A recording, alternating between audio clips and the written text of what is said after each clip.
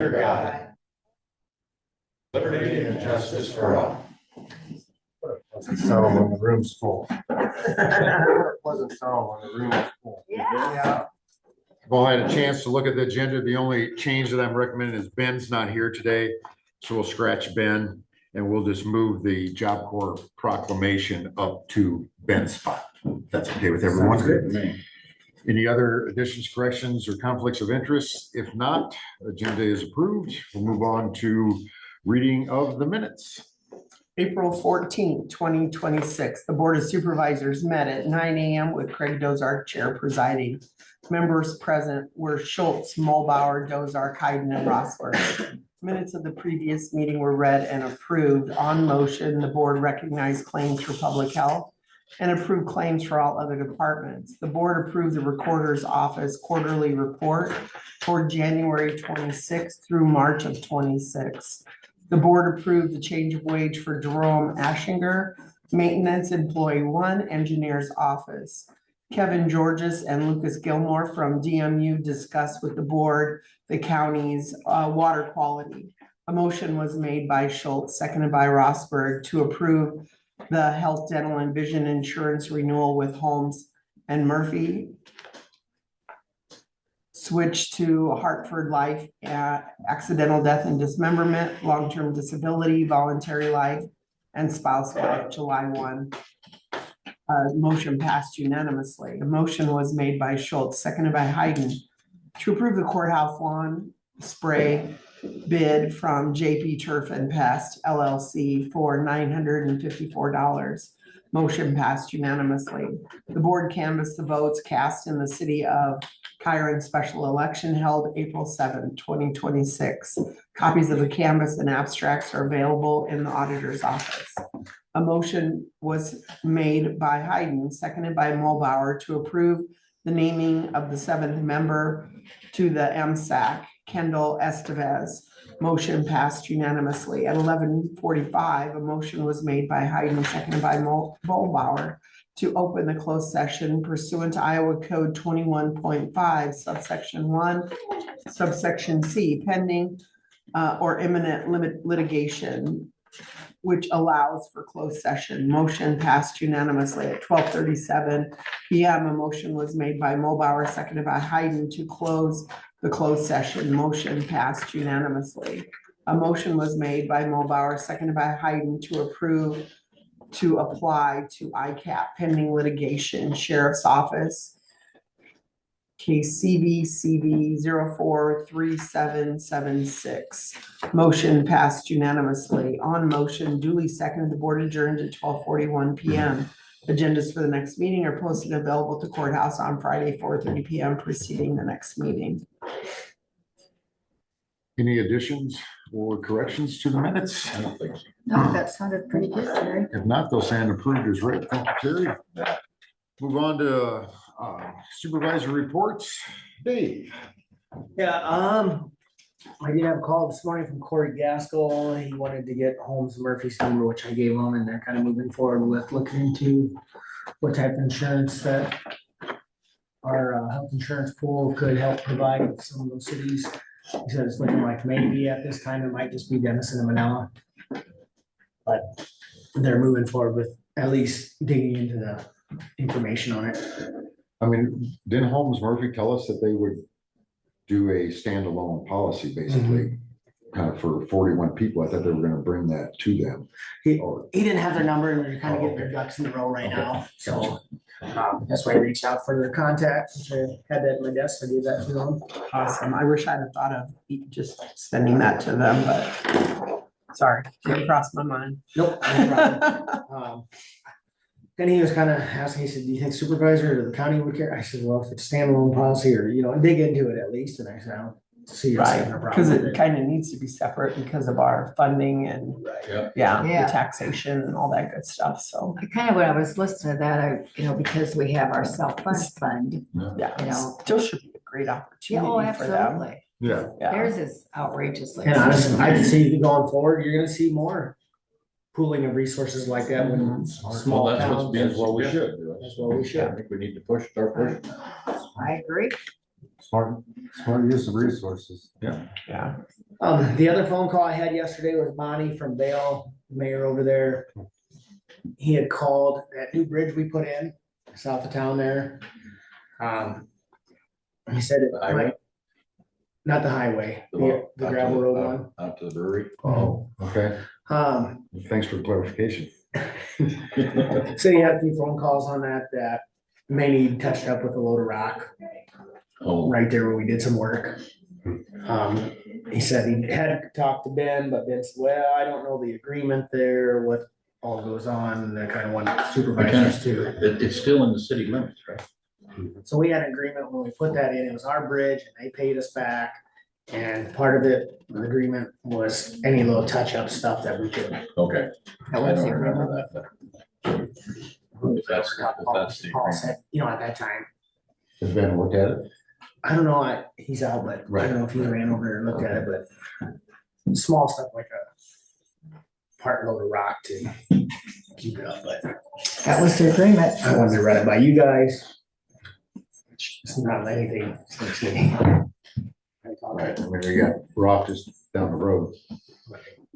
That was the agreement. That was the agreement. So then, I need to follow through. all through, I just need to talk to, I'll give Ben a call and just say, go ahead. Good. Otherwise, had their omelet breakfast, which I think was a good turnout Sunday. Good breakfast. A lot of people come through. For, Nice comments. Dave, I got a quick question for you on this Region 12 audit. Just looking through here, 22 million in federal grants. You think that seems like a really nice amount? Are you feeling like, They're very aggressive. A lot of our increases due to the 15 million we got for the intermediary poultry loan fund, oh, 'cause that was 15 million. oh, So that kind of inflated a lot of the numbers because that was such a huge. okay. Did a bunch of that go to that outfit over there in eastern Iowa or in Illinois, eastern Iowa? Are you talking to Turkey? Poultry load, yeah. That one kind of fell through. Did it fall through? I couldn't remember that. 15,815,901. what's typical, Lending instead of program. 22 million. So I Is it thought around that that seemed 6, like a 7, lot. 8 million? Yeah. Well, I hooked up the guys up at. And there's so many different, you have your revolving loan funds and your home. I know, there's so many housing different funds, funds, so right. many different ones, ERP and this and that, and Right across, well, the. I'm glad they keep them all straight, but. And then the other part is all dry. Yeah, which ones they use for which projects. I just carry their equipment across. A lot of the meat and Alright. poultry loan fund, you know, we had some different ones up in Northwest Iowa, well, all over, but, you know, a lot of them vary from $1 million to a couple, 2-3 million. I didn't remember it always ever being that much before, is why I kind of. But yeah, that's why, because of that 15 million. Okay. And once they start getting paid off and back, then we can, like the housing, put it back out for more. Anything else, Dave? That's all I got. Move on to Gene. Going this way. All right. We had our child prevention It's not coming to me first. you learned this lesson. Somehow I was gonna flip-flop back I and learned then my come lesson. backward. Which I thought was a good turnout. We had probably 20 tables of different vendors. Very grateful for Crawford County Bank to lend Kyle their big popcorn machine. And so I think you just had to make one big batch, didn't you? Or did you make two? Pop 4 batches at one time, that Oh. was plenty. Yeah. Oh, wow. Well, and I think that the reason, you could smell it throughout the whole building, but at the time when a lot of people would have been coming through, the door was shut because they were doing a little presentation on how to keep your kids safe from the outside forces of the internet and Should have been in the hall. yeah, this should have been in the hallway, live and learn a little bit because people didn't think they could come in. I went where they put the pointer. Right. So I did take it around and everybody was thankful for it. And then, of course, you have to have some water with that. So I took them water also because we had, plenty of water She's up. such a servant. It's just, well, I like to stay busy and, but I do think that there was a lot of really good information passed out. The sheriff was there with their dog, and we went through the hidden in plain sight trailer, which is amazing. Wesco had a lot of staff up there, and so they had 43 different items on how not just kids, but adults could hide possibly their stash of stuff. And out of the 43, I found 17. I missed a lot of them. How many did you find, Kyle? 11, but you're a mom. You're saying. Well, I kind of remembered her little presentation, so I kind of knew what to zero in on. And the teddy bear on the bed was an easy one, and then just a charger. It looked a little bit bigger than the normal charger, and sure enough, it opens up and you can put stuff in there. And water bottles, like your Yeti cups. That could just be half water. So when you look in it, it's not as deep as it should be. And then the bottom would come off. And there was a clock that you can just kind of stick it in there. And you're telling all the secrets, should I? But When I was a kid, I remember like going to football games at Iowa State or something, and all the parents would have like little fake clock radio or the portable radios that had beverage in them. oh, yeah. And So then maybe the people that are designing. It could be, but I was thinking that the trailer would be maybe an older, as she said it was older, but I expected an older trailer, but it was really nice. It was really, and a lot of people, I mean, there were people waiting to get in and look around, and I know Westco, Did they just get that trailer well, they've had within it, a year? yeah, probably. Yeah, I because we remember her helped with coming before the building board of and it, talking but, about that. I think so. I think it was eye-opening to a lot of people, and so that was a good function, for our first So how many outing. people you think showed up? Off and on. I was, Well, I don't. yeah, there were people coming and going and lots of questions asked. And, part of that was even car seat safety for your kids, to make sure that they're in the right size and that they're buckled in properly and it's put in the car properly and all of those things. And I thought about back in the day when you just kind of put laid the baby over here and went like this to hold them on. That was when I was Yeah, raised. yeah. We used to lay in the back window of the car. Survival of the Yeah. fittest back Yeah, then. but it was a lot of good, the eye smiles were there and just all of the different services that we have in the area. So it was a good, I think for our first one out, I think it was very well attended and, yeah. So that was the first one. It was our first one, like that was to kind of present the hidden in plain sight trailer. That was our first time of getting that out and letting people know. And I think Wesco really appreciated it. They had a lot of staff there and, they were kind of intrigued with what was all going on. So it was good. And like I said, the sheriff was there and asking questions. And I think that's good to have them there so people know they're our friends and they're there to help. And Denison Police Department, fire truck. It was a little bit cold, so I think that might have changed a little bit, but did that. Otherwise, I didn't have any structured meetings this week, so that was kind of it. I'll think of something after everybody's so, and don't forget about Luisa's veterans tomorrow. 10 to 2. Dow City, right? No, Or is that not Dow City? I'll city tomorrow. It is. Okay, it is Tomorrow. Dow City. Okay. oh shoot, I put it in there, but I don't know where. Oh, I lost it. But, so just don't forget about it. I will be I out. think there's a flyer on the bulletin board I got one in downstairs. my. So that was it for me. Kyle, Well, she stole most all my thunder. so- Sorry.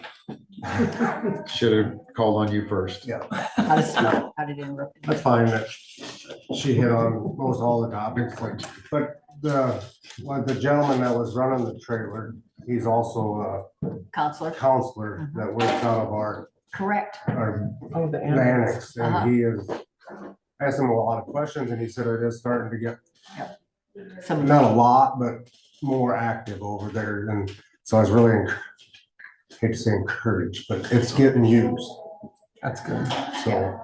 word of mouth. Words getting out. Words It's getting getting out. out, so. It's hard to figure out, but once they get they're doing the same thing on the windows, the cling that they have up at Public Health to kind of say that here we are. So I think that's. And gonna I help a kind of lot. asked him, who's coming in? And he said, it's all over the board. He said, He said, don't turn anybody away. He says, some people are coming in there, like, during the winter months, looking for help with heating assistance, so I've been turning them to West Central. So he's not, Yeah. he's just there as an overall. Yep. You know, people come in, I'm just there to either give them counseling or send them in the right direction. So I thought that was perfect. you know. Perfect, yeah, So, and he's one that knows kind of the hiding tricks too.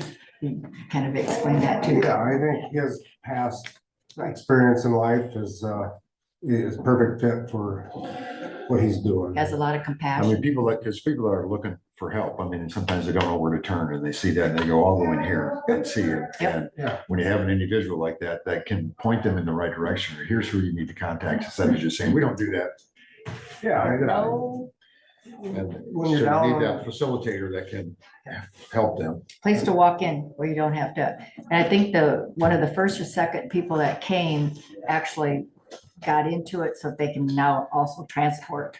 So that's all working out. So that word will get out there. Yeah, I think that's been a great collaboration with us and Manning Regional to work together. I think it's gonna be a great thing to Well, you, take some of our funds that we get to. Is he there every day? Yes. I don't know how many hours, but yes, I think he's there every day. If it's not him, noon to it's another 4 or person. 2 to 6 or whatever, I'm not sure. Somebody from Taya's office is kind of takes their laptop up there and works just so there's somebody up Oh, there. okay, I So, see. so it's not locked that minute when somebody heard about it comes in. So I think, because the gal that runs the Hidden Insight trailer said she works up there whenever she can too. So I think Taya's Oh, that's keeping her good. I staff didn't kind of realize that. That's somebody cool. there at all times, just so that if That's a that good one idea. person decides to walk Right. in, that's not the day that it's closed. I might be biased. I am biased because I'm on board there. You are but- right. But you can just tell with Taya and the people underneath of her that it's just a passion of theirs to It help is. people in those situations. Absolutely is. And if it wasn't for that, I don't think it would have grown into what it has. The fact that they took the time to write that grant. Yeah, well, writing that grant to help us out, that's what got this off the ground, and I really appreciated that to help out with the grant, so thank you. So Kyle, what'd you think of Friday? Well, Thank you for getting the popcorn. I'm sure you got the popcorn popper back and. no, Nick Anderson just said, just let us know where it was. Oh. No, he did come pick it back Larry. up. So Larry Anderson. Amy Truckee was gonna Yeah, take care of that. Okay. Which I was just texting Nick to, otherwise I'll run over and grab it. it's a big one. I mean, Yeah. it's But, takes, so they were so generous, they popcorn, bags, but everything is, yeah. But, appreciate that.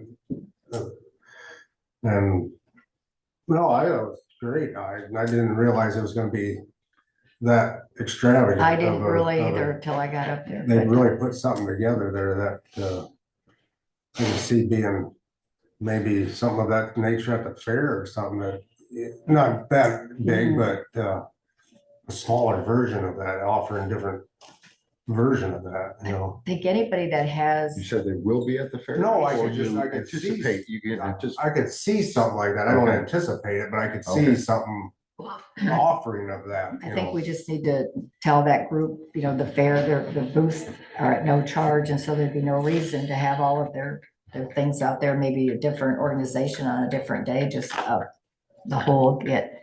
But I really think that the gal that gave the presentation It's and not how to, Omaha with the- yeah. with that I neighborhood. grabbed her little flip thing to kind of how to talk to your kids about safety on the internet and how to, there's so That many was people. very, very, It was, yeah, and I they need to kept come to every school and. thinking of my Well, little that was more granddaughter that's focused 10. Towards adults, Yeah, so. but she's on her phone constantly, and I'm like, what are you doing on that phone? And I probably should grab it sometime and I see what you're doing on I that laughed phone. when she said that. She looked around the room and I wasn't. Thank you. But Yeah. you and Mayor Solzman were, former Mayor Solzman were stuck on their phones. But Yeah, we were working. anyhow, no, that was, It was. I did miss my Yes Center meeting because I had a scheduled popcorn poppy. Oh. I could not make it back from Cherokee in time to do that, but I know talking with Cheryl up there, the majority really focus was trying to get some action on legislation on the equalization of the funding stream on that. So I don't know how that's gonna play out, because I think that was Friday and today is their last day. But they did have some actual collaboration or something. They were actually working together down in Des Moines, but Polk County is gonna still be the heavy hitter and probably throw a wrench into things, so. Has anybody heard anything, I guess, from ISAC about the property tax, where they think they're going, or? I actually had a lunch meeting with Andrea in Des Moines on Friday. She said, boy, it's still, I mean, not to speak out or I guess I really didn't know. Sounds like potentially they could send everybody home from session and then just have the leaders meet and maybe hash something out and then bring everybody back and then have them deliberate it. But at this point, I don't think there's any clear cut direction. Not gonna pass it and then read it and see what it said. Oh, that's just a federal. Okay, right. Like a You know why I blank check. asked, right? But I don't know. I have I'm not there, so I'm not walking in their shoes, but I'm gonna do it. Sit down while you're all in session and do it instead of just bringing a few of the I mean, I kind others of into it. listen to I thought I local, heard they were staying in session, or you And know, maybe they are. I We're think you make them extending stay in it for a session couple until they get weeks. something done. That's This is what I something they've been heard, working but on I don't forever. remember where I saw I that. mean, I think the governor's leaving today for vacation, Oh, so that's why I thought they wanted it done today. I mean, certainly, she's gone on vacation, she'll be back, maybe that's the point of. I'm gonna say, so they gotta deliberate before she can even. right look at before what they she got, can so even, if you go on vacation, they still won't be done with you. Yeah, right. what difference does that make? So I don't think they know for sure. I mean, I was listening this morning on Channel 7 News. I mean, they're an Omaha station, but they certainly know their own border. And they just mentioned that possibilities of doing 100% rollback and then increasing the exemption amounts. And like a double win, Right. but You were talking about Nebraska or about? about Iowa, Oh, they're. talking about Iowa, Okay. yes. But Ty, Couldn't be so lucky. It was are you done, Kyle? I'm sorry. I will yield my time to There we Honorable go. Rosberg. Yes. I don't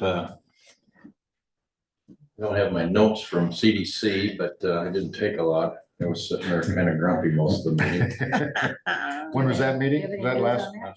last Do you Wednesday? have news? Yeah, I do. You do? Mariah is going to be the CDC director. I was told that she accepted. She had a few little details that she wanted to work out yet, but it sounded like they got them worked out. It was mostly like the similar holidays to what the courthouse has and things like that. I like Mariah a lot. Very, very sharp young lady. Once again, though, we're hiring somebody with no directors, no economic development experience. We did send them to, her and Paul went to, and Paul went more of the stuff for training for director, but, for economic development. Mariah did, she just, I don't know how that's gonna work. I really don't. And quite frankly, the lack of consultation with us. Well, I told you I wasn't very happy there. But do I think that in time she could probably be pretty darn good? I do. But how much time do we got? I mean, we they didn't even interview anybody. Nobody ever asked her if she would be interested in the job. Now when she was, they kind of put together a proposal and hired her, And, I don't want it to sound like I'm anti-Mariah, because I'm not, They did. but we've got enough issues That going doesn't on, mean and we you know can't. what? I mean, since they're building the new plant up in Sioux Falls, everybody's Funded by talking tax about this dollars. one. I really don't, this is me personally, and I don't have any insider information. I really don't think they'll shut this, and for sure for 5 years, because it's gonna take 5 years to build that. I should say, that's my opinion. Remember, I It don't, was free. Shane Smith does not call me and tell me anything, so I don't know what he's up to. He should. Yeah, I would like a little information. Yeah, you're right. But I just, we're in dire need of development, Can I ask you a question? Yeah. Did they discuss the job description with the entire board before they made that decision? Well, I had, because they have them on Wednesdays all the time, I don't always make it. And I will tell you, sometimes I zoom in and they're having discussions, and especially when Paul's talking, boy, well, not listen. I mean, literally, I stopped and I shut the truck off so I can maybe hear some of what he's saying. He's very soft spoken. I mean, everybody knows him. Super nice guy. He was starting to catch on. I mean, we have got to have a director for development that can sit down with a hard-nosed, tough Fortune 500 businessman like Shane Smith and find out what he needs and what we can do, and be impressive when he's talking to this guy about keeping something in Denison, Crawford County. And I'm going to tell you, I've sat and talked to this guy, and you better have your act together. If you come in there shooting from the hip and you have no direction, that little spinning holster, that ain't you're gonna miss. So I'm cowboy term, sorry. But I just, like I said, I don't want this to be me knocking Mariah. I mean, sharp young lady. I mean, big time sharp. She's got plenty of potential. But I'm just nervous about where we are now. And I mean, our greatest asset in development in Crawford County is probably Stephanie Weiss. And I think she's got a similar view. You'd have to ask her yourself. I'm not going to speak for her, but I think she's got. So a similar. I did. I ran into Stephanie yesterday at the grocery store. Oh, We had the same discussion. Did you have that discussion? Yeah. So you're tracking where I'm at. I'm not going to speak for her, but if you No. got to speak to her, great. And her and I talk frequently. She told me that. She is training people in her office. I'm not telling you that we want to pull the plug on that, but I mean, they talked a lot more about development in the meeting. But I hope it wasn't just lip service, because it seems to me we rushed this hire. Not that Mariah's not a good hire, but we have no idea if we had a potential out there that was a great developer, or a good developer at the very least, somebody that's got some experience, knows how to talk business minds. I don't know. We didn't do that, at least as near as I can tell. And so I'm very apprehensive is what I'll leave it at, so. There was good Probably 10 days, maybe 2 weeks ago, but I sent an email to Debbie Durbin, the Iowa economic person. I just said, hey, Crawford County is now in the process of hiring someone. Is there a place you can turn to, a website or something where you need to be listed, where these people are looking for other positions throughout the country? And if not, what are some good questions that we need to be asking to make sure that we're getting someone that's business development oriented? And never got a response. Oh. So it's disappointed. yeah. Welcome to my world. Yeah. I will tell you, to do development, we've got to get a good person. And I mean, what's that person going to cost? Guess with me. I really don't know. They're going to cost more than $55,000 or whatever. I mean, because not only do you have, and the thing that I was working on, we could almost get this person's staff, I won't say free, but at a very limited cost. And I was getting tired of waiting on CDC. So I started talking with Steph, and doing some other things. What can we do to help Crawford County? I mean, because it needs to be Crawford County we're helping. Denison is a key. This is our industrial hub, our heavy commercial hub. This is the main, this is where the heartbeat is.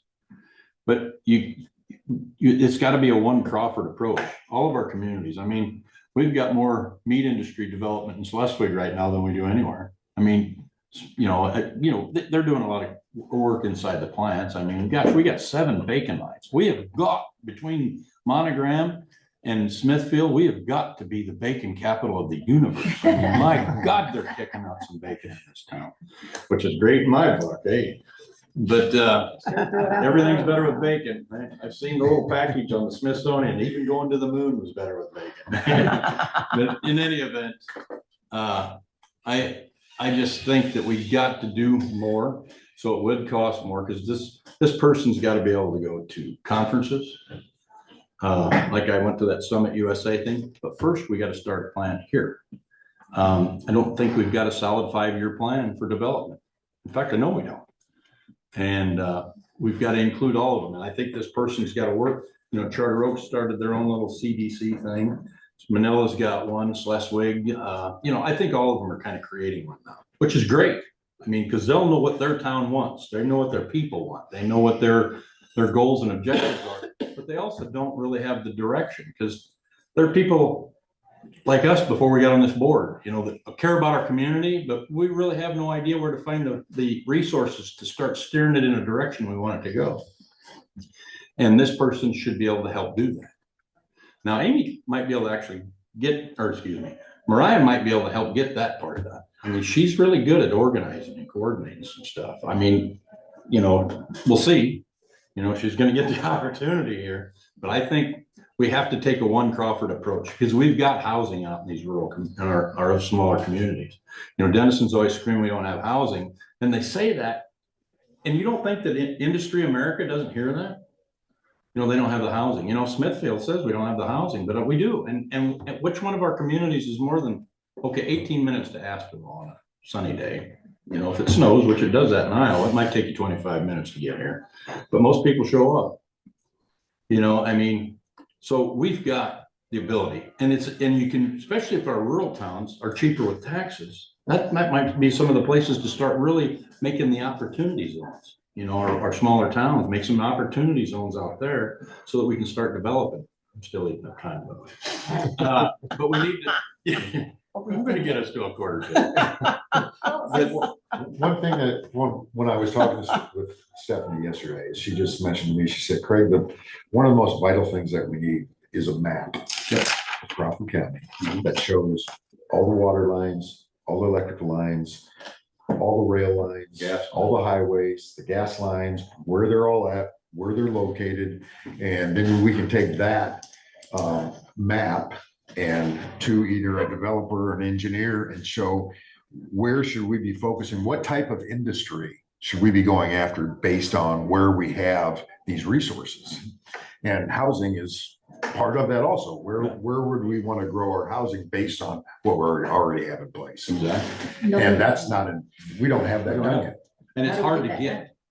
It's been worked on by the CDC, I think by the board, by Paul. What's that? The map. The map. Oh, Paul was starting to get it. Right. Paul was trying. It's extremely hard to get. You could hire it done. She said it cost you $75,000 to have a firm do that for the county. So you see why we were trying to do it on our own. Right.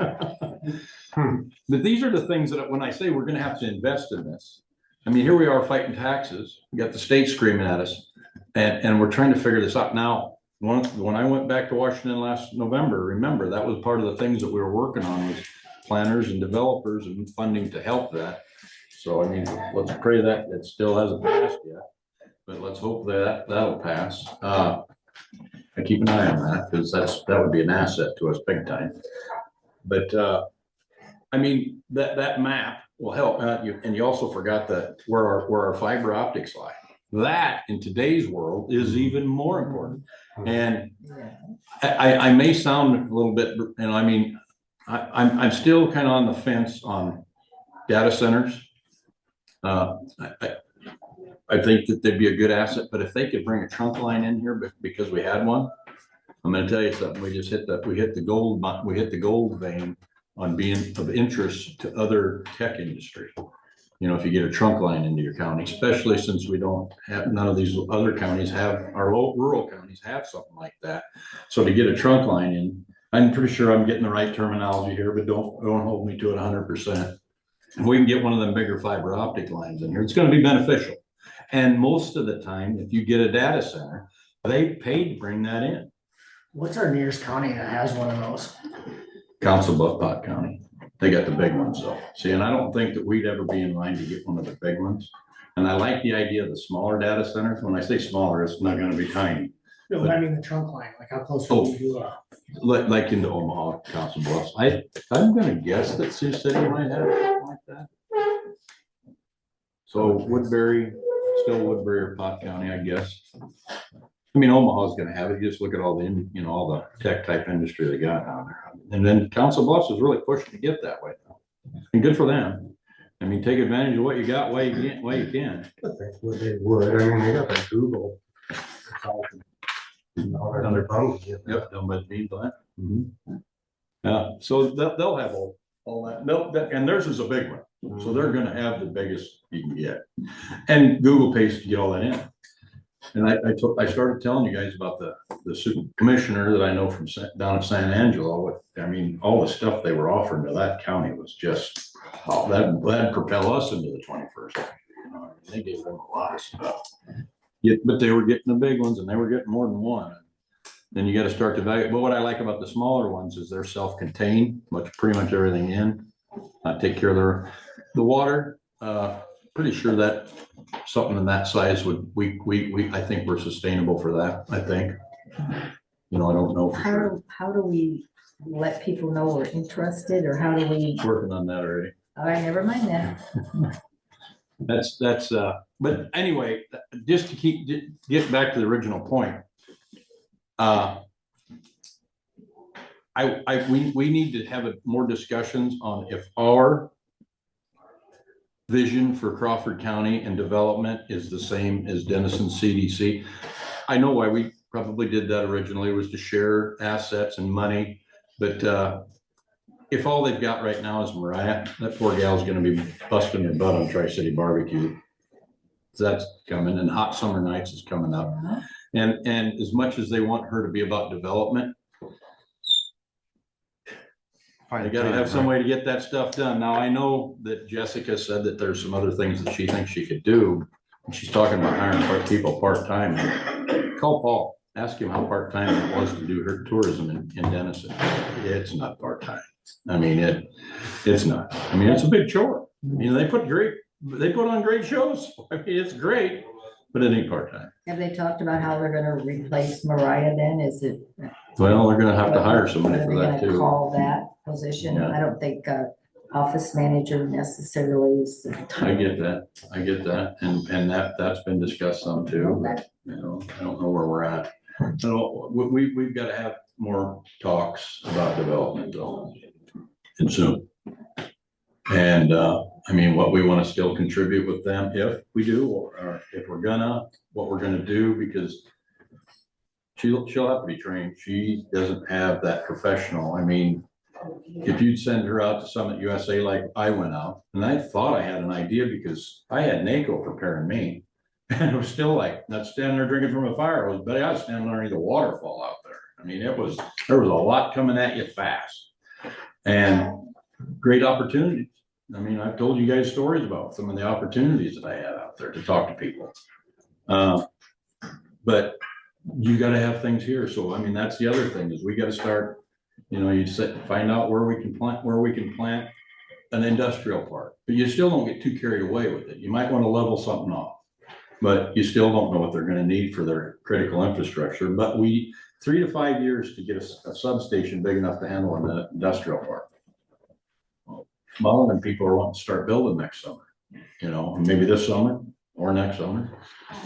So, I mean, there's things that we got to work on and we really got to get busy. You know, like I said, I don't anticipate this plant shutting. It might change its configuration of what it's doing here, but I don't anticipate it. You got a great workforce here. I know they need about 150 people yet, you know, and I got to assume Monogram's about the same. you know, they need people too. You always have turnover, you know, it's every business, you know, everybody has turnover. But, I think that, we gotta work on this. I mean, we really have to have more discussions, and I don't wanna keep eating up time on that. What else did I It's work? not going anyway, so. Yeah, I think when it was the inception of CDC, I think it was broader scope, but I just don't know. Maybe at that time, the buy-in from the smaller communities was there, so I think, you know, not disrespect to CDC, I think they just, the small communities weren't being a player, yeah, you're right. and they lost the focus. We came a long ways, I don't know. just by the way Trying to think that, who the original before Don Lunsman. Russ Ehrenholz was there for a while, and then we Yeah, had, the guy that lived down in Harlan, I can't Don's think of really his sharp. name. Really is. So, you know, Don Lunsman. I'm just trying to think back on how it all started. I remember when they first Sue became, Pitt. That's so. Dr. Pitt's wife. Sue Pitt. And, Wait, How you long guys has it are been, playing 30 elementary years? school, all I mean, right. focuses have changed, you know, the county's changed a lot okay. since this inception of this, so, I mean, Well, we've they're shrunk. evolving. We've shrunk. I mean, how long ago did CDC start? I'm trying to think, it, probably 30 years, No, maybe longer, I'd say it's more. longer than that. yeah. I don't, like, you know, CDC's got value. It's been I'm around. not saying don't, Yeah. for Denison. And that's what it should probably focus on. So that's my point is, it's hard for them, as much as they got to do there, to also worry about the rest of the county, and that's our job. So do we want our director for Crawford County to still be part of what they're doing there? That's what we have to ask ourselves. I guess my point was, say it was 40 years ago, look at all the small communities, how many probably businesses were in them communities yet that were part of it. And as those businesses disappeared, the influence of them small communities were lessened in that chamber and development of Crawford County. So that their influence shrunk, so Denison kind of became, well, there's nobody involved in here, so and now it's to the point where we're having this discussion. They've reached the small community, they're like, we're not getting a voice here, so we're gonna start our own. And we're having these discussions that maybe we need to become the nucleus for all communities. So I know, Kyle, you haven't been on the board that long, but do you think that the county always funded since CDC started, that they started putting money in, or do you think that came later? Boy, I don't know. I've never asked anybody. I don't know. It's always been since I've been on, Gene? and I'm thinking, the amount really hasn't, the amount just really hasn't changed a lot since I've been on. It's always been around that 45 to 50,000, I think, so. I almost think I remember when it merged and went together, because there used to be a Crawford County Development and then a Denison Chamber. And I think They were it separate. merged when Sue Pitt, and the office was where Yeah, you're the right. computer center is now. Okay, And I think that was kind of a time when they you're. brought it together. Mhm. Well, in every plan that the state's got for property tax, and this is what we have to think about, in every plan they have, it's a 2% cap. Yep. So that's gonna happen, folks.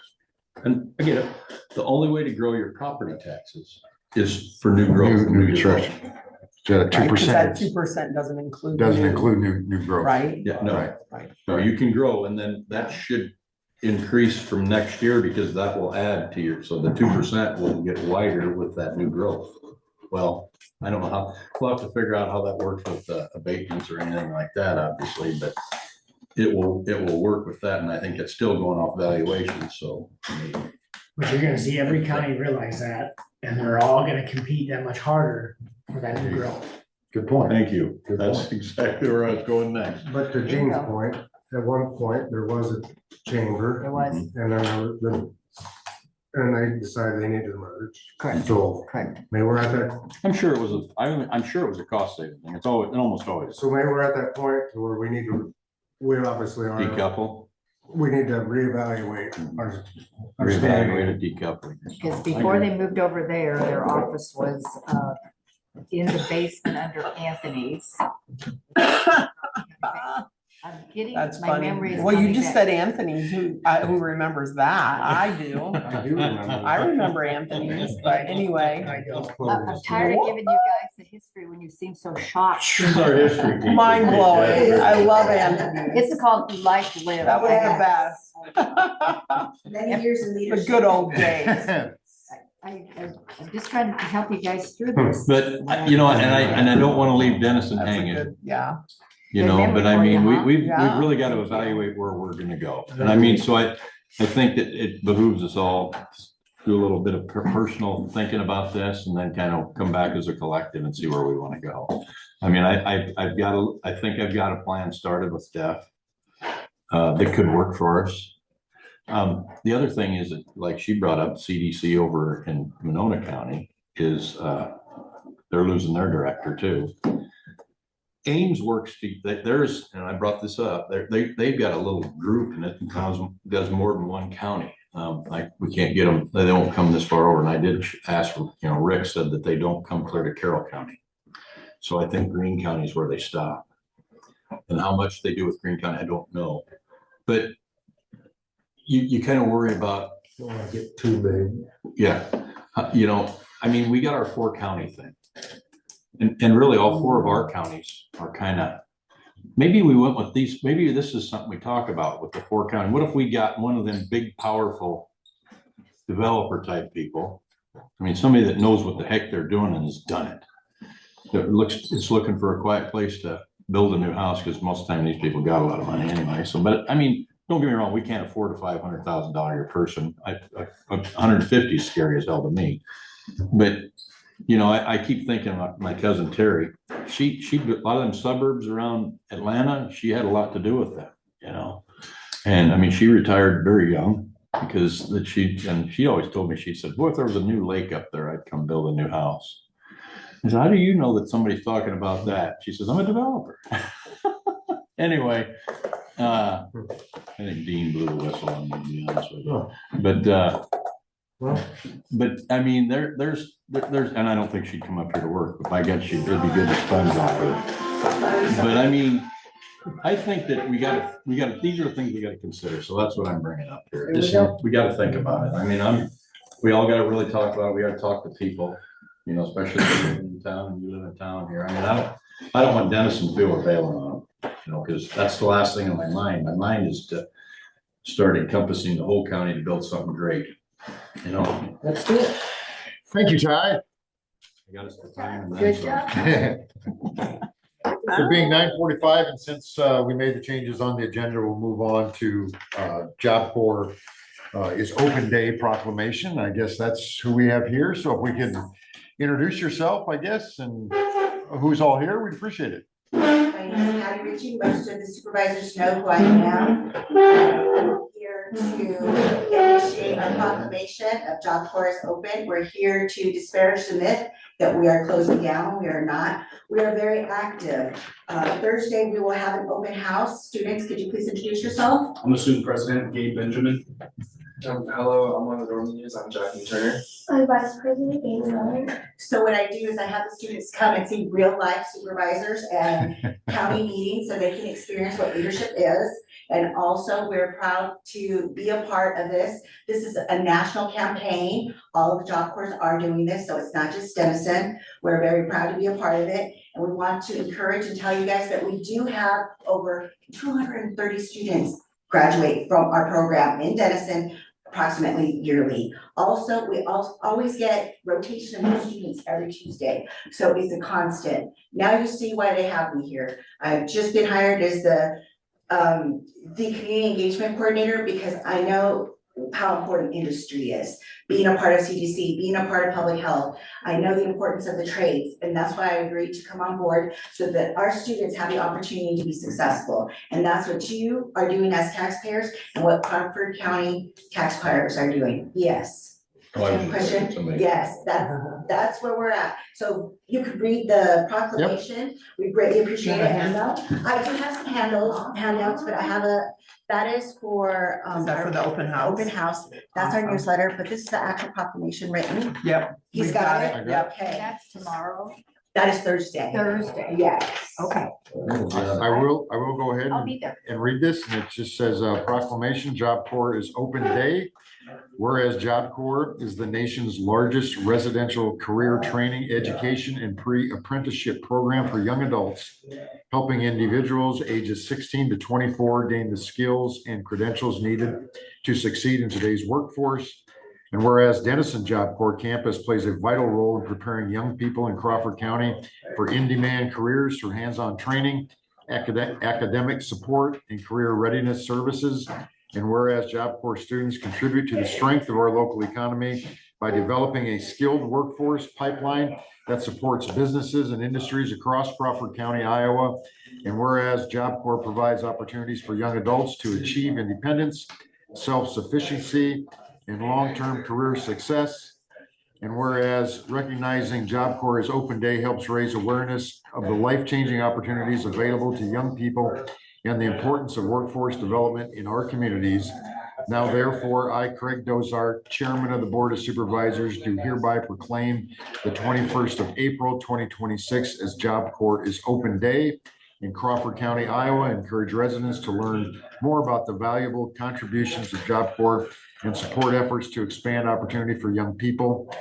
In witness whereof I have hereunto set my hand and caused the seal of Crawford County to be affixed this 21st day of April, 2026. Thank you, we really appreciate that. So is Job Corps full in Denison?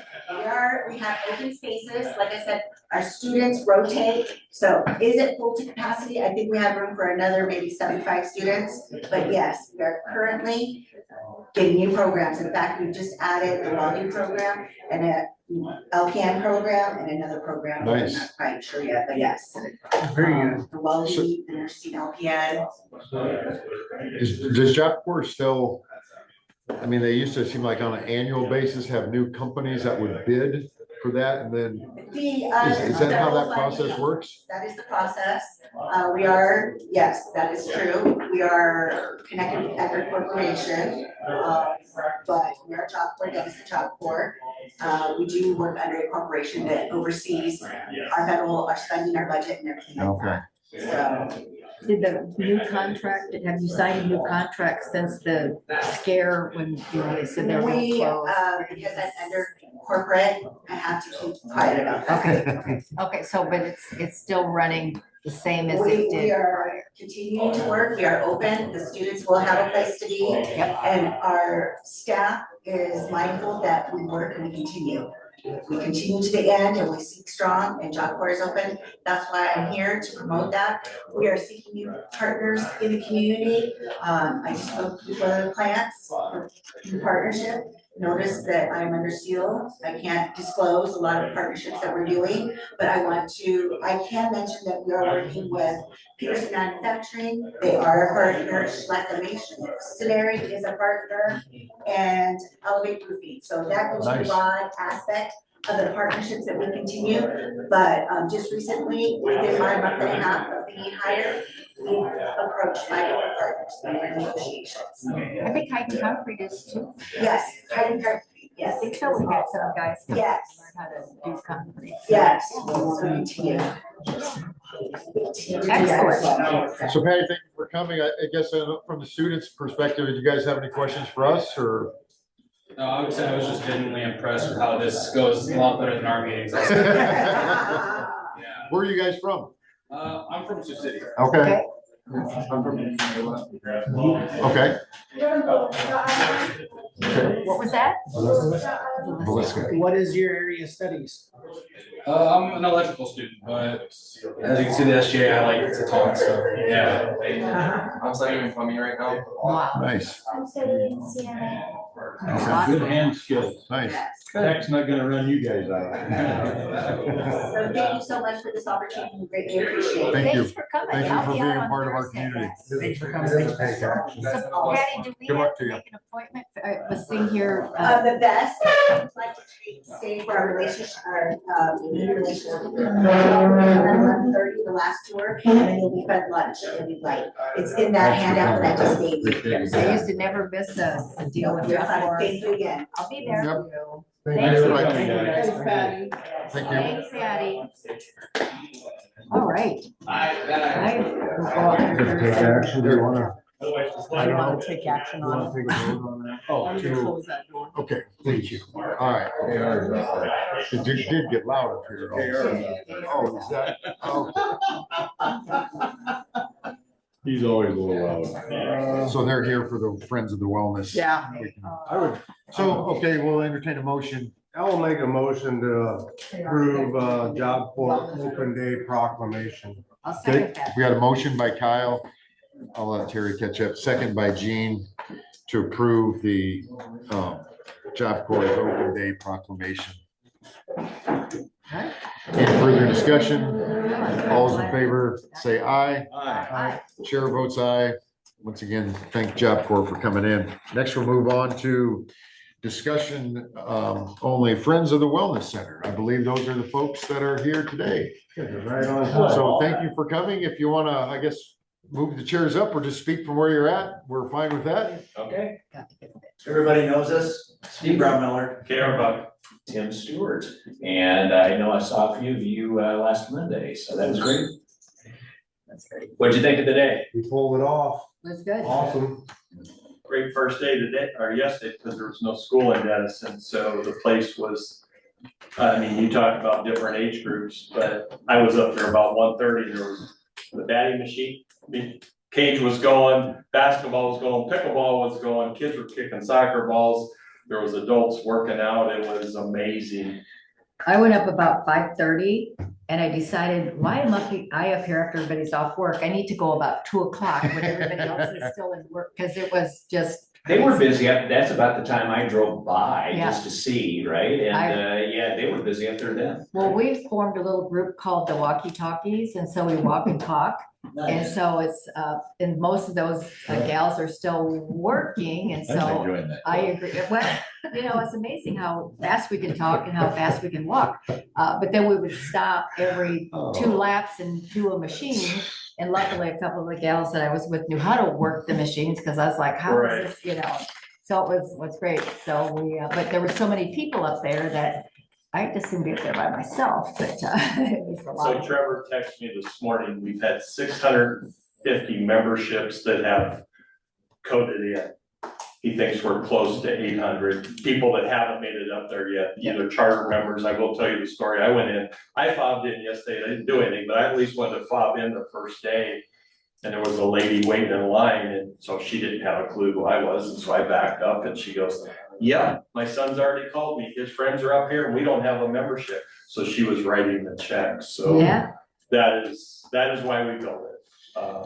I had to wait in line to get checked in because there was a gal up there. I think she must have 4 or 5 kids, and they were all getting their pictures taken, and they were all, and so then she was up there, and I'm glad that she was there with her kids, and she was helping her kids with all of the different machines, and I'm glad she didn't just drop them off and leave. It was very encouraging. And then they do take a picture of each Yep. family member so Yep. that it identifies with the membership.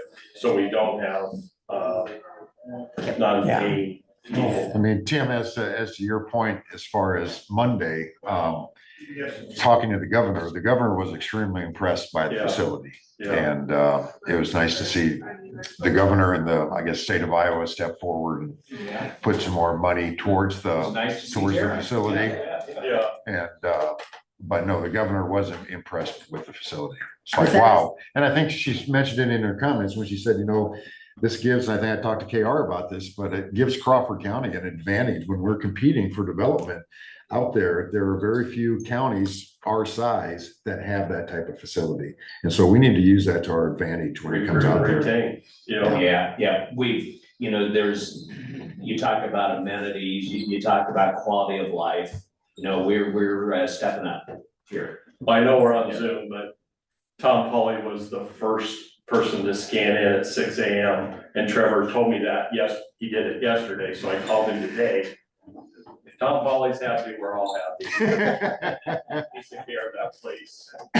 Amazing. It's amazing. Yeah, Yeah. so. How's Trevor doing? Hitting ground running? It seems like he's. Trevor is, He's busy. I'm sure he is. I actually, when he texted me, I texted him back, don't burn yourself out, Yeah. because he's trying to be there every hour of every day, the first couple of weeks, and that's how invested. I know he's your neighbor, and he has been a godsend for our community. I do know after Monday, because he had tours scheduled all day after the event with the governor. He had tours scheduled all day through the 7 o'clock hour. So he went home and Jessica Garcia just said that, hey, Trevor, sleep in, and what have you, and he didn't show up until the afternoon the next day because, and to KR's point, I'm glad he did that because you can burn yourself out in a hurry. He had to show me, this is how proud he is. We went back to the second maintenance room, and he said, our new janitorial supervisor, Jared, look what he did to this room. Everything is organized, labeled. That's how much pride Trevor even takes in that, and his staff is showing the same. We are lucky to get Trevor. We're getting that kid that's moving back to Crawford County. That's what we want to see. That's That was a exactly, good find. yeah.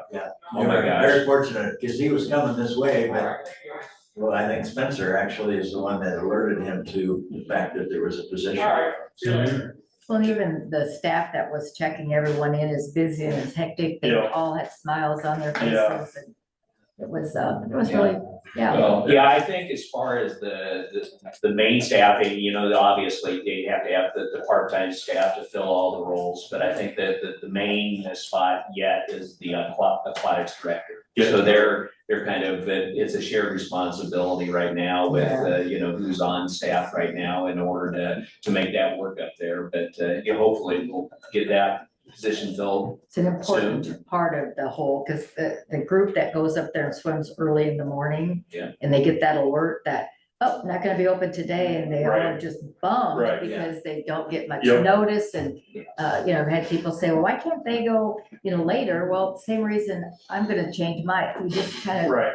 So you don't fit in with the young group. So we all, Gene, to that point, we all know that wasn't working well up there, right? Yeah, yeah. So with that said, I'm beyond ecstatic that the Y's taking that over as well. Yes. And I know long-term, it's gonna move, it's gonna run smooth. Yeah. That's great, so. No, the Y was a good find too. So I think all of you know probably from previous get-togethers that our sponsor Y is the Atlantic Y, Cass County. You can't just become a Y, right? So they're our sponsor.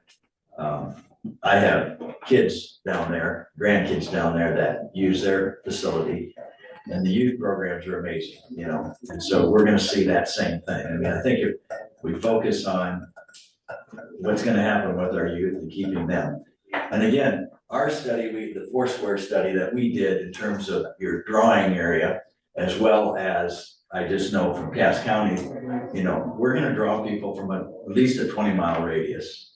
Maybe in some cases, if there's certain activities that they have, maybe 30-mile radius, okay? And as you remember, we have industry that have contributed to the building that are outside of our county.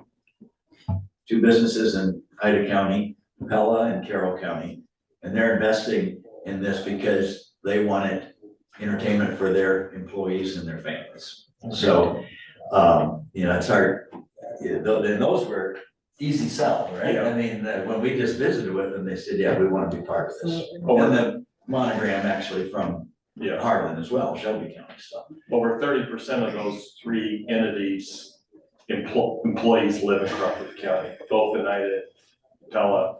Over 30% of their staff is coming from Crawford County to work there, but we want to keep them living here, Right. and so it's it's been a proud day. It was a proud Wednesday when Atlantic came up and hosted appreciation for us board members, and we ate their food and told a few stories, and to hear them say how beautiful our facility is, and it is, it's that dream 6 years ago, and January or February of COVID year.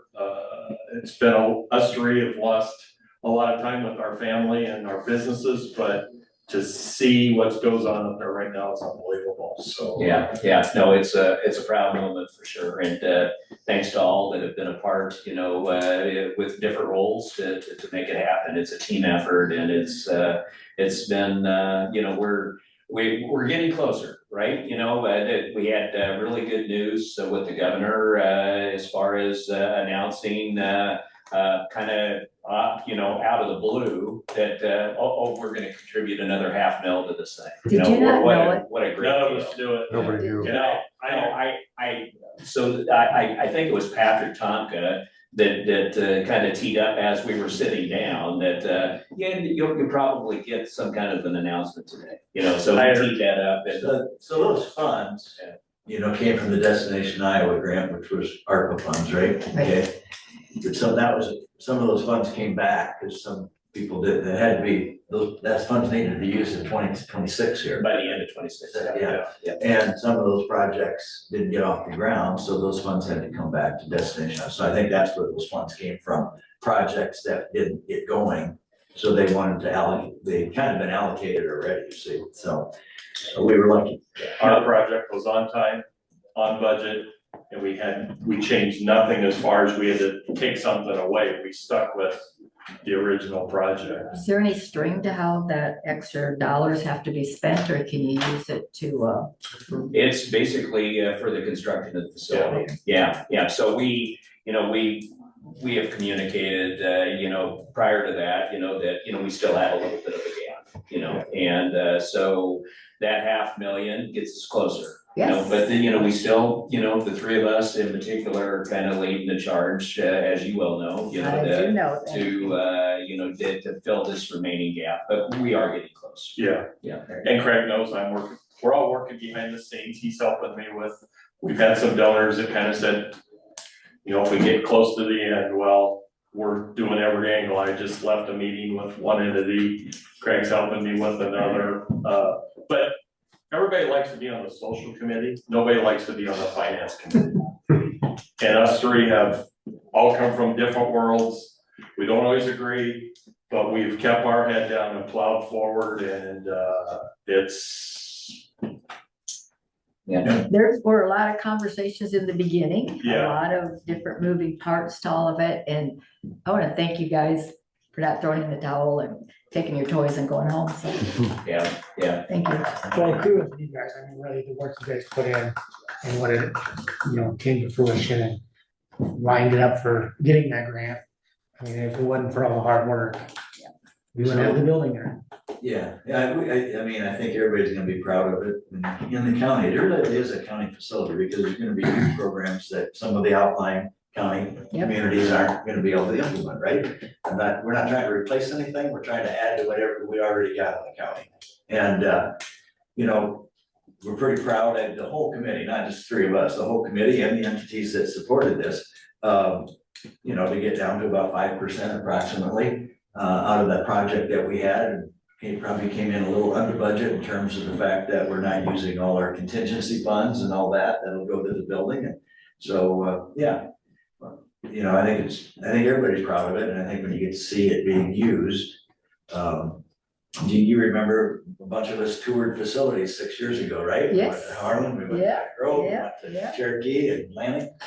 And, I know that this Shelby County, that their facility, one of the key committee members there said, we all wondered if we should be spending all this money, but then when you start to utilize the facility, you see all the people of all ages and Yep. they're utilizing it, then they said, all of those ill fittings go away. Yeah. So, But I'll correct you, I actually, 25 years ago, maybe toured a bunch of facilities with Gordy Weavers and Reynold Gilson to see Yeah. if Dennison, Yeah. and we came back and reported it's something we needed, but we just couldn't. And the timing was great because we had COVID money also that was earmarked for wellness in our county. Yeah. Something that we lacked during COVID, and those funds came available. And we had a meeting with all the department heads of this county, and they earmarked number one, wellness in Crawford County, public health, and those HARPA funds. that's what we used it for. And Well, and so- hopefully you guys get to a point where maybe you can offer a percentage of a membership to your employees for wellness. Mhm. And it doesn't, you know, we've had all the way from 100% to 10%.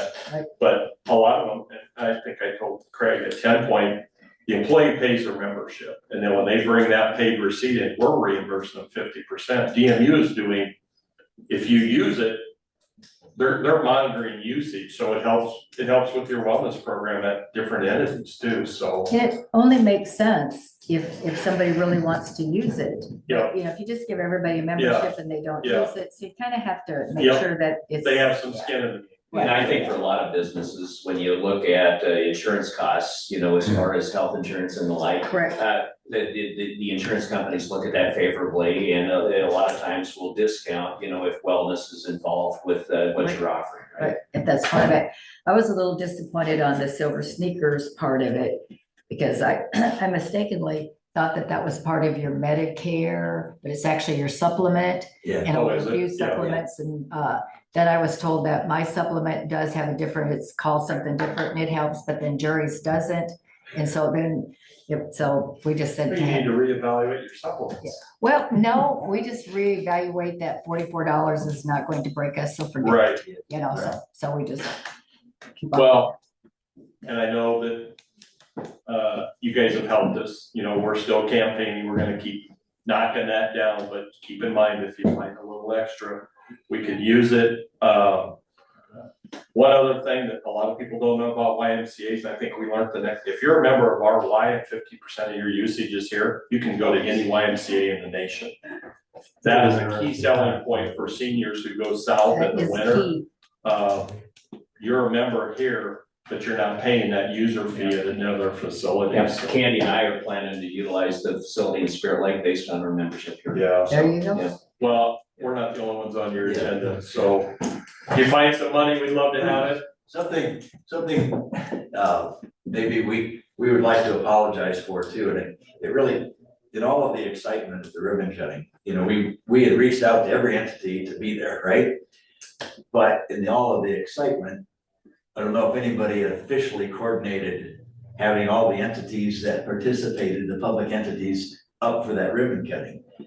Because I even looked, and we looked at some of our committee members who didn't come up. And I know we looked at the supervisors and he didn't come up in for the photo op, but that wasn't intentional. That was probably lack of communication in the spur of the moment, due to the excitement. Yep. But, we apologize for that, if, you know, because I know you guys were there. We and were there. We wish you were in the picture, or maybe we need to do a Photoshop later on. Well, what I was upset about was my grandson, because he was there when we did the shovel. Yeah, So he was supposed to get out of school and he was sick that day, and I think he was nervous too, but I would have loved to have the fact that he was there when we broke that ground. Yep. To see that ribbon cutting, but those are little things that we gotta think about. We have our first volleyball camp this weekend. There could be up to 80 young girls coming to Denison. really? Jess Shaven, Harlan graduate that was at Iowa State, LSU, and played professional volleyball. She has a camp. You're gonna see those kind of camps. You're gonna see And those 80 girls can be from all all over. over They're the not place. from Right, they're Denison. not from Denison. They are from all Exactly. over, That was my so. point. The only problem I see is they're gonna have to put a turning lane or something in the Dairy Queen. Maybe a roundabout.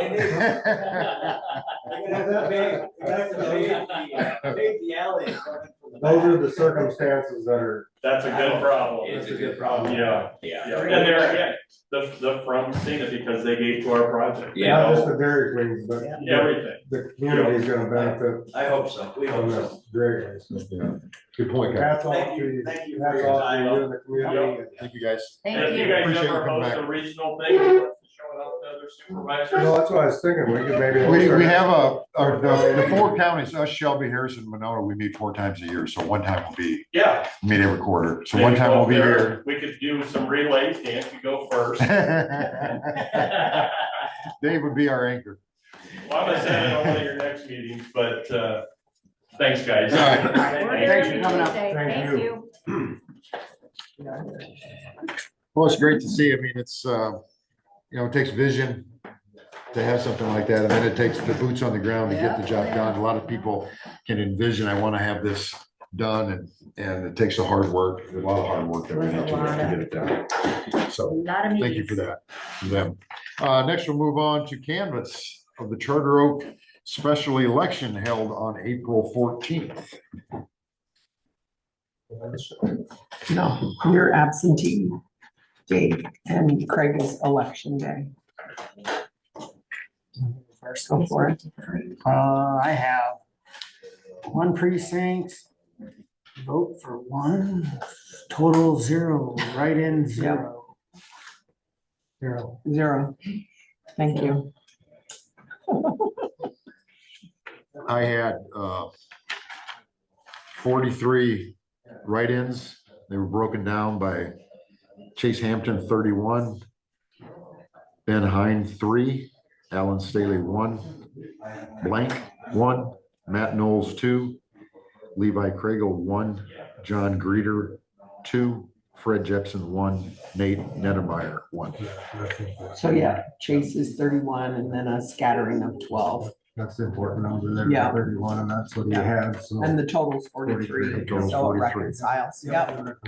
So, We always like a reconciling balance to our election so your son-in-law is a council city person. council member.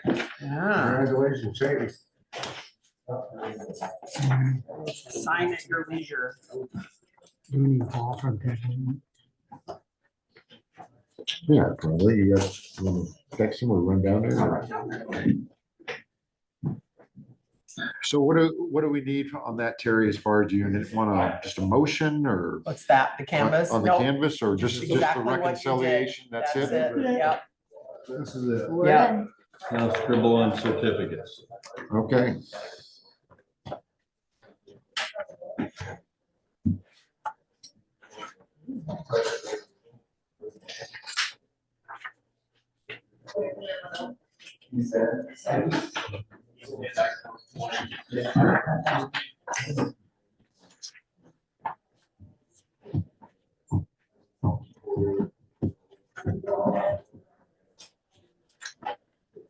I looked at that first, and I had looked how many seats there was open. We'll have to have a- I thought there was 2 seats open in Charter Oak at first. I thought, Oh. And this one, there was like 2. Dave was just gonna run down Draw them Grab out of Paul. a hat or what? Yeah. Did you meet Dave on the steps? I did, well, sure. Did he about run you over? No. He hopped in and said, hey, you ready? I'm like, I was waiting for a text. and. He must be unloading some coffee. No, we didn't talk about that. Cheater. He That is volunteered. cheating. That is He cheating. volunteered awful fast. I would agree with that. Yes, he did. It's like Cheater. Paul's never. So we'll move on to discuss take action, tax abatement, section 31 Otter Creek for Bryson Reagan Blunk. Thank you. And Paul is here and Dave needs to sign all this good stuff. your basement. Thank you. There's some salt out there. Oh, okay. Any comments on that, Paul, or? No, they did have a building permit supplied already, so they met that requirement. Perfect. And they started digging already and, That part I don't know. okay. Do you have a value? Cheater. Was there a value? This is new construction, so there's no, there's no value currently on the structure. Oh, but they usually propose a value, don't they? Estimated. Oh, you know, it should. It should say on usually there. it should prefab house, basement. Because on the question was this estimated cost of new construction more than 100,000. No is circled. No, it's circled. No, it's circled. Oh, then That disqualifies it, doesn't it? well, I guess we're gonna have to talk with them then, aren't we? That's a mistake. Yeah, I didn't know that. Yeah. Requirements then. I wonder how they're gonna get that done. I need to talk to their. I know. Their builder. It's like, what's their magic? You're gonna have Don't have to have the paper, 'cause I wanna they'll be know. applying. Well, that might be the cheapest house built in Crawford County in a long time then. I would say you're Probably probably a lot of right. people that want that guy's. I know. Contracts of that. It'd be worth not having the abatement, wouldn't it? Yeah, for sure. Not even spending $100,000. I didn't even look at that. Well, Yeah, no, All Well, right. Leave it up to Happens. Yeah, most houses are 100,000 in concrete alone. Right, when you said they were digging the basement, then I saw that circle. They've less than got 100 grand. staffs to pay for that are extremely Yeah. expensive. Decline it or whatever. I don't even know what you gotta do. So you're just gonna resubmit that? Talk to them and resubmit it?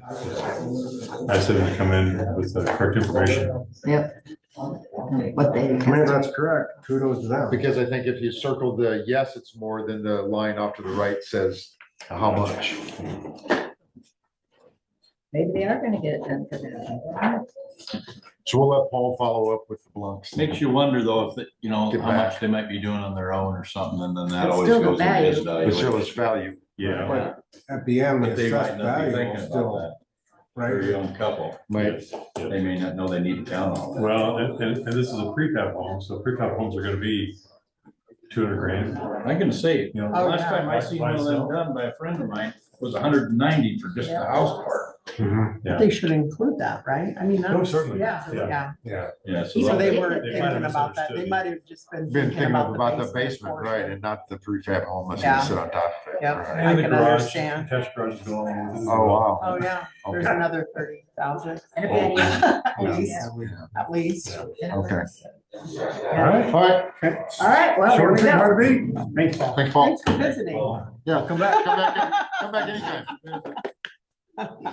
Next. Next. Move on to Chris. All right. So we've got the Yellow Smoke Lake Restoration Project. Is Need to get those chairs up here. can we plug into the screen at all? Like for, or we not set up a If we I don't know that. We have- Ask our- Ryan's Can on. Ryan come up? Ryan, can you come up? Oh, yeah, if you invite to the Zoom meeting. Yeah, you get- You certainly could bring a chair up, somebody can sit here. Yeah. We're gonna have to make this for- If you do that on the- if you go to our agenda, that'll give you Did you the, get a copy of the agenda? I have not. If you go on the Go. county website, Okay. crawfordcounty.iowa.gov. then the people out there can see what you're talking about. too. Need another chair on wheels. You don't know, this is Ben Wallace with Okay. DNR Fisheries, Ben, welcome. Hi, Ben. Michelle Hi. Palmer with Hello. Michelle. You're on DNR, radio some, Michelle, aren't yeah. you? Lake All right. Restoration from the Iowa DNR. Welcome, My welcome. keyboard doesn't work Doesn't like that you, great. Crawford. county.iowa.gov. No, there's Ryan. Late, I too. heard my name, but I didn't hear my name. You gotta push They really hard wanna on plug these in things. to the, so if they just log on to our Zoom, can they Oh, to be able to to broadcast something on You should there? be able to, yeah. So Okay. courthouse Wi-Fi. Oh, I'll do guests. Oh, yes. No offense. No, it's fine. I can put that in for you. Yeah, my keyboard, you gotta push the Be keys firm. really hard. Okay. Like that, He really. dropped it in the lake when he was out fishing. I You're not lying, are you? Yeah, I'll be back when you guys get a chance, okay? Okay. I want to explain this. Okay. Okay. DNR IT should be able to fix that. Citizens input. Yeah. I'm sure he's more helpful. Especially on something like this, I don't know if you're gonna ever fix that. Yeah, no, I know, but new Yeah. equipment is, I guess, what I Thanks, was Ryan. alluding to, I'm but sure you can do it. I would talk to KR about getting you enough money to get a, So go to here- Board of Supervisors, Do yeah, that. you can go to, yeah, meetings and agendas. Every few Okay. years. Another one. April 20. 21st, yeah, No money in the budget. No money. yeah, open it up and then scroll to the bottom, Our To budget be the doesn't link. increase, just cost it. well, we know all about there that. you go, yeah. We try to keep ours from increasing. It's, Progress, the bells of time. Little Hey, sign. I normally have this on a docking station, but, Yeah. okay, Zoom using before? I have, yeah.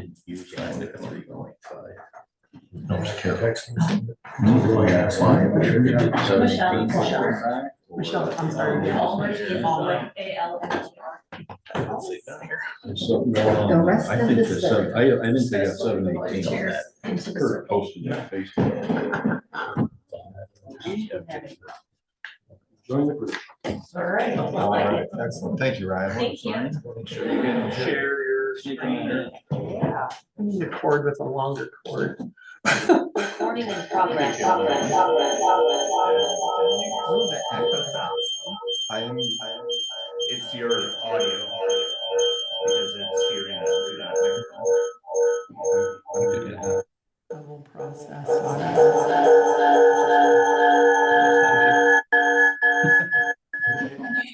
I didn't hit the button hard enough. Yeah, okay, you didn't hit the button hard enough. There you go. Like punch it. thank you. Great. All right, let me, Try to share your screen in the Zoom. I want to make sure that. okay. You can. I'm gonna do it. Still good. We are. Your microphone. Mic is muted, but. Yeah, so just hit. This one here? Yep. And then I can make my CB do that. you'll want to click. There you go. Perfect. All right. Thanks, Ryan. Thank you. Thank you. All right. He's the wise old owl. Yeah. Open up this presentation here.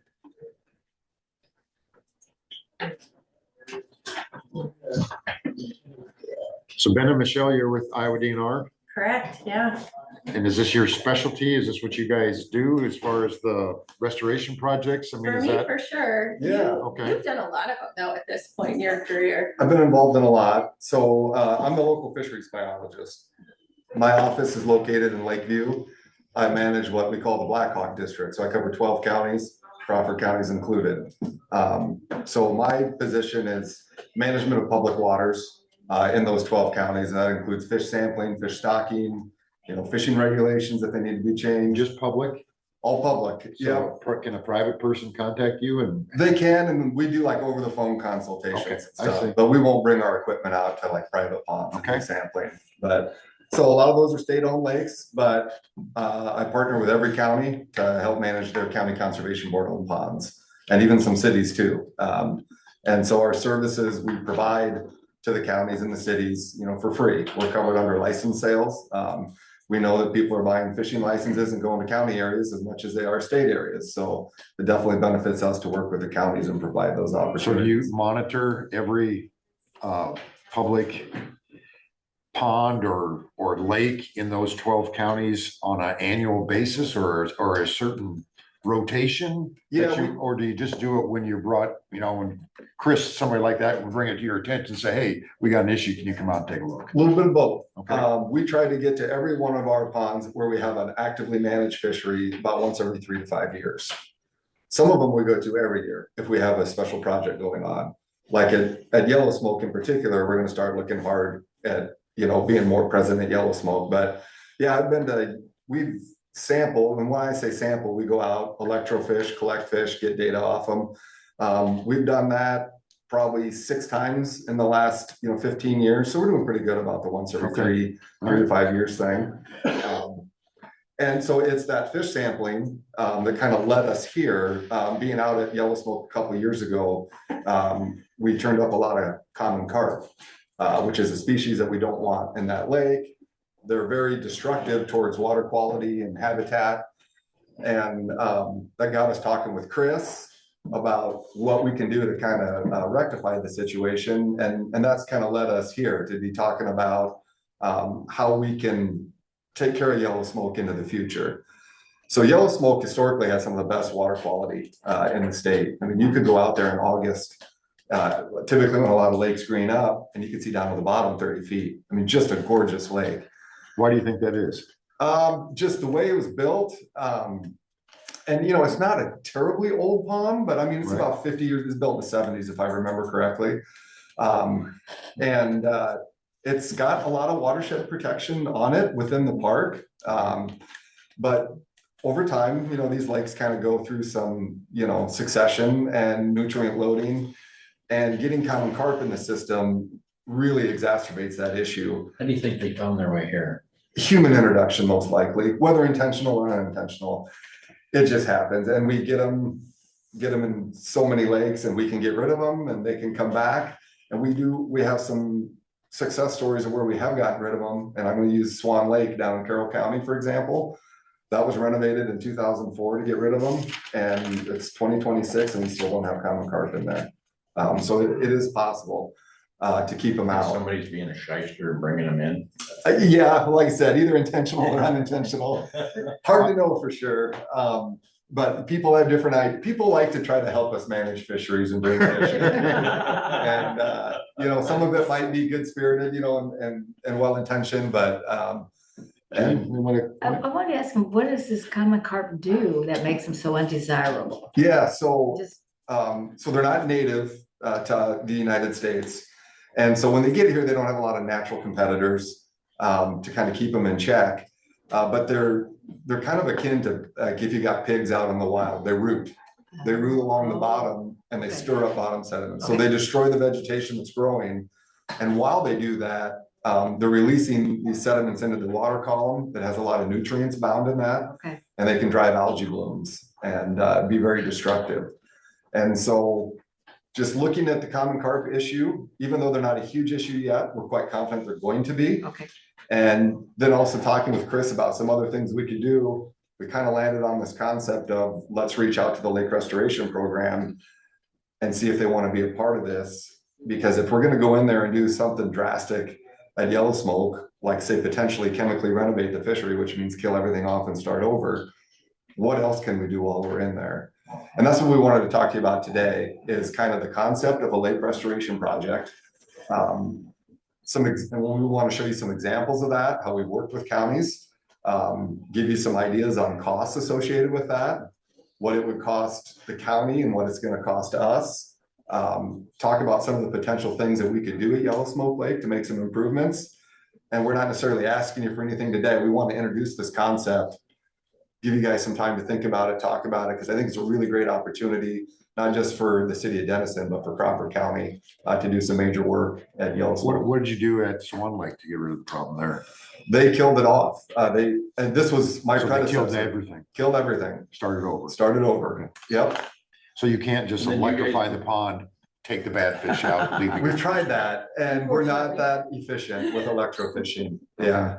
Not Yeah. I dynamite. had a question. Well, I'm telling you, I want to do a project that involves dynamite sometime. So if you got an idea, let's talk about it. So would Yeah. that mean there'd be Yeah, no that's around fishing Brian then for Hitchens that was a kid.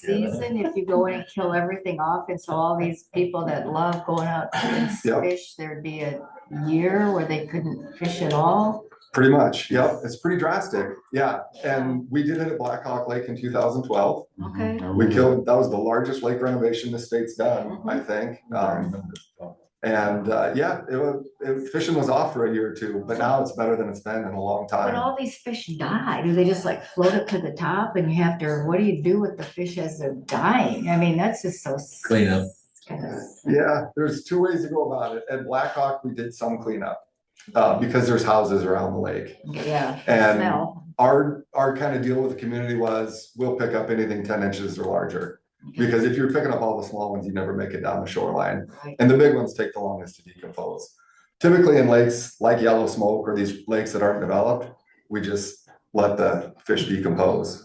We typically do it in the fall. Okay, So like your busy season's kind of over with. all right, And we try to do it then when it's kind of cold, so it doesn't get to stinking bad. If okay, you do it in the fall, by spring, when the ice goes out, there's not okay. much left. So, Okay. but yeah, we can get into Interesting that. We'll try to. concept. Very interesting. This is Michelle Balmer. She Right. is the Lake Michelle. Restoration Program Coordinator. So she runs the Lake Restoration Program. It's a statewide program. I'm gonna let her go first and kind of talk about their program and how it can kind of fit with what we're, discussing here in Crawford County. So we pick the kind of fish that'll go back. Absolutely, yes. Yeah. All right. So, the lake restoration program, yeah, thanks for the introduction, Ben, and I feel like you already answered 90% of the questions. Yeah, Which is we're great. halfway there, yeah. Our program is a statewide program, and like we talked about, it's beneficial for us as a department to work not only on state lakes, but county and city lakes. That's really kind of the how our program came to be. It was formed in 2007 by the legislature, and we get an annual appropriation through the Rebuild Iowa Infrastructure Fund to help support communities develop restoration projects at the lakes around the state that the public have ready access to. And this is in tandem with a lot of the statewide monitoring that we do in just over 130 lakes around the state that are publicly owned. In fact, Yellow Smoke, when Ben first called me about it, I was like, oh yeah, I know that lake. Because when I was formerly the lake monitoring coordinator, I was looking through all the lakes that had the best water quality in the state and was going camping at them. And so I have camped at Yellow Smoke because it had really good water quality when I started my career, and I was excited to go hang out there. But long story short, I mean, I was really unique. We kind of prioritized lakes within a 5-year plan for restoration with communities and try and build a community coalition around a restoration project. And we're really kind of the only state that does this. So we're really fortunate in Iowa in that the state has taken a vested interest in water quality and improving water quality through lake restoration projects. And so we have a lot more flexibility than a lot of other states do in terms of what we can do. Long story short, the legislature has invested really heavily in our program throughout the duration of it to the tune of about $175 million. And we're really fortunate that we're able to leverage about a 35% cost share across all of our projects, just because we can piggyback off of local federal sources, other sources, private entities, bring money to the table. And so it makes our dollar go further. So you guys are probably aware of this, but Iowa has a lot of water quality challenges, but we do have a really strong interest in our lakes. You know, we do a lot of surveys, and about over 13 million people come to our lakes each year. And we've got some specific numbers that we want to share with you a little bit later about Yellow Smoke Lake. About 60% of all Iowans come to visit a lake at least once a year, and a lot of times they make about 8 trips a year. So they're a really big economic driver. All told, the Iowans spend over $1 billion each year contributing to the both local and state economy through visitation of our lakes, camping, fishing supplies. Again, we'll share some numbers specific to Yellow Smoke. And we got a lot of water quality challenges. More than half of our lakes are currently listed as impaired. So we've got a lot of things that we can do to move the needle in the right direction for water quality. Ben already talked about carp a little bit. There's a lovely picture of a common carp in the top right. But we deal with invasive species. We've got a lot of shoreline erosion in many of our lakes. Most of our lakes are man-made, and so it stands to reason that you're going to get erosive wind and wave action on them, and you need to stabilize those shorelines if you want to protect them. Again, since most of our lakes are man-made, we've got a lot of infrastructure out there to update and maintain, and many of our lakes are reaching retirement age now, and so they need a little TLC, just like you renovate your house or put a new roof on it. We have to update and improve infrastructure in our lakes. And then we just have continuing challenges with changes to the climate and big rain events. Okoboji is a great example of this. They got like 10 inches of rain. You guys are all familiar with the floods of 24. And so it's how do we future-proof a lot of these systems? So really our goal is to work with communities and try and build comprehensive restoration projects that are going to benefit the public, going to bring people to the community and improve water quality. And we want to try and update that infrastructure while we're there to set us up for the next generation of success. So Ben asked me to talk a little bit about how we go about doing this. If you guys are interested in moving forward with a project at some point, we kind of have a 3-pronged approach. The first piece is kind of the prioritization, and that's kind of the bubble that we're in right now. We have a need identified. We know there's some issues that we could look at to try and improve. And Chris came to us with some community interest of like, hey, we think we can be successful here. What would this look like? And so kind of the next piece of that puzzle is to really kind of hone in on the feasibility of what do we think we can do to be successful here? What do we likely think the benefit to the public is going to be? And then how do we improve water quality? All told, that puts us kind of in the pipeline for our 10-year plan, and we start kind of allocating money towards the project for different pieces along the way. So the first part of that is doing some initial planning. You're going to hear us talk a lot about a diagnostic and feasibility study. And that's really kind of the first step in the process for most of our projects. It's the thing that we really rely on as kind of the backbone and the guidebook for how to get us from here to the finish line. So we do a lot of work with engineering firms, sometimes with universities, to try and understand the issues at an individual lake and then come up with creative solutions for how to fix those issues and put some dollars to them so we know what we're looking at long term. I want to let you know most of our projects take anywhere from like 5 to 10 years. So we're kind of in it for the long haul together, but that kind of guidebook then leads the path forward of how do we figure out collectively how we're going to pay for all of this work. How can we source grants to help us get to the finish line? and then do a lot of engineering to ultimately where we get to construction, where we're building watershed practices, doing the fishery renovation, updating the lake dam infrastructure if needed, taking sediment out of ponds and so forth. And so that's the fun part, the construction part of doing both watershed implementation and in-lake implementation. And so we've worked really well with counties in that we look for opportunities on county property where we can make improvements. And then there's a lot of work that we try and do with our partners at the NRCS, Soil and Water Conservation District, the federal 319 program. How can we work with individual landowners and operators elsewhere to try and get practices on private ground that are going to help improve water quality and help get some cost share for those too. And the fun part, the in-lake part, where most of the time in a constructed lake like this, we'd be drawing the lake down. The photo at the top right is at Hickory Grove in Story County.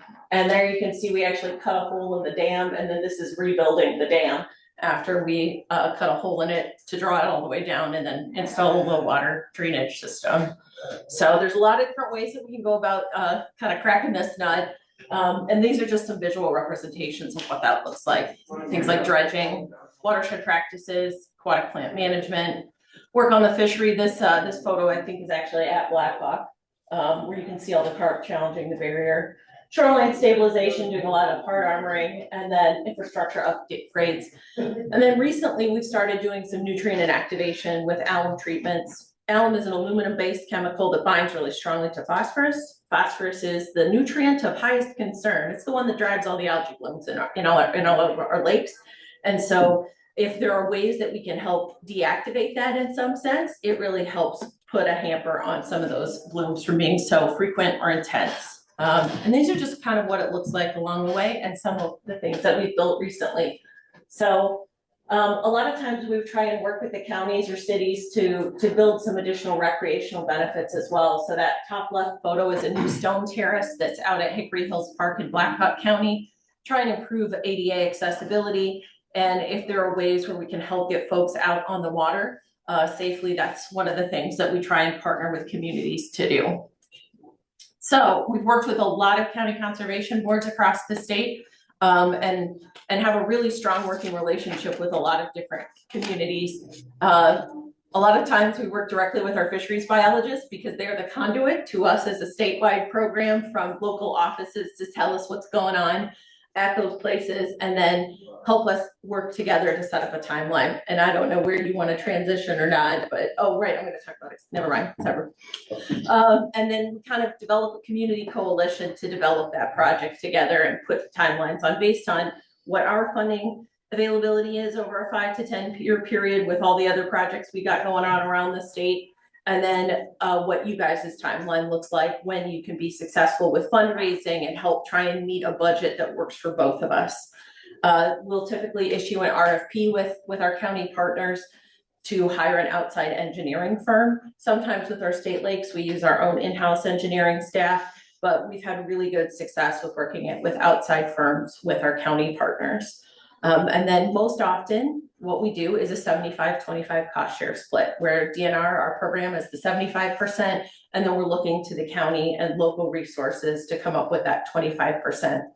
Now, it's a bit of a misnomer because it's not always hard cash. Sometimes we use in-kind services to count towards that match. Sometimes we use grants. If you're able to get like a water resource access grant or a fish habitat grant, we'll count that towards the county's 25% bucket, and other types of services to help you get there. We know that it's a huge financial lift for a lot of our partners across the state, especially in smaller population counties. And so it's really important that we're mindful of that and try and right-size projects and budgets to meet the needs of all of the communities that we work with. And then kind of determine long-term, like if we're gonna get to construction, who's gonna lead the construction. We are very fortunate at DNR that we have a series of field engineers that can oversee construction of a lot of our projects, but like many other groups, they sometimes get tied up, and then we'll use an independent third party that was run through the county to run a construction project. So it kind of can go both ways depending on workloads and budgets. All right, so these are just a couple of examples I've got 4 listed here, but we're not gonna go over all of them. This one is Kent Park Lake in Johnson County. It's in Tipton, just outside of Iowa City. And it's very comparable to Yellow Smoke. It's a smaller lake. It's only about 20 acres. And they have a pretty small watershed as well. But collectively, the county worked with a lot of the neighboring landowners, and we've got over 80% of the watershed protected by different ponds and wetlands at all the inlets, which really helped reduce the nutrient load to that lake. They collectively at the park did over 250 acres of timber stand improvement and prairie restoration. It's kind of wild. You go out to Kent Park and it's such a beautiful park. They have a lot of remnant prairie and quite a few endangered species now of prairie plants that they've been able to establish and keep as a result of this restoration project. They've done a ton of fish habitat work in that tiny lake, and it's a fun one to go. If you go stand on this pier, there's a gravel bed that goes around this fishing pier and limestone steps, and you can see all the bass and the bluegill just kind of hanging out on their nests. You're not going to catch them because they've caught on to the anglers, but it's really fun to go watch them. And all told, we removed over 11,000 dump trucks worth of excess sediment. Like most other lakes, it's man-made and had a lot of areas that had filled in that needed cleaned out. Did about 1,000 feet of shoreline protection. This project was completed in 2018, and collectively it was about just under $3 million for all of the work that was included. Well, you're good to start. I want to say 2012, 2013 would have been when the watershed work started. I came into the lake restoration program in 2015, and we had started some of the work with engineering and assessment, but we hadn't built anything yet. So I have less, but you can see that this is just the water quality data. This is the total phosphorus that we're looking at. Phosphorus being that nutrient that we care about that drives the algae blooms. The vertical line on the graph shows you where restoration took place, and you can see that we're doing a lot better today than we were 10 years ago, which is pretty awesome to see. Like I said, it's one of my favorite places to just go paddle and kind of hang out and look at fish, because you can see far enough into the water that you can actually look at the fish, which is pretty fun. The photos on the right are just some of the ones from the project. The construction at the top is during the dredging phase, and you can see the dredging down below. And then this is one of the prairie restoration and timber stand areas within the park in the middle. What do you do with all that dirt you're dragging up? A lot of times we try and find a home for it within the park.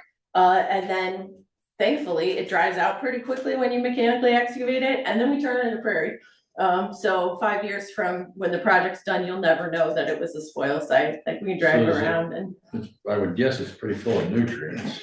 it is usually. So do we get good growth pretty quick out of it, or is it gonna all wash back down the side of the hill into the lake? No, most of the time we have really good. Put it on the other side of the hill. Most of the time we have good enough structure in the soil that dries out pretty quickly. We'll establish a cover crop on it within the first year, and then within 2 or 3 years, we've got prairie starting to grow, and with burns and cutting. As long as we keep it vegetated. Yeah. Then It'll it hold. stays in place. Yeah. And we've had some that it's come out looking like chocolate pudding. It's real soft, and I was stunned, but it's still, we'll build terraces and put the dirt behind it so it doesn't roll back downhill. And to do the proper dredging, you need to drain the pond. It works better. Works. You can do it hydraulically. In our constructed lakes, we found that you can get a much better price if you are able to drain the lake and haul it out through excavators. You get a lot better precision. So we can shape the shorelines and the slopes so much better than we could if we would use a hydraulic dredge. If we use a hydraulic dredge too, we would have to build like a sediment containment area. And there's so much water that goes with that sediment, and then you have to de-water it slowly back down to the lake. So we have found that in our constructed lakes, it is far more cost effective, and we just get a better product if we're able to drain the lake. I'm gonna skip Easter. And then the other one I want to talk about is one that we just finished up last year, Casey Lake or Hickory Hills Lake over in Blackhawk County. This again, pretty similar size park and pretty small lake, but again, an impoundment that's been there for about 50 years, had a lot of sedimentation, had some of the same issues that you guys have with carp coming back in and starting to cause water quality issues. And so you'll see in the graphic up above, we added some in-lake silt basins to capture some of that sediment from the watershed. that we could clean out on a more regular basis, so you wouldn't have to drop the whole lake again in the future. You could, drop those structures, they all have drawdown structures on them, and then clean them out independently. Help preserve your fishery and your ability for recreation long-term.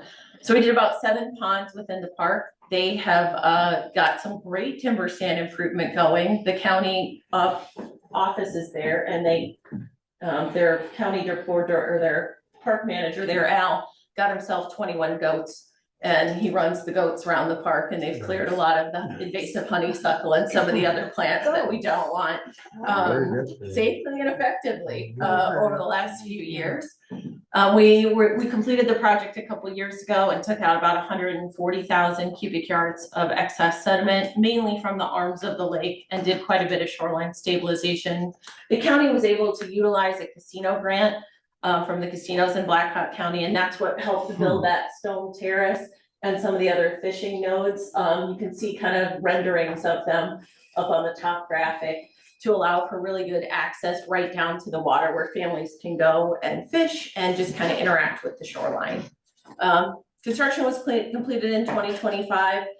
And we're gonna do some follow-up nutrient inactivation there this fall. In fact, the field crew is out at the lake today doing sediment coring to give us the data we would need to move forward with that. So all told, this is a slightly more expensive project at about $3 million. And the county was able to bring a lot of money to the table through some grant opportunities that helped us get some of those recreational benefits that are not really part of our program's funding source. So when you show on the slide there, that Black Yeah. Hawk contributed 740,000, it says CCD. I'm assuming that's the county, and that was their total cost. Over how many years did they incur? That would have been over about 5 years. About 5 So years. there's a couple of years that are gonna be higher cost there, where they're looking at 300 to 400,000, but there were a couple of years where it was a little bit lower too. Did any counties just fund that then themselves with no grants or nothing? They just, Yeah, it depends on the county and the city. We work with cities as well. Some cities have had the opportunity to issue a bond and have utilized their bond resources. So the city of Creston did that with McKinley. They did a $2 million bond, and then they utilized that, and we were a 50-50 cost share partner on McKinley Lake. We've had groups like that just have a lot of money too. Polk County has an immense number of resources. So when we did Easter Lake, they were able to raise a lot of funds independently through their outdoors trust. And they just had a much higher budget, being that it's a really large community, to invest at Easter Lake. And so they were able to bring a pretty sizable amount of money to that project, as was the city of Des Moines, because it's in the city of Des Moines. so every situation, I guess, is different. Everyone's a Every little bit project different, yeah. is funded They're also water supply lakes, right? Yes. So it benefits them a lot to spend more money if it's a water supply lake, Yes. because they need that clean water anyways to supply their town. So those might be cases where a county or a city puts up a lot more money, Yeah. because they were gonna do it anyways. We're going through that right now with Diamond Lake in Yeah. Powashik County, because that is the primary water source for the city of Montezuma. And for us to do the project, we actually had to identify and build a separate water source that would act as a backup before we could go about doing the project. So some of them take a really long time, but as long as we maintain our funding from the legislature, we're in it for the long haul too. Speaking of Diamond Lake, this is one that we're doing right now. We're just finishing up design, and we'll plan on drawing it down this spring. This one's been a long time coming, and we've tried to break it out into a lot of iterative steps. So what you're seeing on the photo there is the spillway. We actually repaired and rebuilt the spillway in 2014 while the lake was completely full, but it's taken us 10 years to figure out the alternative water supply and get it built before we were able to move forward with this portion of the project. So you can see these are all of our current county conservation board projects statewide, and then the map represents all of the different projects, both past, present, and ones that we're just starting to work on here across the state. Right now, I would say we hold about 20 active projects that Ben, my colleague at Other Ben, and it's a 2-person team, and I kind of administer throughout the state. So we get a lot of wind chill times seeing different communities. But we've got kind of a long list of ones that we're working with right now across the state. All the orange circles represent those. All right, now Ben's gonna talk about yellow smoke. Yeah, so definitely want to zero in on yellow smoke a little bit and kind of basically tell you why we're here and why we're looking at this lake and why we think this lake is important. And I know that you know this lake is important to your community. But when we're looking at a broad state, statewide scale, Michelle only has so many dollars. Where do we put them? We put them in the places that we think are going to be the most successful, that can benefit the most from it. And we're looking at Yellow Smoke Lake as one of those. When the lake restoration program started, we had this whole list of lakes to tackle. We've kind of worked through most of A those. lot of them. And they were the bigger lakes, the lakes that were in really bad shape, like the Black Hawk lakes and stuff like that. And we're moving on now, like now where can we, start to, expand our reach and we're starting to look at some of these smaller areas that we think would really benefit. So, obviously the lake and the park bring people to the community. And we find that it's not just the town that those lakes are in, but the whole county benefits. The park is free to get into, but when people come, they still spend money on camping supplies, fuel, bait, things like that. This figure that you see here is from our lakes valuation survey, where we look at 139 lakes across the state, what we call our significant publicly owned lakes. Yellow Smoke is one of them. This is the distance traveled by users, specifically the Yellow Smoke Lake. And so you see within 0 to 10 miles, 11 to 20 miles, a lot of local traffic. What's impressive about Yellow Smoke is the percentage of people that are coming even from over 50 miles out, to visit this lake. That may not seem like a large number, about 9% of your lake visits are coming from people from 50 to 100 miles.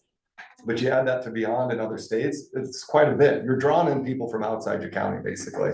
And for a lake and a park this size, I think that's pretty impressive. Yellow Smoke's only about 40 acres. So it's not like people are coming here to pleasure boat and like pull water skiers and tubers because they can't. So the fact that they can't do that and you're still seeing this kind of visitation is good. So it ranks 78th out of 139 significant publicly owned lakes in terms of visitation. Again, that may not seem like a lot, but given its size, I think it actually ranks, pretty high. That figure on your left is the total trips to Yellowstone Lake by year, and they're not, sequential. It's 2002, 3, 4, 5, and then we skip kind of every other year and then go in some more consecutive years. So visitation kind of waxes and wanes. We can explain some of that with things like COVID and droughts. That does affect, droughts affect visitation to lakes, we know that. And then COVID was a year that, like in 2020, like visitation dropped, but then everybody wanted to get outside and things started like ramping back up again. But what are people doing when they come to Yellow Smoke? On the right, again, this is specifically your lake. The three main things: camping. So 55.2% of respondents say that when they visit Yellow Smoke Lake, they're camping. And your campground shows it, right? You got a great campground. You've invested a lot in cabins that people are renting out. People are using it. So a lot of people are camping. Fishing is the next most popular thing to do by a large margin. 21.6% of respondents are fishing. And I should note that this is their main activity. So some of these people camping, the 55.2%, are still going fishing. This is the number one thing that they're doing when they come. And then swimming is actually another big one. It's the only other one that's above 5%. And so swimming directly relates to water quality. Are people feeling comfortable enough to go swim in the water? And there's a really nice swim beach at Yellow Smoke Park. So it stands to reason that people are going there to swim. So these are things that we know about Yellow Smoke, based on the 24 survey, generates about 5.7 million in total spending. So it does, help stimulate the local economy by having that resource there. So historically, like when I first started back in 2010, Yellow Smoke was known for jumbo bluegill. It was a lake, it was the only lake in my district where you could find bluegill over 10 inches. This one on the measuring board is not quite making it 10 inches. But I always like that lower picture there where you can see like the dimples in its forehead. You always know you have a real monster bluegill when they get that. But we have not sampled any bluegill 9 inches or larger since 2020. And so we are starting to see like just a kind of slight decline in the quality of the pan fishery there, as well as the largemouth bass fishery. I didn't want to, belabor the whole fishery thing, so I just wanted to share a few highlights. Common carp were first detected in 2020. They did show up in a sample, but we didn't see any in 2022. When we came back to the lake to sample, so we thought, must have just been a one-off. but in 2024, we found quite a few. And we observed a lot, and they were actively spawning or reproducing in the lake. And so that was kind of cause for concern. And then when you start looking at the data of like when common carp probably would have got here and when the fishery kind of started to decline and the water quality started to kind of show signs of going in the wrong direction, that really started to get us talking about we should do something about these carp. So water quality in the lake is still decent, but it is trending in the wrong direction. This is what I mean by that. This is chlorophyll A, sampled at Yellow Smoke Lake since 2015. In general, it's increasing. Chlorophyll A is what they measure. It indicates algal biomass and then in turn nutrient enrichment. So algae has chlorophyll A in it. That's how it carries out photosynthesis. So that's what we can sample for to get an idea on algae. So it can provide a warning sign for algae blooms. And there does appear to be a general increase over the last 5 years, 6 years. I was able to get the 2025 data in here. And so it's trending upwards. And we do notice visually when I'm at Yellow Smoke in the late summer, we'll start to see cyanobacteria blooms, also known as blue-green algae. But we go back to that. Yeah. What made 2018 to 2019 happen?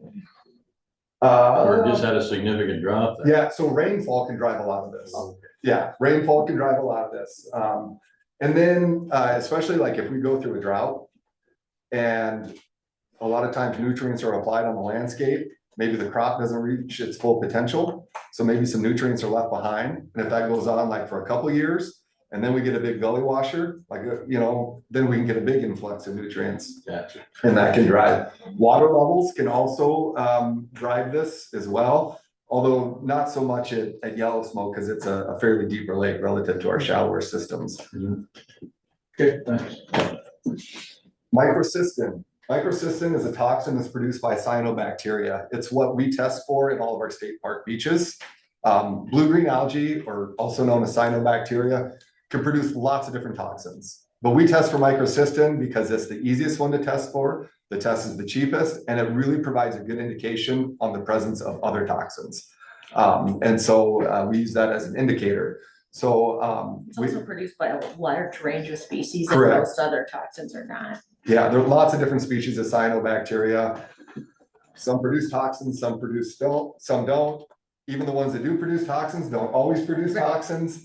So testing this particular one gives us the best picture of what's going on out there.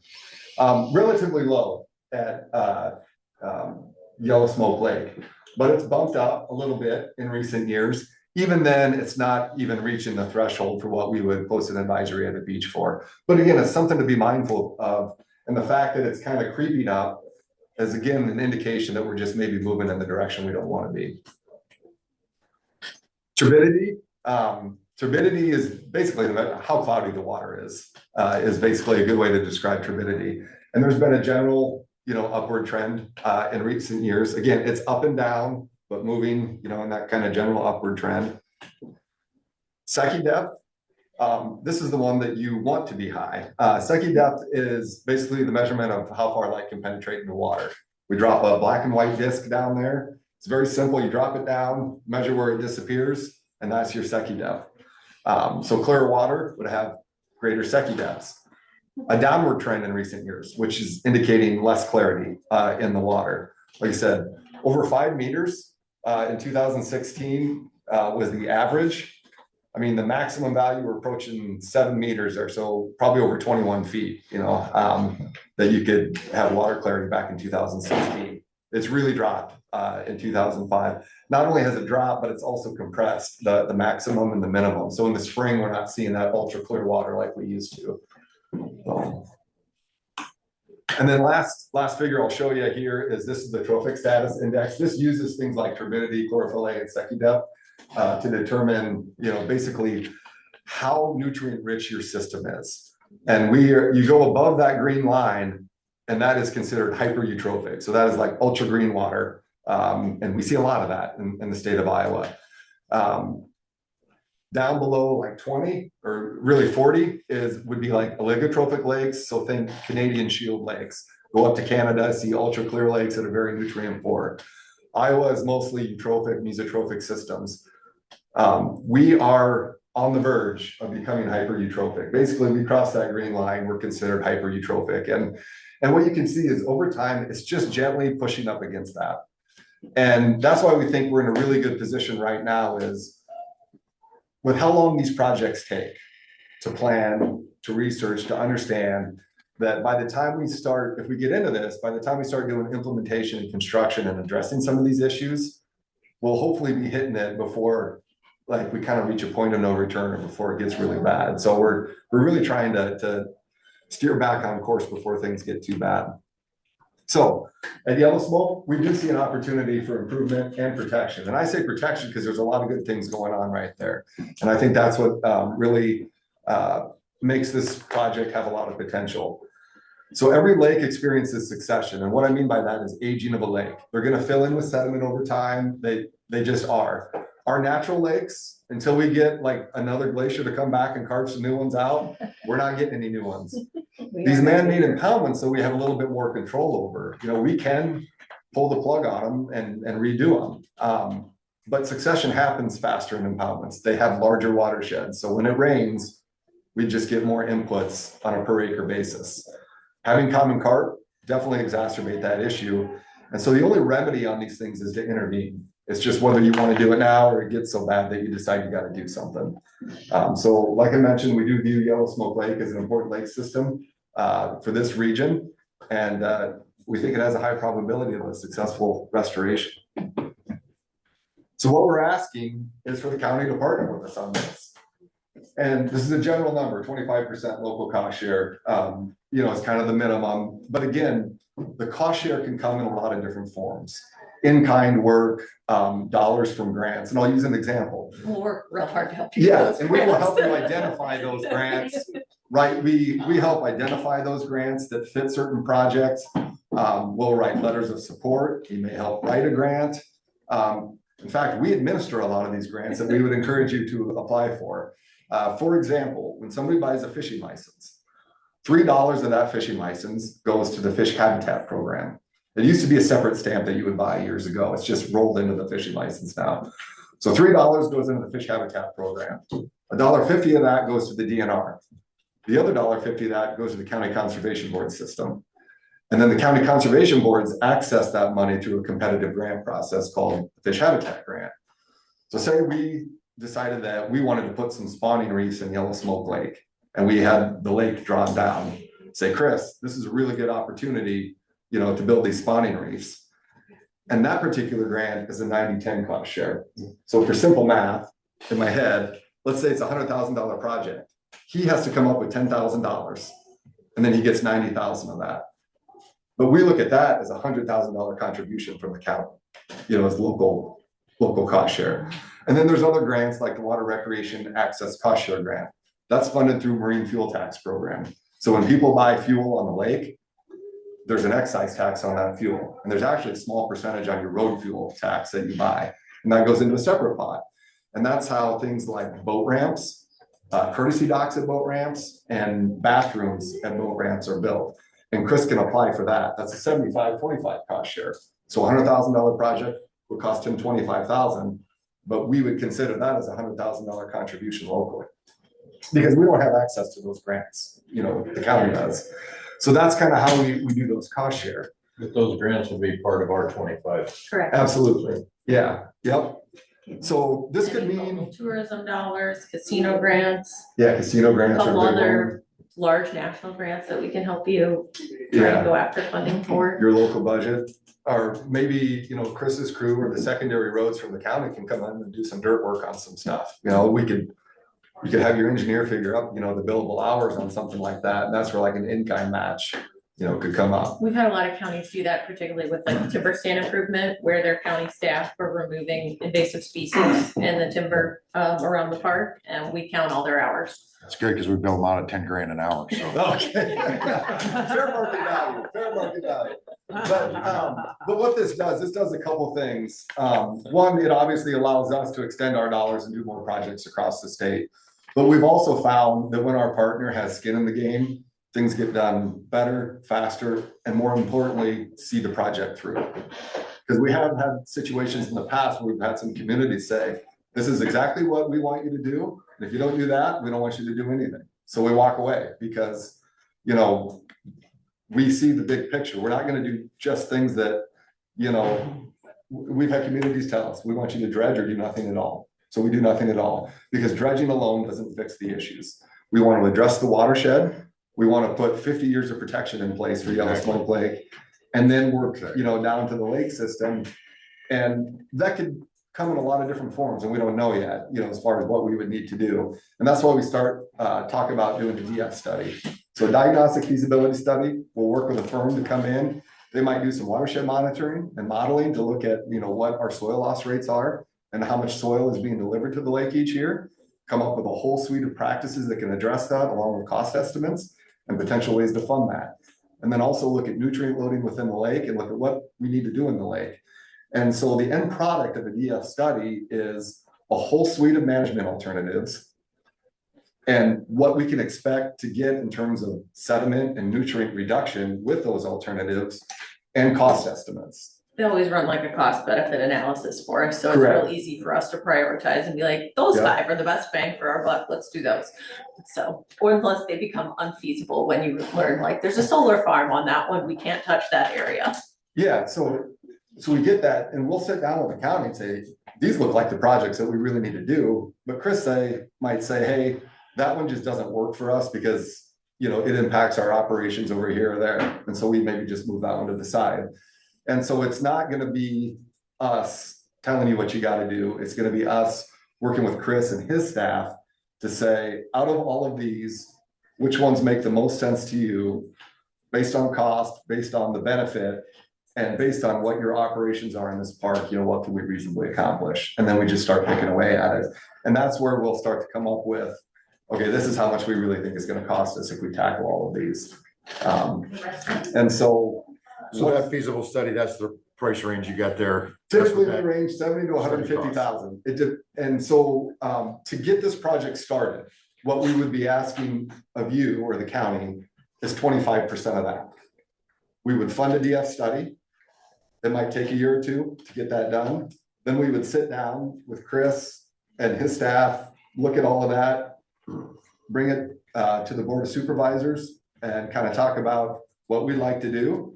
You may say at that point, we don't have the appetite for this. Thanks, but no thanks, or we'll keep this in our back pocket. Maybe in 10 years, we have some opportunities that we can free up some money. Or maybe you say, yeah, we want to do this, but only part of it.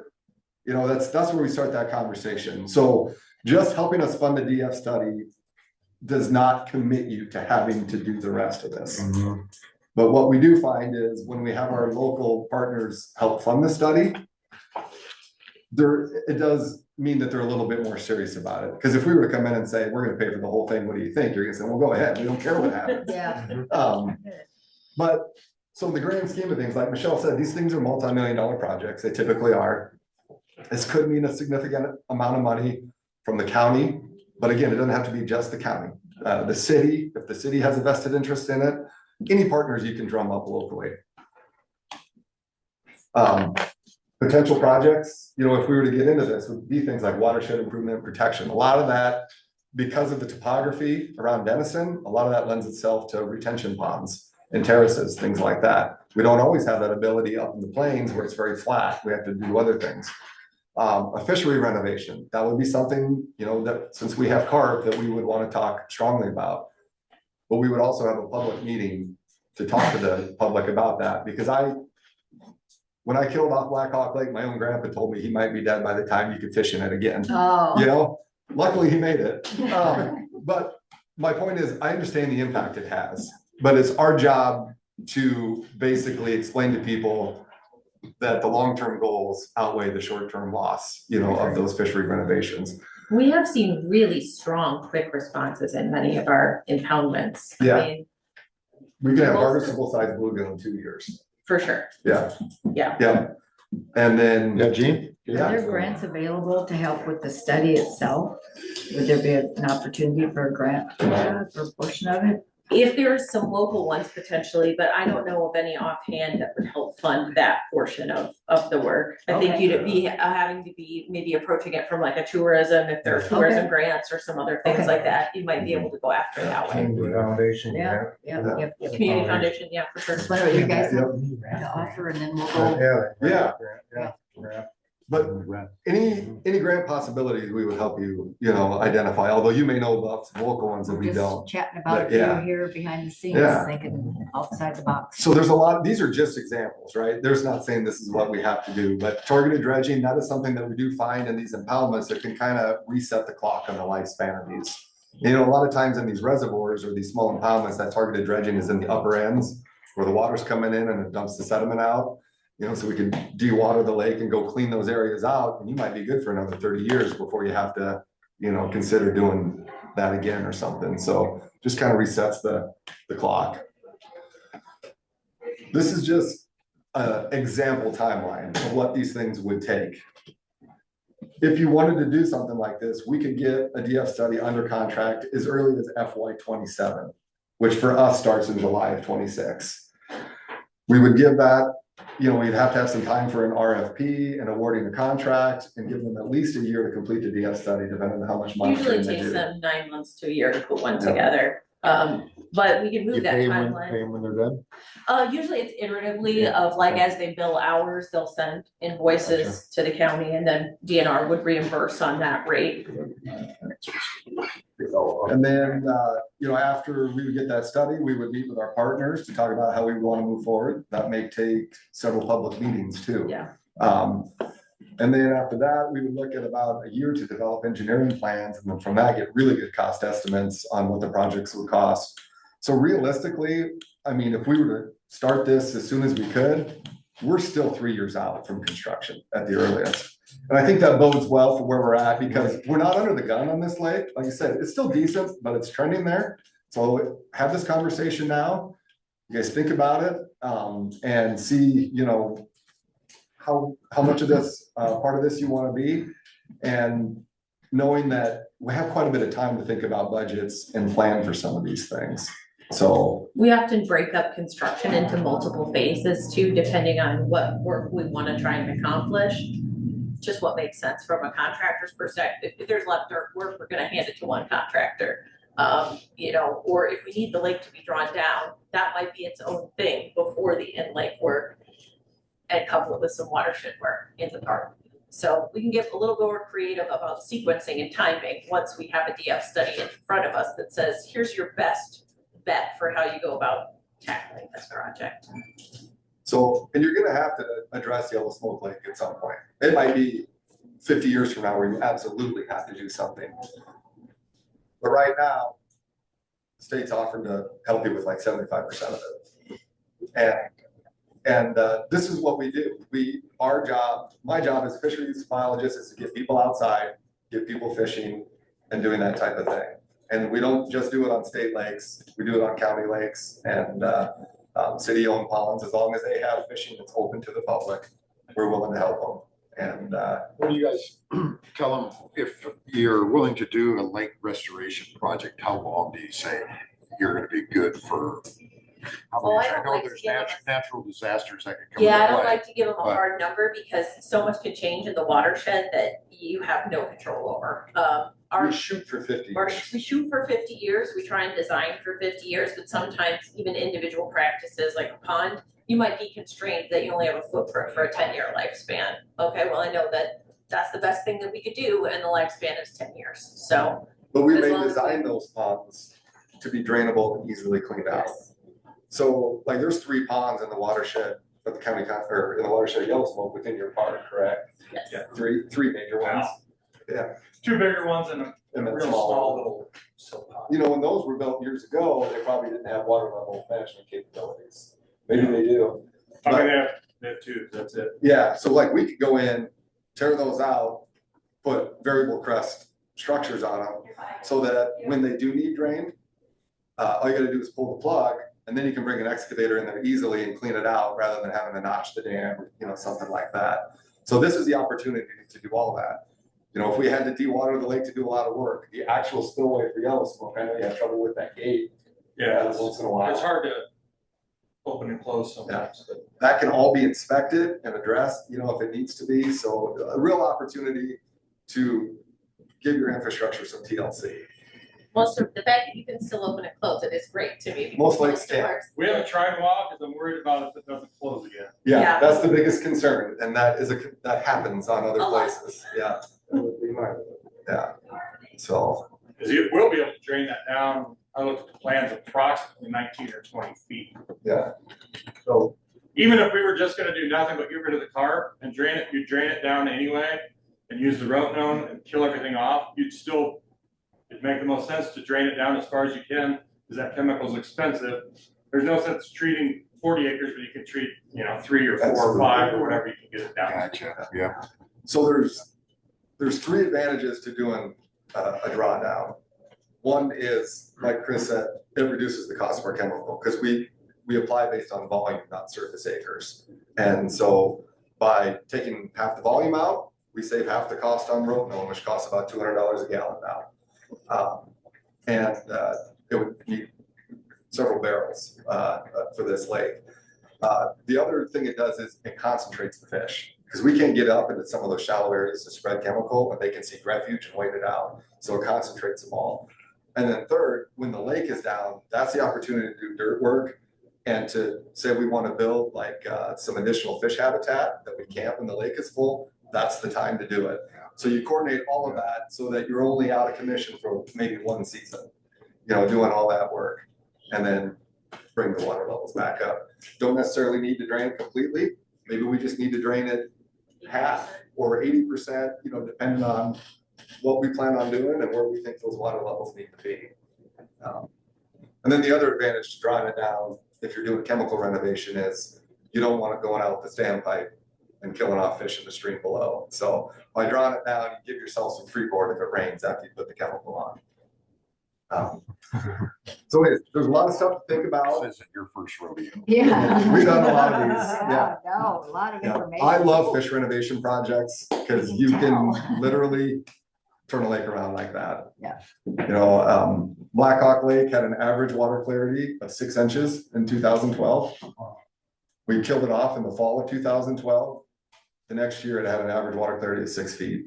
Wow. It has since regressed a little bit because some people put some carp back in there and things are. And year 1 is always like kind of a shock. Super great, yeah.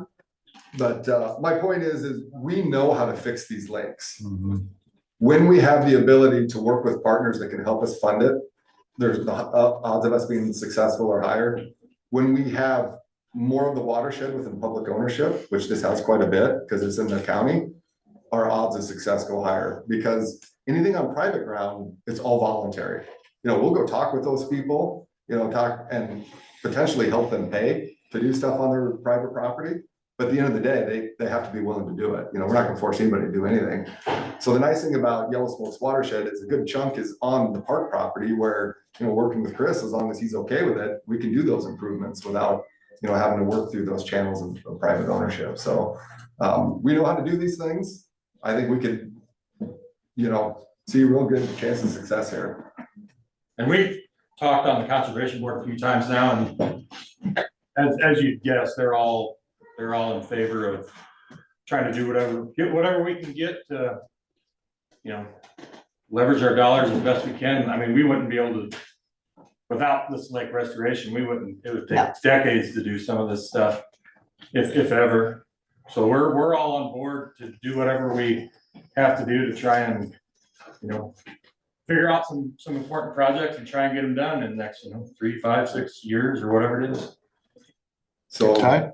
I'm a little concerned about the carp thing. I mean, you already said Blackhawk's got them back. It does, yeah. And I mean, I know they like to have their carp tournaments, so hopefully that was somebody's motivation there. I hope it wasn't either. I mean, that troubles me if we're going through all this and we're gonna spend millions of dollars of state and local monies. Yep. I mean, obviously a big part of this is to get those carp out. And when you talk about clear, my mind went right back when I was over in Europe. I mean, we went down to Lake Konigsee down by Berchtesgaden in Bavaria. I mean, Well, I'm pretty sure that was 60 or plus feet you could see Yeah. down, and you could see all the way to the bottom. I mean, Yeah, that'd be a fantasy to have, because it's surrounded by mountains. We're not gonna Yeah. be lucky with that here. yeah, But I mean, it was amazing. I mean, so I would love to see the yellow smoke back to something like that, you know, and obviously carp might be a major culprit in our yeah. clouding up of the lake. You know, and I'm also a diver, so I like being able to see. Oh, yeah, yeah. Sure. Before they're already into my goggles. Yep. Yeah. But- It Yeah. is nice to not do this when you're swimming around. Exactly. I can say that I do believe I was the first person to ever scuba dive in Black Hawk Lake and be able to see. Cause I went in after we healed it off and I scuba dove, and so that's great that you're interested in that, cause I think you could do it. About the carp, it's always a concern. I mean, we can't stop it. If somebody is determined to bring them in themselves, there's Yeah. little we can do. In the Do you case think of they Black Hawk, understand this though? I mean, if most fishermen are big time about their lakes, you know, I mean, so you think they don't realize that this is hurting their lake? I don't think it was anglers. I think I'm speculating, but at Black Hawk Lake, we cleared the water up so much that we had vegetation growing everywhere because sunlight could now reach the bottom. Yeah, sure. And we were accused of like planting all that vegetation. Well, the reality is that's native vegetation that historically was there. Yeah. It's viable in the seed bank for 100 years. It just needed sunlight. And sunlight could get there. A lot of people were upset by that, and it was like a lot of pleasure boating because it interfered with pleasure boating. And the other thing is Black Hawk has an average depth of just a little over 6 feet. Yeah. So we were topped out with veg over a large portion of it. Now, we did a lot of significant vegetation management in terms of herbicide treatments and harvesting it with a big machine and stuff. But there was a petition that went around to stock grass carp. People wanted to take it upon themselves to stock grass carp, so we had to address that. And then about 3 years later, we found the first couple carp in there, and it's been building since. We don't have those types of user conflicts at Yellow Smoke. Yeah. In terms of like recreational boating. We also have the depth on our side. And the other thing that we would do is before, if we were gonna say carry out a fish renovation, we would also develop an aquatic vegetation management plan so that we would be prepared to address that, knowing that some of it's gonna come back. And we have some funding sources. We've been able to provide Chris with aquatic herbicide because of the invasive species bromeliad that you have in like Nelson Park and Yellow Smoke. So we could also assist with the vegetation management. So it's a little bit different. In our areas that don't have those conflicts, like Swan Lake at Carroll County, we've been able to maintain carp free. So, I mean, we're lucky. and then the other part is just educating the public on, you know. And we were able to maintain the system carp-free for a number of years. Yeah. And that's very, we try and set up barriers and things. A lot of lakes don't have a lot of vertical drop between the outlet and the stream below it. And so sometimes we'll see fish swim up. So we Yeah. put metal structures and things to prevent them from being able to come back into the lake. So it's a combination of both infrastructure and public education about, hey, bucket biologists, please don't do this. Here's why. And then what can we do to safeguard the lake from a physical Need a standpoint? good scientist or chemist that comes up with a chemical that kills carp but Yeah. doesn't kill the other fish. We've, They're working they're on some really working on interesting some really- things. Yeah, there's one thing that we really had our eye on is they're called the YY. Wind up ready fish. That'd be great, yeah.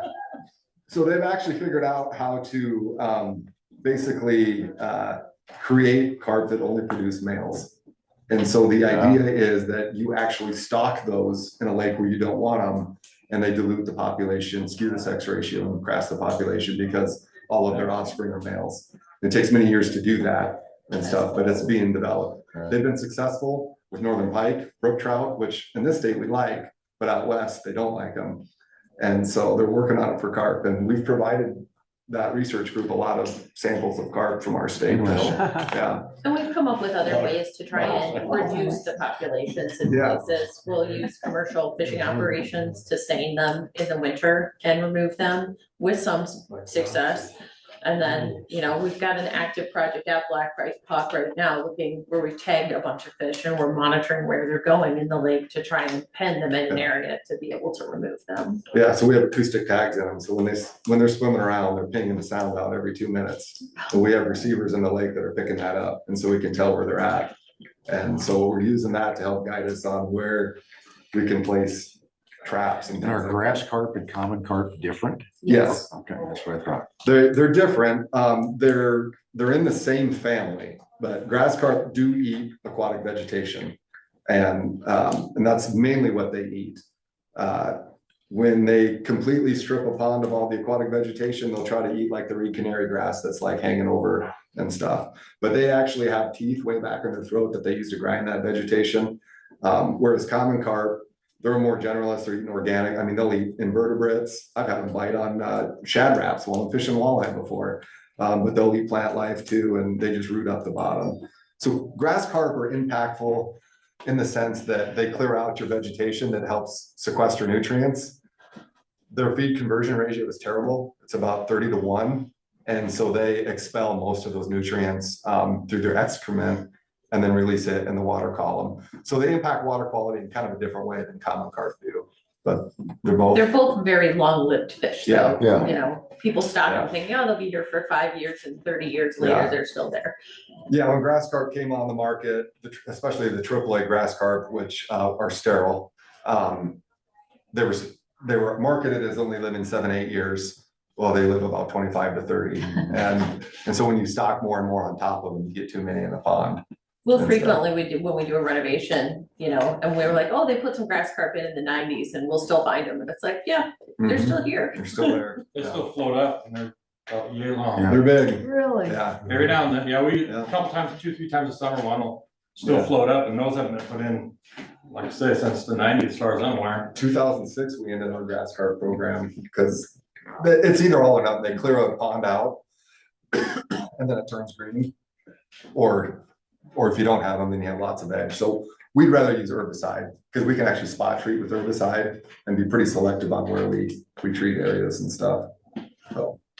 Awesome. So what's our next step, I guess? Chris, what are you thinking for, do we want, The first step is that. the Is that DS study.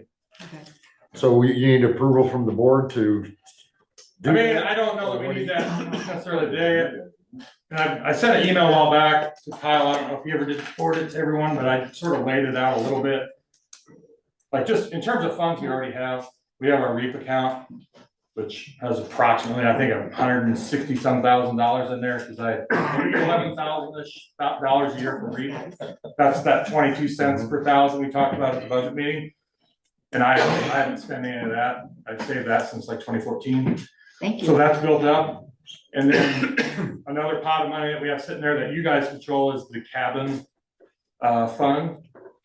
Obviously couldn't spend all that, but there's like $260,000 in that right now, give or take. Yeah. So just in terms of stuff that we've already earned, you know, and then as we go, if this is 4 years down the road, the cabins bring in anywhere between $45,000 and $50,000 a year, REAP's $11,000 a year. So you're talking maybe a pot of money that might be available that's already just coming in. But you're okay with spending our current REAP dollars towards that study?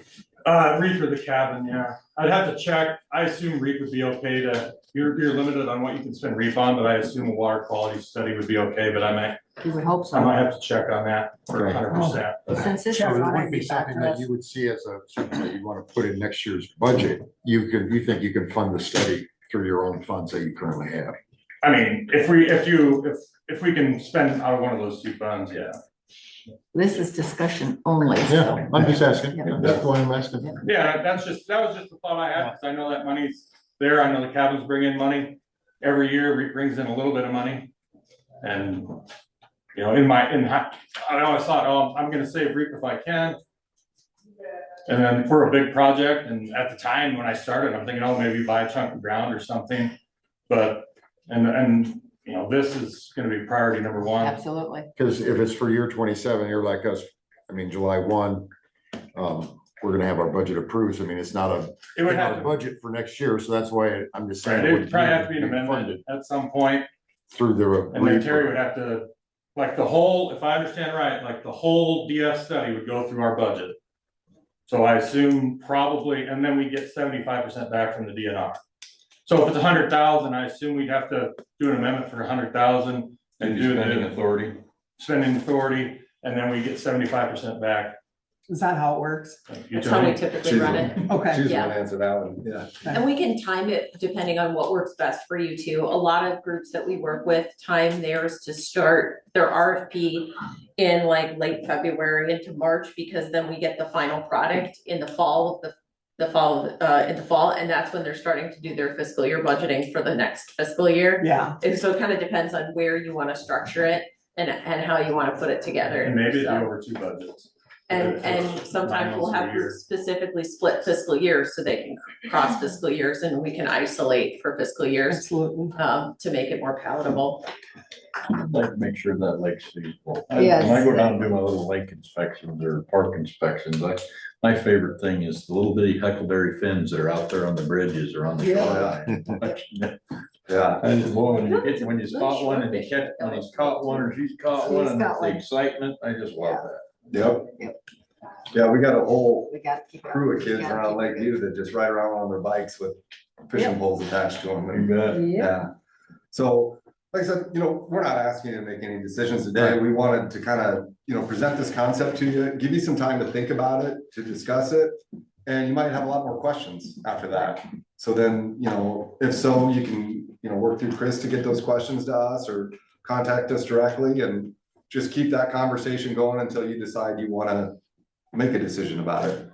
And if you want to talk to other counties who've done this before, Good point. let me know. Yeah. And we'll give you some numbers to call and you can, you talk through how they budgeted, what they did, what worked for them, what they didn't like. It's an open book. We try to be transparent You with guys are everybody. awesome. Okay. So would the whole project be funded the same way as we're talking about the DF study? Potentially, it kind of depends on, to be perfectly frank, like some of our engineering constraints. A lot of times our field engineers, we have districts, there's 6 districts in Iowa, and we have construction inspectors.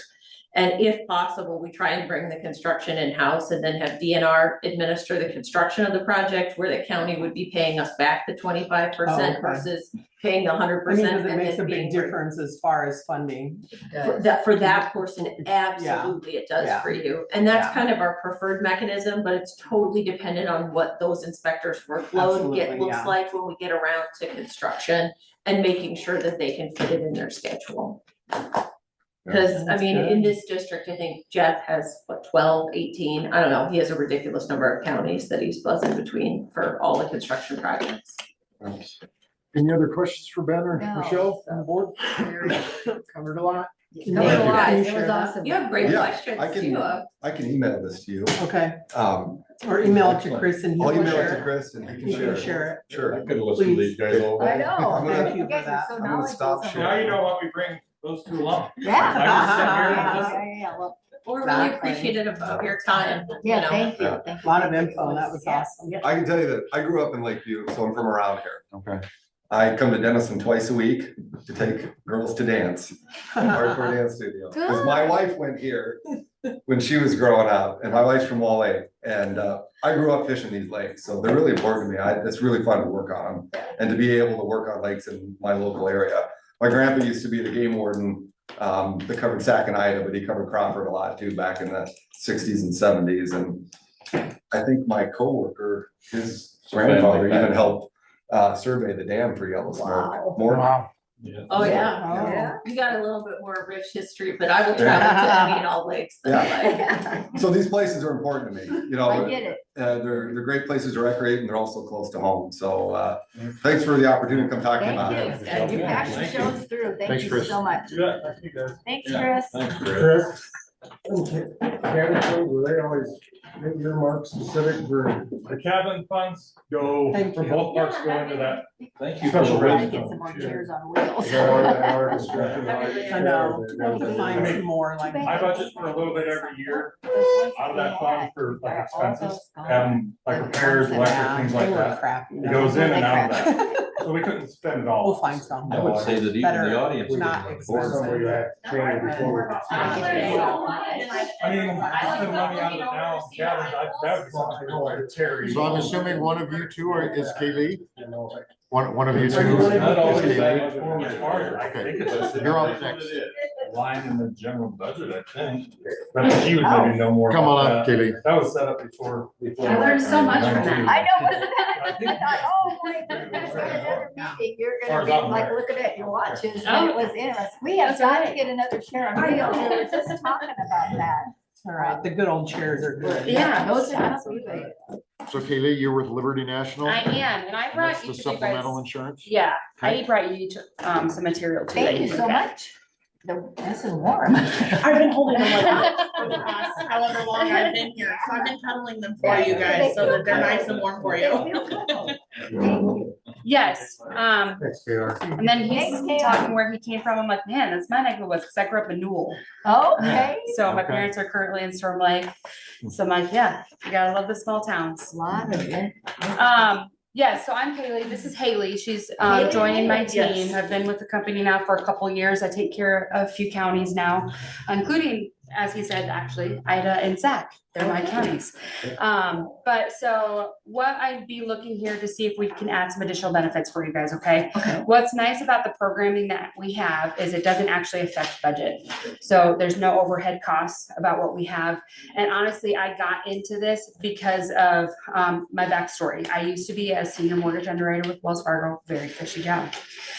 My husband got diagnosed with cancer at the age of 26, and he did pass away at 27. And so being that young, we never looked at any of this stuff, and that just kind of shifted my gears to where I wanted to be able to educate people about coverages that they could have. So if something happens that you hope don't, but unfortunately our stats here in Iowa aren't that great. I'd like to be the one that helps you out. Being on the other side of things, I know what it's like, and we didn't have any of this type of coverage. So with our company in general, we've been around since 1900. I do like to point that out just because we don't do marketing and advertising. And by not doing the marketing and advertising you see all the time, like the fun Aflac commercials, they are fun, but it comes out in your premiums, right? And so we don't do any of that stuff, and that helps us keep our premiums a little bit more affordable for people. And we do find in the end, it ends up having us having higher participation with the people that we take care of, right? So we do have local offices nationwide. The office that's located in Iowa is actually in the Clive area, West Des Moines.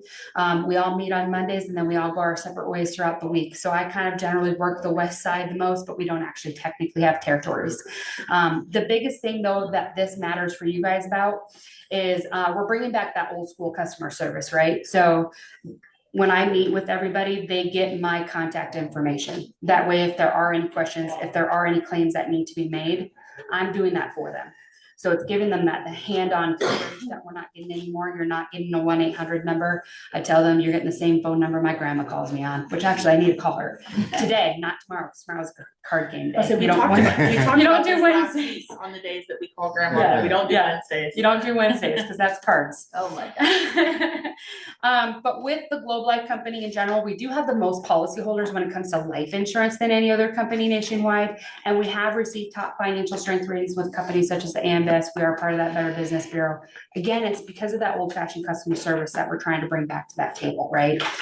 Just because I feel like we're losing it a lot out in our current society. Are you guys sports fans at all? Mhm. Yeah? Do you recognize any of these guys? Sorry, you can't see it. They're not my sports teams. I'm actually a Minnesota Vikings fan myself. Sorry. I know, it was a rough season. My dad came from Bemidji though, so you can't blame me on that one. But Well, I'm the, a Texas Ranger and a Cowboys fan, so be careful. okay, well, you know what? My boss is a Cowboys fan, and my sister is as well, because she had to pick someone that would go up against the Vikings to make it fun in the household. But so we do take care of these teams here. This is how we get our name out, right? So we don't do the marketing and advertising that you're going to see on that standard platform.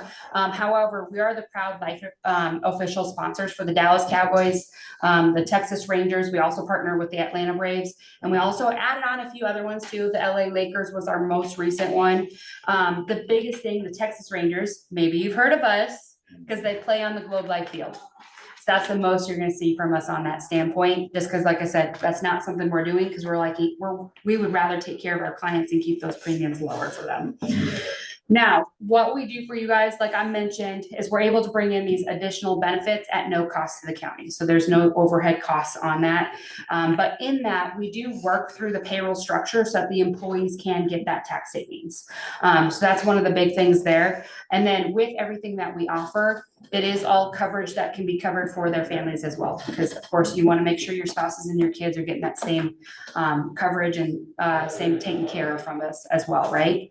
How we're going to be different than other companies that offer a similar type benefits program. The biggest thing is going to be the life insurance that we're able to bring in and into the table. So the life insurance program that our company in general has is kind of what put us on the map. So it's pretty cool. We are a guaranteed life insurance provider. So regardless of that health history, we can pretty much find a policy for just about everybody. And I'll get more into that here in a second. The other thing is a needs-based approach. This is why I love this company actually, and why I chose this company in particular to get in with when it came to insurance. So we're not going to be that pushy salesperson. I'm coming in here, I'm doing a needs-based analysis with someone, I'm getting to know them, I'm going to ask them some like health history questions, that kind of thing. Then I'm going to educate them on what's available to them. They tell me what it is that they would like. So I'm not going to try to push them into something. I want them to be happy with the coverage that they chose. I'm not trying to push them into something as well, because I don't want them to have a financial hardship. I don't know what they're going through and what they can or cannot afford if there's other things going on in the backgrounds, right? So that's where a big difference is going to come into. We're going to do that needs-based approach. Now, after that, the other thing is we do have 2 free policies that we give to everybody. Again, this is something that we've been able to implement because we don't do marketing and advertising. And so when I talk to each employee, I say, because you are an employee of the county, you get these things for free, right? The first one is just going to be a small accidental death life insurance policy. So it's not much, but at the end of the day, it is going to help, right? If something happens, because accidents are usually pretty sudden. So the nice thing about these 2 free policies is they're, again, going to trickle to cover the families, because families are very important. So it's going to give a $3,000 coverage for your employee, $3,000 for their spouses, and then $1,000 per dependent kid or full-time college student. No limit on the number of kids. I actually ran into a gentleman, he had 14 kids. I know. As a woman, I'm like, I don't know if I could be pregnant that many times. I found out some of them were adopted, so bless their hearts, they did take in some. But yes, so no limit on the number of kids there. The other thing is it's going to be this health discount card. So the health discount card that we have, it's going to help with discounts on your vision, hearing, prescription drugs, chiropractic care. This year we added in dental. We had that one being requested quite a bit, so we were able to get that to happen. And those discounts can range anywhere from 10 to 85% off. We've seen an uptick on people using this for chiropractic care because a lot of primary insurance providers, they're dropping those chiropractors, especially those local ones. And so that's kind of be an uptick there. But I know Walgreens, Walmart, Hy-Vee, there's some of the bigger providers that do accept the card. This is a nationwide network, so if ever someone was traveling, they could just go on our online website, type in the zip code, and it'll pop out all the providers in that local area that does provide that coverage, okay? Any questions on these right here? Okay, it's pretty straightforward. We try to make it as easy as possible. Now, when it comes to the needs-based approach, the first thing that we do like to talk to people about is going to be life insurance and the importance behind it. So, of course, with life insurance, one of the biggest things and what our company kind of focuses on the most is going to be final expenses. We're not a get-rich company. We're just trying to make sure we're taking care of you and your family. So if something happens to you, final expenses, unfortunately, it is a pretty big burden to be left on the family. We're seeing a lot of people who are having to take out loans and that kind of stuff in order to pay for it. The biggest thing that we found, so we've done nationwide averages. Your nationwide average on those final expenses is about $25,000. And actually in Iowa, I've seen it be higher depending on where you're at, 30 plus. Just for a headstone, I've seen some companies being about 20 grand. So that's just crazy. And so that's what we kind of educate them on that front of things, just because, you know, if something were to happen to you, that's a huge chunk of money to be left on a spouse or even your kids at the end of the day. And then depending on that environment, again, because we're doing that needs-based approach, you know, are you married? Are you the sole income provider? Are you a dual income household? You know, what's that all look like? Do you guys have mortgages that you need to consider? So we kind of have those other talks if need be based off that scenario, and whether or not they need to increase that life insurance for any of those other things, just because life insurance isn't going to last forever. And so the ultimate goal is to take care of your family, even if you're not here, right? After that, then we're gonna get into that supplemental side of things that we offer. So our goal is to help people avoid those financial hardships. And where we're really gonna come into play is helping, maybe we're helping them hit those deductibles already, and it doesn't have to be out of their own pockets, right? Especially if they're on a high deductible claim, maybe they did that because of how expensive it is anymore for those primary healthcare insurance. That's where we're gonna come into play. So if cancer, heart attack, or stroke, accident, any of those types of things happen, a lot of times there's bills incurred with that. Sometimes you're out of commission for a couple days, maybe a couple weeks, maybe even a year, depending on what that is. And so that's a reduced income for a significant amount of time. And so that's where those supplemental side of things are going to come into play. Because we're going to try to help them avoid any financial hardships to the best of our ability. So life insurance wise, just to take a poll around the room, does everybody understand a whole life and a term life? Wonderful. I assume you do. Okay, that makes my job a little bit easier. I like to touch base on that, just so that way you can kind of understand what's so cool about this particular program. So this is the one that put us on the map, and I like to say it's kind of a hybrid of both of those. It's the sweet sauce in the middle.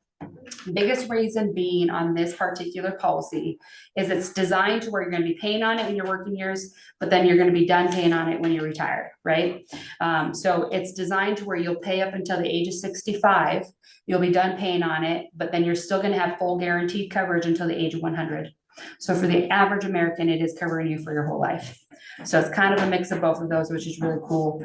We do have other things in place too, depending on that person, maybe if they didn't qualify in this. We also have some whole life policies. Whole life policies can be purchased by both parents and grandparents for the kids, as long as they're under the age of 26. So that's kind of a cool thing. And we do have a lot of people getting those whole life policies for the kids, just because of where those rates are at. Now, with this, how this all works is the IRS does allow us to pre-tax up to that first $50,000 of value. They can go higher for coverage if they so would like to. Now, the cool thing about the life insurance, but everything in general, is the individuals that are signing up for this policy, they technically own these policies from day one, right? So if they ever leave the county, they can take all of their coverages with them and nothing changes. And so that's where that year after year is going to come into play, because the first year we see them, they lock in their stuff. Their rates are actually locked in for life, and that's regardless if they stay here or if they leave. And that's truly where we're able to come in and help with that coverage, is just we're going to provide that portable life insurance option, but also on those other supplemental things that we provide too, right? So that's the big thing there, is just that portability that we're going to able to provide for them. Any questions on that? That's a $30,000 policy, what you show at the bottom. This is a sample. This is kind of an older book though, so this might have changed slightly because mine's an old version. What do we go up to? It's going to be based off a range, your age range. Spouses and kids, we can do up to a $50,000 coverage. And then as for the employee, I honestly, on average, the most I see someone goes 100,000. If they're under the age of 40, we can go up to $150,000 of coverage. But for your average American, especially since we're focusing more on the final expenses, and trying to make sure that coverage is in place, most people aren't going higher than that. So it doesn't usually end up being an issue. But we can go up to 150. And then if they want to combine policies, they can go a little bit higher than that. But for this particular policy, that's where you'd be at. Any other questions? Okay. After that, then we'll go into that health supplemental side of things. So the first one is going to be the cancer policy. And honestly, this one is my favorite one. You kind of heard my story. My family honestly has kind of been through it a lot, to be honest. On here, you'll see in here, it shows 1 in 3. Here in Iowa, we actually are at 1 in 2 ratio for being affected by cancer. We are the leading state, and I think there's only 2 states with increasing numbers. So we've not even hit a plateau when it comes to cancer ratings, unfortunately. So it's not a great stat, like I said, and there's only so much that you control. So the biggest thing with this cancer is us being there with them as they go through it. One of the biggest reasons for people to declare bankruptcy is from medical debt, just because, again, there's a lot that primary kind of weasels out of, or when you finally get them covering it, it's because you battled them for months on end. And that's where we're really going to come and play to help them avoid that financial hardship, right? So with the cancer plan, there is a long list of things that we actually cover. These are kind of the heavy hitters on it. So the first thing that happens is upon that diagnosis is we're going to pay $3,500. So at $3,500, again, we're hoping it helps with those co-pays, deductibles, that kind of stuff. But anything we pay out in general, though, it's gonna go directly to that person holding the policy. So at the end of the day, they can actually use that money wherever they need to use the money. It doesn't have to be for medical. So if they need to use it for a mortgage payment, because obviously you can't get kicked out of your house, use it for that mortgage payment instead. So that's their money, they can use it as needed. If they needed to stay in the hospital for any time period, the first 90 days is gonna be $250 per day. At day 91, it's gonna be $600 per day. If they have to go in for treatment, this is gonna be a big kicker for our company as well. A lot of companies will do a weekly or a monthly benefit. We're actually gonna pay every single day they're receiving treatment. So you're gonna have a daily payout. And then transportation reimbursement, so they can go to that cancer center of their choice. If it's over 100 miles away, it's gonna be a per mile basis. Does include airfare 6 times a year for them and a loved one. Other things though in this would also include like anytime you're seeing that doctor, surgical procedures, anesthesiology. But another huge kicker is actually gonna be the prescription drugs. So a lot of companies have that fine print of what they're actually gonna cover. We don't. What you see is what you get. So it could be a trial drug. As long as it's prescribed by your doctor, you send us the bill, we'll send to you that reimbursement money. We'll pay up to $10,000 in the calendar year. Now, the huge kicker on this plan is there's no lifetime maximum. So a lot of companies, they kind of do that cap between $100,000 to $250,000, which you're easily gonna hit when you're doing those treatments. We don't have that cap. So as long as you're fighting cancer, we're fighting alongside you. And that's the biggest thing there. But the annual maximum is 10 grand a year, is that right? 10 is only for prescriptions, not 10 anything else. Just for Just for the not for prescriptions. whole program. Everything else, there's no cap. Yep. Okay. The only thing that's actually gonna drop off that you can only have one payment on is gonna be that first occurrence, because you can only get that first diagnosis once, right? I have a lot of people actually ask that, but that's the only thing that drops off. Everything else though, as long as you're fighting through it, we're not gonna have a cap on. That prescription drugs, like let's say, you're going through it, you hit the cap the 1 year, then you're going through it again, that's gonna renew for you. So it's, $10,000 in that calendar year, but if you're still fighting it the next calendar year, it's gonna renew for you and get refreshed for you. Any other questions on that? Put in perspective for you, one of my, it was a deputy sheriff that I was talking to. She was in her mid-20s, and she never really looked at this, because when you're at 25, 26, it's the first time you really kind of think about it. I did a 30-year projection for her of how much premium she'd pay in this plan after 30 years. After 30 years, her premium plan payment was still less than our first claim paid out. So it is age rated. You may not always be on that bar, but if cancer happens, just based off of how this structure is, you'll never pay more into this plan than we would pay you just between these two things right here. And that's kind of the cool thing about the benefit again. And I tell that to people too, is you're not worried about that investment if something happens, just because those premiums are so low. It's gonna be a pre-tax plan. And then with all of our plans in here too, what I really appreciate, being a single parent myself, we can do individual rates, you can do a single parent rate, and you can also do a family plan. So you do have a smaller rate for the single parent. Any questions? Okay, so after that then is gonna be our critical illness policy. So this is gonna be a cash out policy.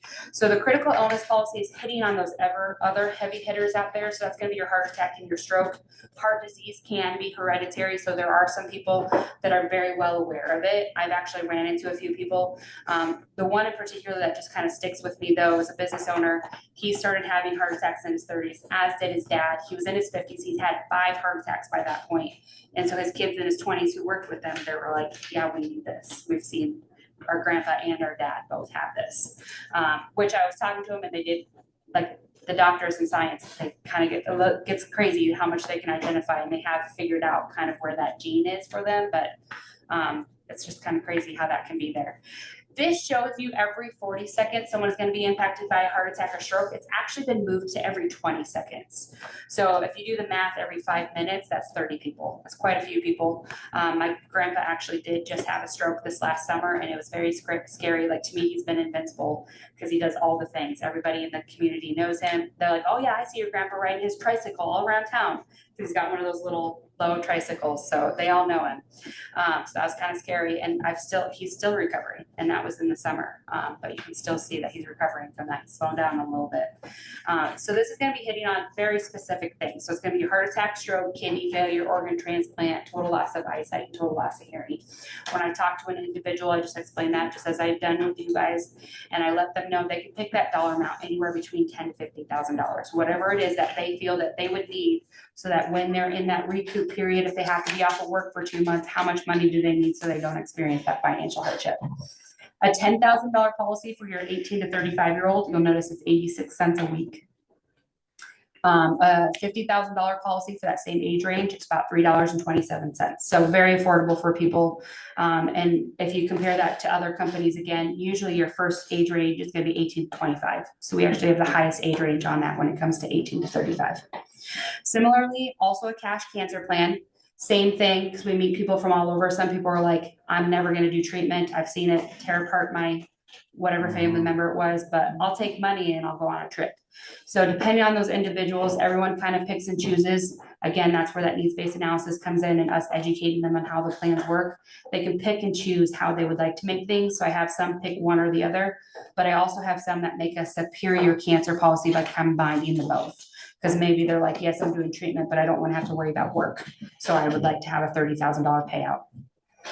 So these two would start on post-tax when it comes to the background side of things, just because then if they do receive this benefit amount, they would receive the entire benefit amount, and it's not considered a taxable income source. Any questions on those? Nope. Okay.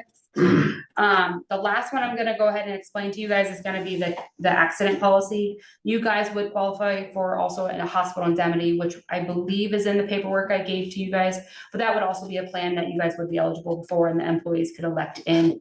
It would be in the event of being super sick.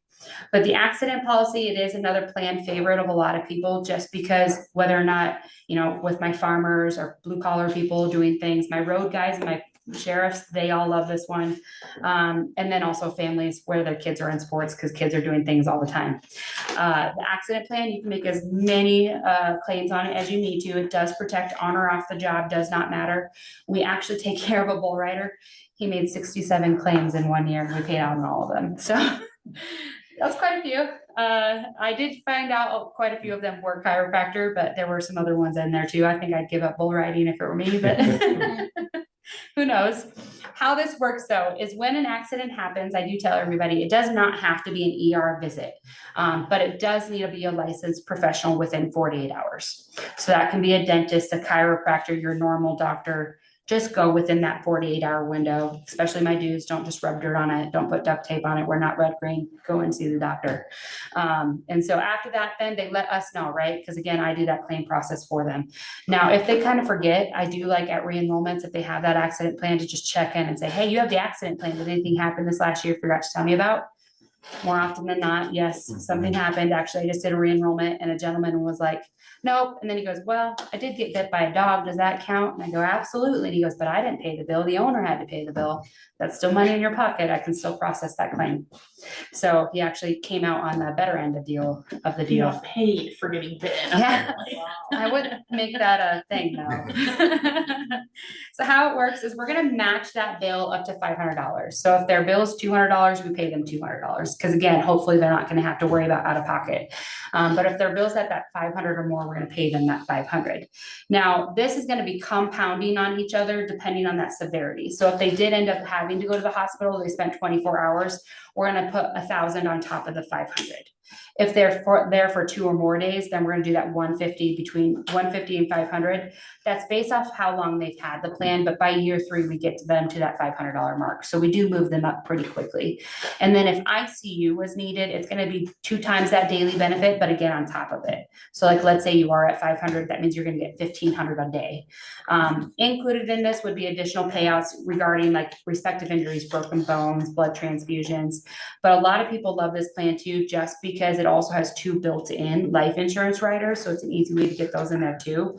And so it's going to give you an accidental death life insurance rider as well as a dismemberment life insurance rider. The accidental death has different level tiers. So it's going to be employee, spouse, kids.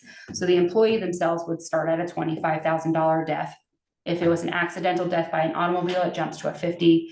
And then death by travel where transaction occurred, Uber, Lyft, airfare, train ride, cruise, whatever it may be that you paid for. So it's going to be $250,000. So it's a pretty big, hefty payout for that.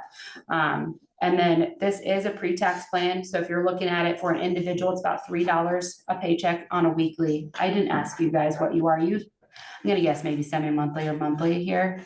Do you know? Bi-weekly. Bi-weekly. Okay, so $6 on that bi-weekly structure. If you're looking at a family, you're gonna be looking at $12.48, trying to do fast math, bi-weekly. And if you're looking at a family plan, you'd be looking at $836. I think roughly. That's fast math, guys, sorry. But on that bi-weekly structure. So one claim payout on this plan does pay for itself easily. And so a lot of people really do love this plan on here. And actually, I just made my first dismemberment plan on this one. A gal called me up from a company that I take care of, and she left me a voicemail of all things. And because I was in an appointment, and she goes, Kaylee, I never thought I'd leave you a message like this, but I was just wondering if my son was covered by your plan because he blew his hand off. That was it. That's all she said. Probably trying to dynamite fish. You know, it could have been. It's funny, because we were sitting over there, I go, is there at some point in time where we're gonna be able to use dynamite? Everyone likes to have a little bit of that, right? Yeah.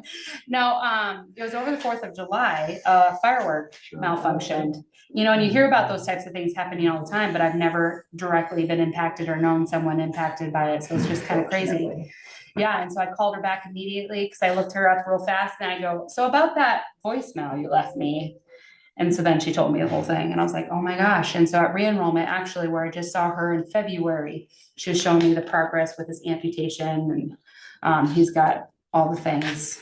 It was just kind of. So Kaylee, just to clarify, I guess, as to why you're here. Yeah. Is that last week when we approved with Holmes Murphy our policy, it was Liberty provides, is that true? Liberty, if we would accept, do you guys currently, I guess, work with the courthouse and the courthouse employees? No. No, I don't know. So Globe Life and Liberty itself are two different things, even though this says Globe Life. No, so Liberty National Division. are you thinking Liberty National or are you thinking Liberty Liberty National. Mutual? Liberty. Liberty Biberty is Liberty Mutual. Do they provide the same thing that No. you do? Well, I mean, they Same might, type of thing? might be the same type of thing, Because but in a different capacity. They offered some, I thought our group insurance and our group life insurance, It was the life that Was- changed. but if we gave the employees the opportunity to choose two things on their own, that didn't cost the county anything, if they, like some of these things that she went through, that the employee could add them to what they wanted to purchase, that it would reduce our amount by 5%. You remember that they showed? This is not that. This is not that. No. This would be an Not at offering all. that the employee This is a can, different company. This is- Gotcha. This is, Okay. yeah. it'd be similar to an Aflac type deal where the Yes. employee would make their own choices, and Normally, never mind. we would not supplement these at all. This would be all on Uh-uh. employees. Right, we're not supplementing, I guess, on the other ones. The additional ones that we approved with Holmes Murphy last week, to add two more to get a reduction of 5%. Remember. Yeah. It's not that. Okay, No, not at all. all right. Can get a little confusing. We all like to put our names the same, you know, whether it's Liberty or Right, National. I thought it was totally different until I saw the Mutual. Liberty National, and I'm like, oh, that's why they're here. No. Oh, no, that's not why. No, Okay. Nope, not at different. all. Okay, the first week that I was doing this, I walked into a business and they were like. She actually "Where said you live?" Liberty. And I said, well, like Liberty Mutual, and I said, nope, that's not right. Immediately, I was like, ooh, that's not correct, that's not where I work. Yeah, so it'd be a different programming, all very self-elective, voluntary. There's no participation requirement on it. And so we've seen it different across the board depending. I have some counties where immediately the first year I had a ton of participation, and we have a couple other counties where every year we get a little bit more. So what we do is just make it aware, our employees aware, and they sign up to payroll, is that? Yeah, usually we allow a company to maybe post a pamphlet on the bulletin board downstairs or a couple of our bulletin boards. I know some companies ask for time, our employees' time. We don't give it to them on county. If once the information is posted, if an employee wants to reach out to them, they can. Okay. But that's usually the maximum that we do. Okay. We don't have many people that get paychecks anymore. Those are emailed out, so we don't do payroll stuffers anymore because we don't have much payroll to have. I mean, we have a lot of payroll, but yeah, we don't do paper. So yeah, we don't offer those typically, and a lot of this is really up to you all. So who did we post last year? Did we put any pamphlets up last year? We did. I don't know if anybody did, to be honest with you. Such as you're looking to do? So yeah, I mean, we can do whatever structure works best for you guys. With the counties that I do take care of, I actually do correspond it with each of the department heads and figure out what's gonna work best for their scheduling, because they do have me come in and then I actually bring them food. And so usually we try to plan it around lunch or breakfast. Oh. Let's see. It usually works out better that way. People are, in the first thing in the morning or at lunch, got a few minutes, come in, chat with us, sign up for what they want, get a couple free things. So to get Any the, objection, I guess, from any board member? to get the word out to our employees, we just have to figure out how to do that, and then they would be responsible themselves to investigate further, and if a department head so wished to have their crew, they could plan a lunch hour where they'd get together and you'd come. If I think we have to stay consistent though, and kind of back to Terry's point, we've never really given time. And not anything against you guys or anyone. No, nothing You let one personal. come in and have time, and the next one time, and the next one. Exactly, it's endless, truly And- endless. So it's kind of been our policy throughout the years of if you wanna post something on the board or set up. Yep, something with your contact info on it, they And can then it contact still allows Kaylee the or Haley department heads or the- directly, and, Yeah.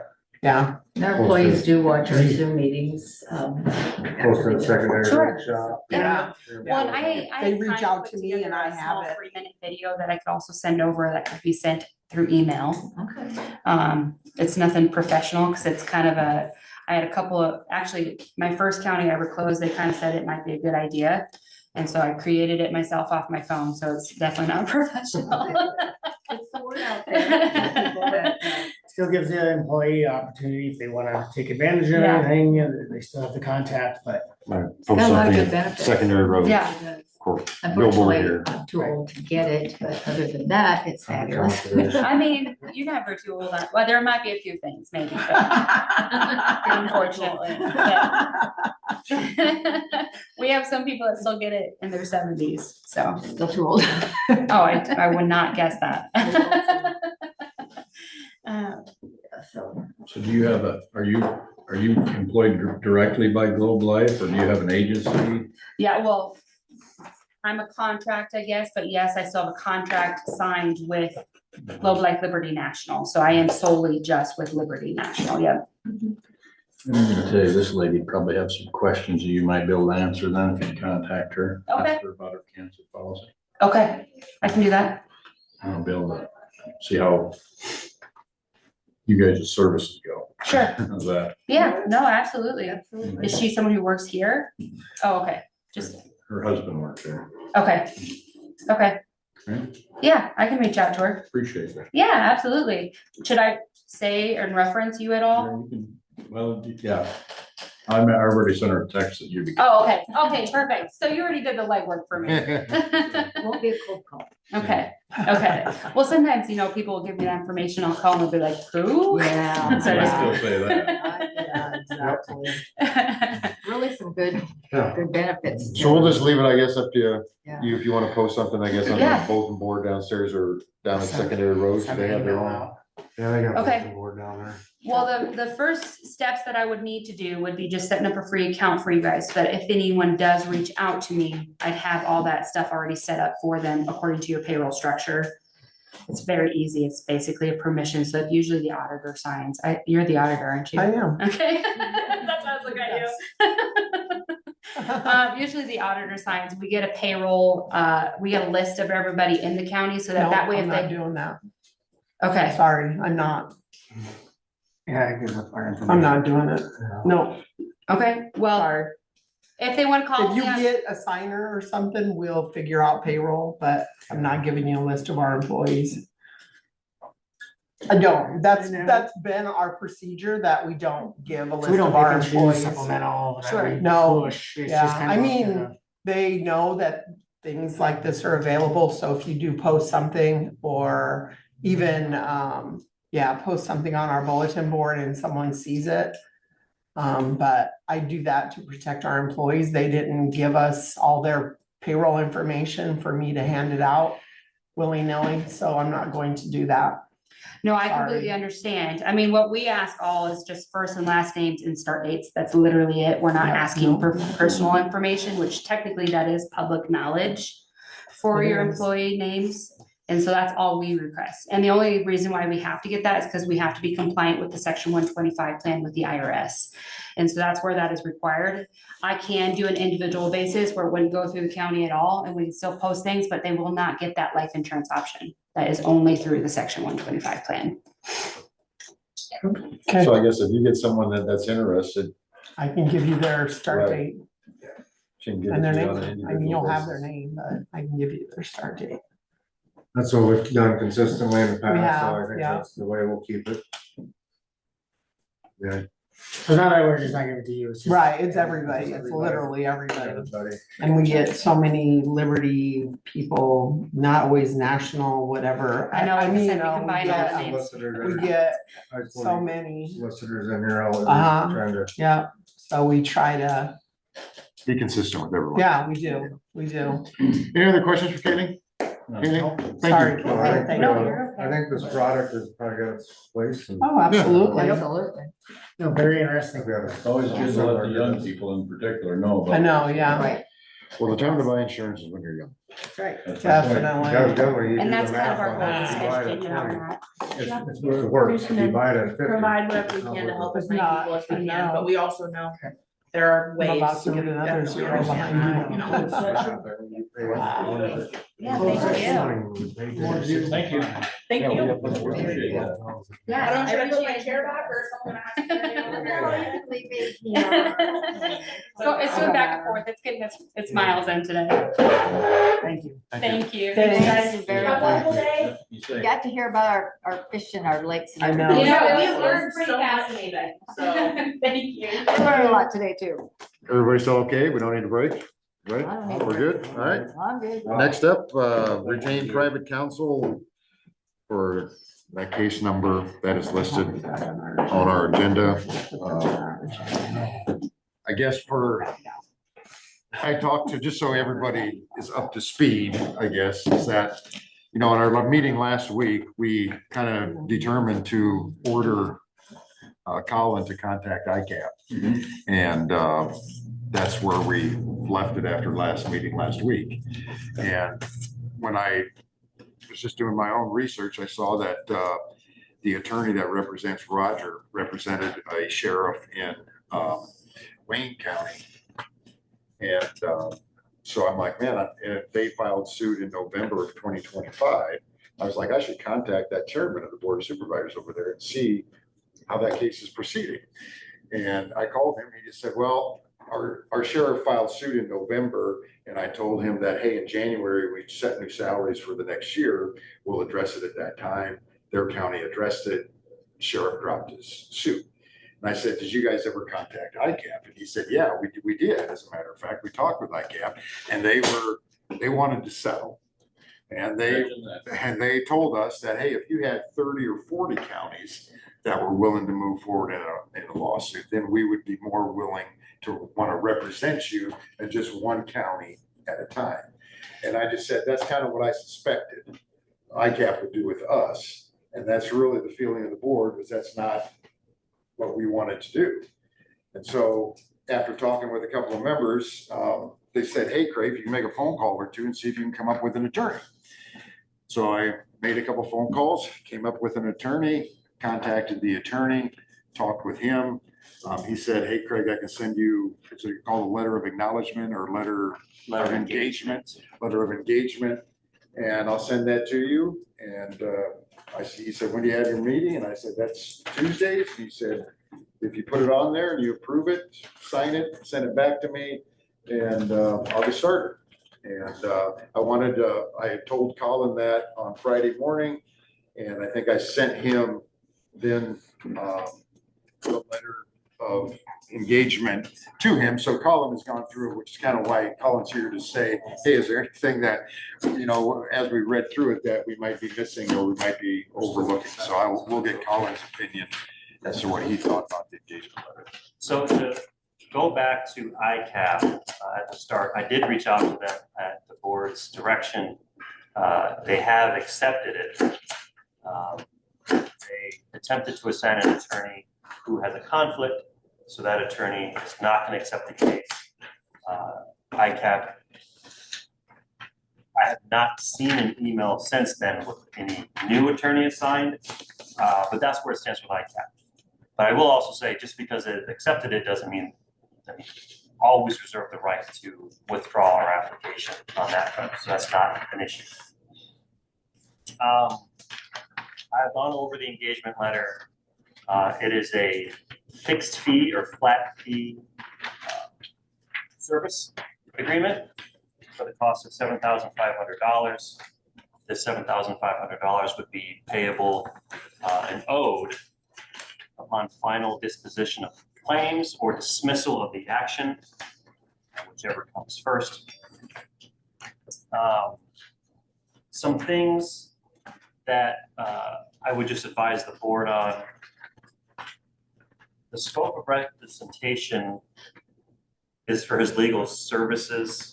First, I will also go back and say that I know this attorney. I don't know him personally. I know of him. He's a former prosecutor. I used to give trainings at our prosecutor training school in the spring. Very well regarded. Always had interesting presentations. Anyway, some outstanding things I think the board might want to consider. Scope of representation, legal services only. A flat fee of $7,500. Like I said, it is indicated in his engagement letter that is the total start to finish is how it's represented. It'd be for representation of the board in litigation in the case number. Some things that pop into my mind.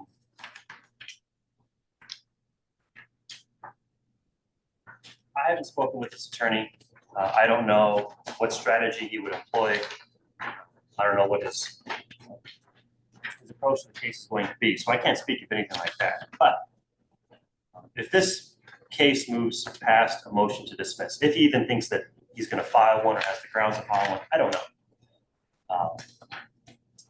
But once you get past a motion to dismiss, there's things that will likely pop up. And one of those things is probably going to be a deposition, your deposition. And then after the deposition, there'll be transcripts. And those transcripts cost money. You have to pay the court reporter for the cost of their work. They can be quite pricey. We pay them all the time for our transcripts. I just approved this morning 2 separate deposition transcripts for 2 separate cases. They were $500 a piece for each case. It's not really outlined in the agreement who pays for those. If it's a fixed fee, a flat fee, $7,500, is the cost of the deposition transcript going to come out of that $7,500? Is it going to be an additional fee on top of the $7,500?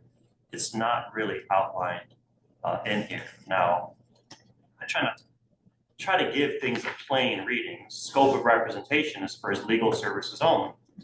That indicated that it's only for his advice and work.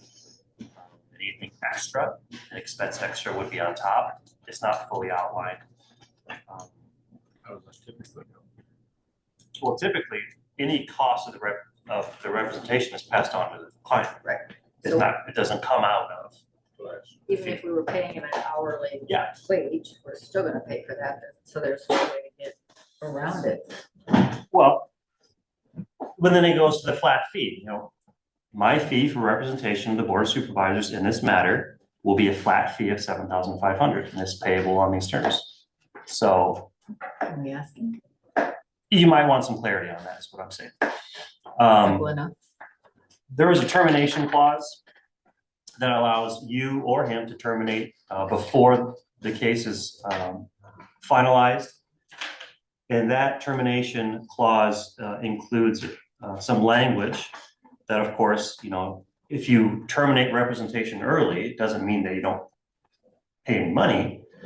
So it says you are still responsible for payment of outstanding statements and accrued fees and expenses incurred before termination.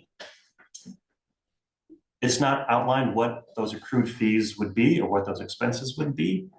If those accrued fees include his legal services, at what rate is he billing out his legal services? It's not outlined in there either. My understanding of flat fees is they're totally allowable and doable, but for the most part, the attorney will still have to keep a log of their work and then bill against that flat fee. And any remainder would be typically refunded. For example, if you, in the off chance that you retain your services, and then the lawsuit for whatever reason fizzles out a month from now before any real work has been conducted, and it's gone because the petitioner withdrew their petition. So there's not like a motion to dismiss prompted the case to go away. Is that $7,500 still owed? I mean, it's a flat fee. I just think some clarity on that would be advisable. Okay. I mean, I talked to Colin about this morning. I mean, the way that I took it was $7,500 is what it's going to cost us if he has to work an hour or he works 1,000 hours and he takes 5,000 depositions. It's going to cost us $7,500. But it is wise to clarify. That's the way I took it when he told me that over the phone. Flat fee won't cost you more than seven. It's going to be $7,500. You won't be spending more than that. Okay. I mean, that could easily be the case, but like in the termination clause, I mean, what are the accrued fees that accrued in the meantime? Let's say a month from now, you decide, you know what, let's just go to ICAP. Right, and he's got 2 hours in it. Right. And what rate is those 2 hours billed? What expenses? And then there's the deposition transcripts. Are those costs and expenses passed on to the client, like we talked about, they typically are? Mileage, if he has to come to hearings in Crawford County because he's out of Des Moines, is that passed on to you guys, or is that coming out of the $7,500? We will clarify. Okay, got all that written down. I'll find out. Yeah, other than that, I mean, those are the things that jump out. Okay. Other than that, it's pretty standard.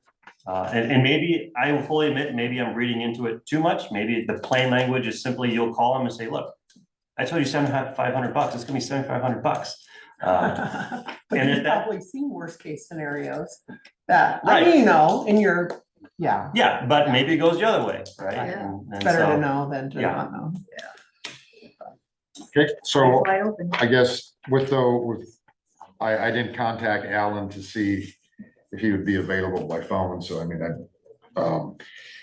with this not, I guess, clarified exactly 100%, how do you want to proceed with this contract that he sent to us, wanting my signature in order to start the process? And where are we at, Colin? I guess as far as I think were we at 20 days for a response? 20 days from last week. I did file and send out that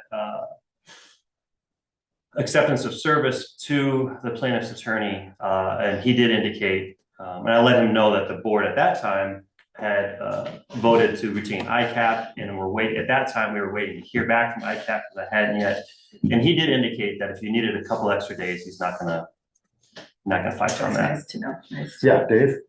So maybe I see two ways of doing this to answer your question. And I could try to call Alan right now. One, we could approve it with the contingency that it has to, that's $7,500 and not. No, not a penny more. Right. Or two, we take no action until next week, but then 20 days. You're running up on the 20 days pretty Let me close. ask you this, though. Okay, he charges mileage. Would ICAP pay that? And they can't even give us an attorney. You know, and last week you told us, we gotta be careful because we're only gonna have so much time. Now, you said that this guy would offer more time, but Couple days. yeah, you just, like you said, a couple days. So I mean, we wanna try to meet these deadlines. Right. Otherwise, you know, Start out. I don't wanna be outside of the realm of legality here. Most like, I mean, you guys don't work for free. So, I mean, if he has to travel here, he has to travel here and he might have to be compensated. I'm hoping he doesn't do any more than what we pay the federal rate, but I don't know. Be nice to know that. Well, one key thing Deposition. is mileage, like for the public defender's office, those contract attorneys get to charge for mileage when they come to other counties to work, but they don't get to charge their hourly rate. That's per the public defender's office. Private attorneys, in my experience, don't operate the same way. Right. I know that attorneys that this court has worked with in the past didn't operate that way. I don't know what Alan and Mr. Ostergren's habit and billing practices are, but it would be common if you would pay both mileage and hourly rate. Yeah, but he hadn't charged us an Yeah. hourly rate. He said 7,500. That's true. Right. So I mean, to me, even if he charged mileage and doesn't charge an hourly rate, and deposition fees we're talking about, we're gonna pay that anyway. On top of hourly rates.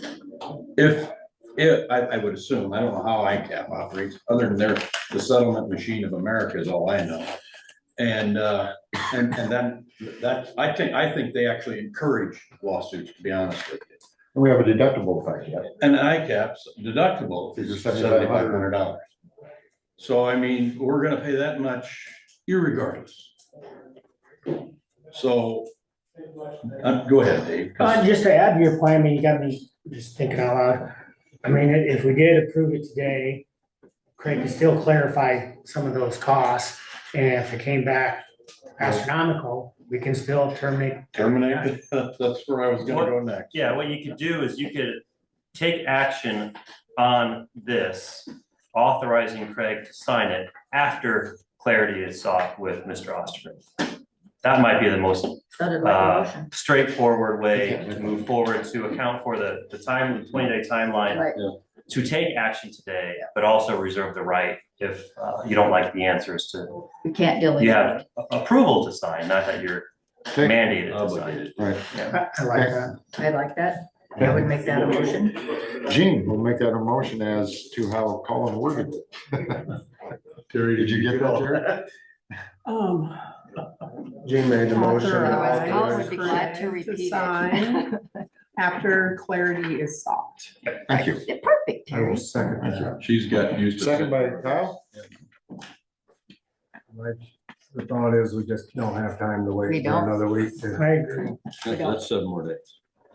And I mean, what happens if something isn't here? I mean, we have to go back to ICAP. I mean, I don't wanna make this draw out or get us in trouble. We're at 14 days. So, Any further discussion?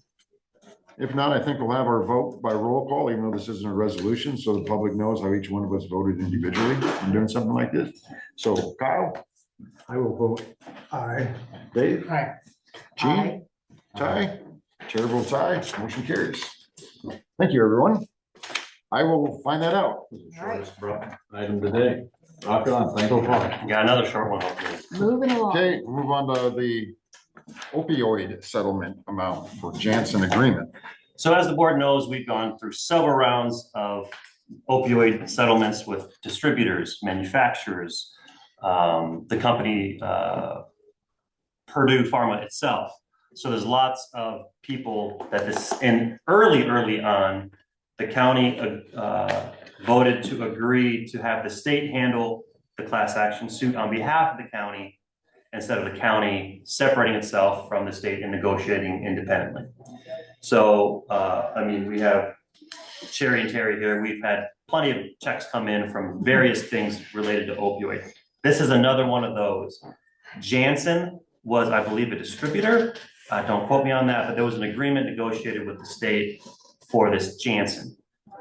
The county has been apportioned whatever formula was settled upon by the state in the class action suit in the Jansen settlement agreement from July 21 of 2021. That formula for payment number 6, I believe it's year 5, for Crawford County has been $1,795.86. That, if the county wants to dispute this number, it has until the end of the month, April 29. Oh, boy. If we have not, in my knowledge, disputed any settlement number that's come in from any of the various settlement groups, but because it's the board's pleasure, I just would bring it in front of you if you would want to. So we only needed to take action, I guess, if we did want to dispute that. If we don't. Correct. We would only. If you don't want to dispute it, we don't do anything, and then they just cut us our check. That's just a Repeat that distributor. dollar like amount you're again. suspecting. 1,700. I'm already getting money from them. That's so. what I thought it said. I don't know how we You're right. If you would clarify dispute whether it, it was might be, right or wrong. you know, No. 1,700. We would have to be separately tracking Yeah, the state's formula versus the impact to the county. We're not doing yeah. We would We'll blow take more it. money than. Okay. Yeah. Move on. Take And I don't know if we have anyone, it would be. It's good to bring it to our attention. Yeah, well, yeah, I mean, if you wanted to Right. dispute it, I'm- you have until the that. 29th No, of we this don't want to do month. that. Okay, well, then we Take the won't do money. anything. We're Then gonna take you the cut us money. the check. Thank Taking you, the Colin. money and running. All right. We've already seen the results. I mean, Yeah. last week you're starting to see results of, or we've been seeing them already, but I mean, Yes. you got to see more results of what them opioid monies are Right, doing for us, right. so I'm happy. Now they're working right here in Crawford County for us, so that is even That's better. it. Thanks, Colin. All right, thanks, Colin. You learned a lot about fishies while you were sitting there. What you wonder, you know? So, First thing about Nashville. I guess we'll move on to disaster proclamation is Zach is here. Yeah, he has. Been hiding out Thanks around for the waiting. corner. Zach, did you get to hear about fishies too? Just a little A bit. little bit, yeah. Oh, That's all Zach, I'm right. gonna sneak out and grab my phone. How late did you guys go? Yeah, you don't want those. Oh, No, and I some. Oh, and some. Might have been like 6:15, 6:30-ish. Oh, Close the table. So I saw that the governor posted, right, today or Yesterday. Yep. So, I talked to Craig on the 16th, after the hailstorm went through, just to kind of get the process started a little bit faster on our end. Craig did sign a proclamation of local disaster, which there's a copy of that. Just activates all, essentially what it does is identifies that there was a disaster within the county, activates any county resources that we might need for the recovery phase. And then on yesterday, the governor issued her state disaster proclamation, so then that included Crawford that County. included Crawford County. Yep. There was four, I believe, 4 counties total. So that activates all state resources, individual assistance, disaster case advocacy, stuff like that. So our date for individual assistance and disaster case advocacy will be here tomorrow from 11 a.m. to 7 p.m. in the conference room of the courthouse. So that's just a copy of the emails back and forth between myself and the disaster case advocate. Lori Jensen. Yep. So in total, we had about over 30 homes damaged just from the hailstorm that came through last Wednesday. Assessments were completed Wednesday afternoon and Thursday. Obviously, I couldn't get to every single home that was. People appreciated you Yeah. getting right out there. It was Absolutely. really, where was the highest concentration do you feel? Probably down by Buck Grove By area. Buck So this is actually a map of the damage. I only have one copy of that. That you guys can take a look at and kind of see the track of the storm as it moved through. The bulk of our damage was down by kind of Buck Grove and then over by kind of north of Manila a little bit too. So it must have lifted or lost its energy It was across crazy. Denison and then pick the. I've never seen anything like it. I made a video of it pounding on my house. Yeah, it's, the largest report that I got was golf ball size as it moved through the county. Yeah, mostly P. I was sitting at CDC when it came through, mostly. So with that being said, I told Craig that I would bring the proclamation of local disaster to the board today for any discussion, answer any questions that you guys might have, and then we'll probably resend it next Tuesday because the state declaration will last for 30 days unless it's rescinded earlier.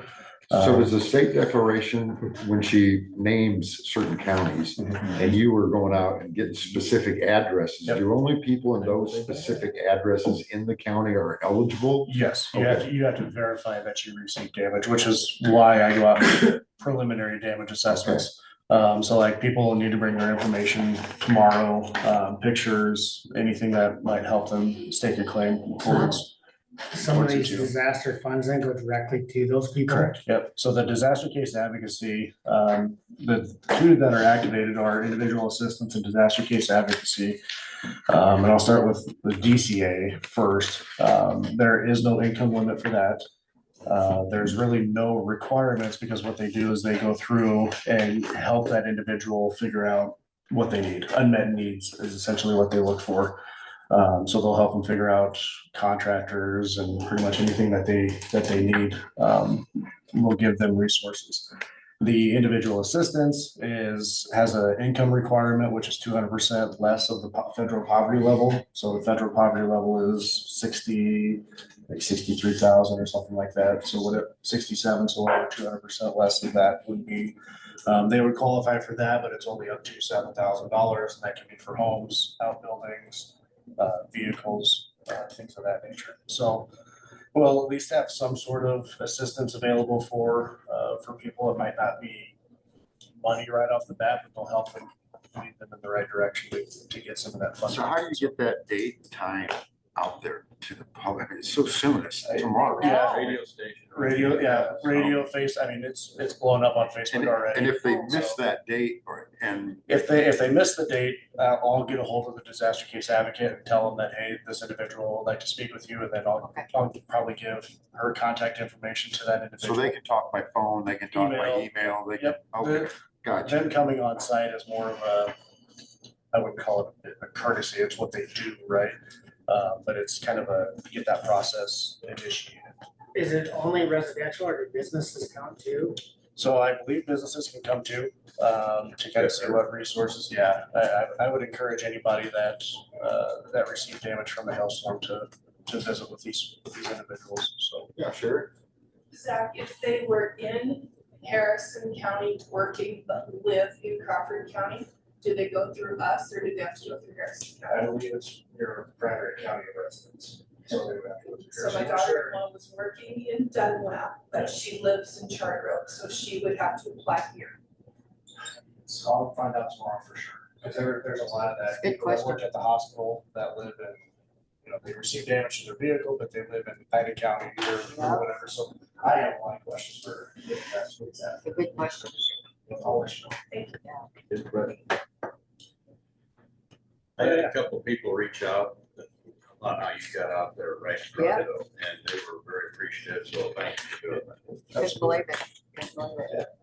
So we need a motion to approve the disaster. So really don't need an approach, a motion to do anything with this. We'll set it for next week's agenda to essentially resend the proclamation because we have a state declaration already. So that's simple enough. So the county one, just like I said, it activates any county resources that we might need during the recovery phase. But since we have a state proclamation, it obviously supersedes the local county one. So I think stuff that so that the board understands, like the local resources is what he can reach out to get a lot of times. If you remember, like water resources, Tim got water for Charter Oak through Hy-Vee. And then that same kind of stuff happened like with the tornado that time. I remember I was down there in Shelby County, and they were still delivering some things to help out immediate needs. So that's kind of what we typically have. Typically, there's not a lot of funds sitting there, like what state and federal feed. Zach, I'm assuming the Emergency Operations Center is part of your Correct. presentation also? You're stuck with me for the Got next 3 in a three. row. Yeah. So on February 17th, I met with the law enforcement center board, kind of reviewed the proposal to upfit that meeting room that's downstairs. So that's the agenda and the minutes that you guys have in front of you, as well as rendering of what at least the front of the room would actually look like. So essentially what I'm looking for today is, since we're making some modifications to the actual, not structural modifications, just paint and some new ceiling tile, lights and stuff like that, essentially just looking for approval and blessing from the board to proceed with that.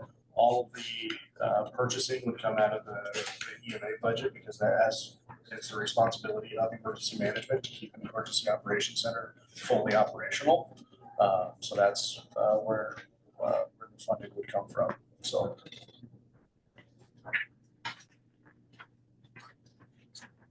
And obviously it doesn't, the conference room stays a conference room, and so on and so forth. It just gives us the ability to activate it if we absolutely have to. So for weather monitoring and stuff like that, we'll be utilizing it rather than sitting in my office. Well, I'm looking at all these screens. Would it operate also as a Zoom room? Correct. Yep. So we'll have Zoom capabilities in that room as well. We already have the tables and chairs, right? So the tables and chairs we have are just the folding tables and chairs. I would like to see that upgraded and outfitted to similar to what like public health has in their basement there. So that way we can move either one big table in the middle or have individual tables. They stack up really nice. Yes, yes, So that something similar. L or B or So on the funding, I guess, of this, you're looking at a couple of grants that it says that if approved. Yep. But So- if not approved. So everything is budgeted through the commission, through the emergency management budget. And then we're going to spend, X amount of dollars. So we have, come July 1, we'll have that spending authority for the emergency operations center. But there are additional grants out there that I'm gonna actively pursue to try and help offset those costs. Is in your budget, did we take the Emergency Operations Center out? The emergency operations center is coming out of the reserve that is controlled by the commission. So the 225 is what the board allows emergency management for tax funding. So there's the 225 is for obviously like salaries and benefits and stuff like that. And then the 271 is to help offset the costs for some of the renovation, like the building renovation that we're doing for our building down at the training grounds. It's all kind of broken out a little bit. So it's the 225 is not specifically for the emergency operations center itself. It comes out of the 271 that EMA is supplementing from their reserve. let me guess how much is in that reserve. It was like 300 and some, if I remember I don't correctly. know. And so we took money out of that for the trailer, right? Correct, and that's already been taken out. For Yep. this. But 271,000 of my reserves is coming out to fulfill the rest of my budget. Next year, that won't be there. Correct. I got Yeah. You'll see a substantial higher tax asking from EMA next year because they won't be spending on the reserve because they don't have it. We can cost of doing this will be.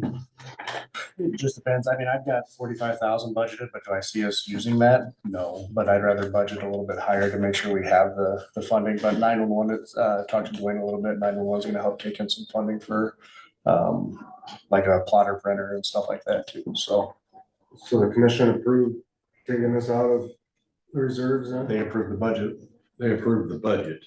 which the emergency operations center is in the budget. I don't know if if we've had a separate thing for this. That was what I'm sitting here wondering.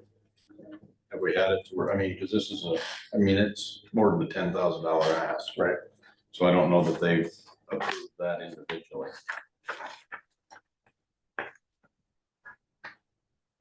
And generally speaking, that's anybody that's got reserves, or something to that effect.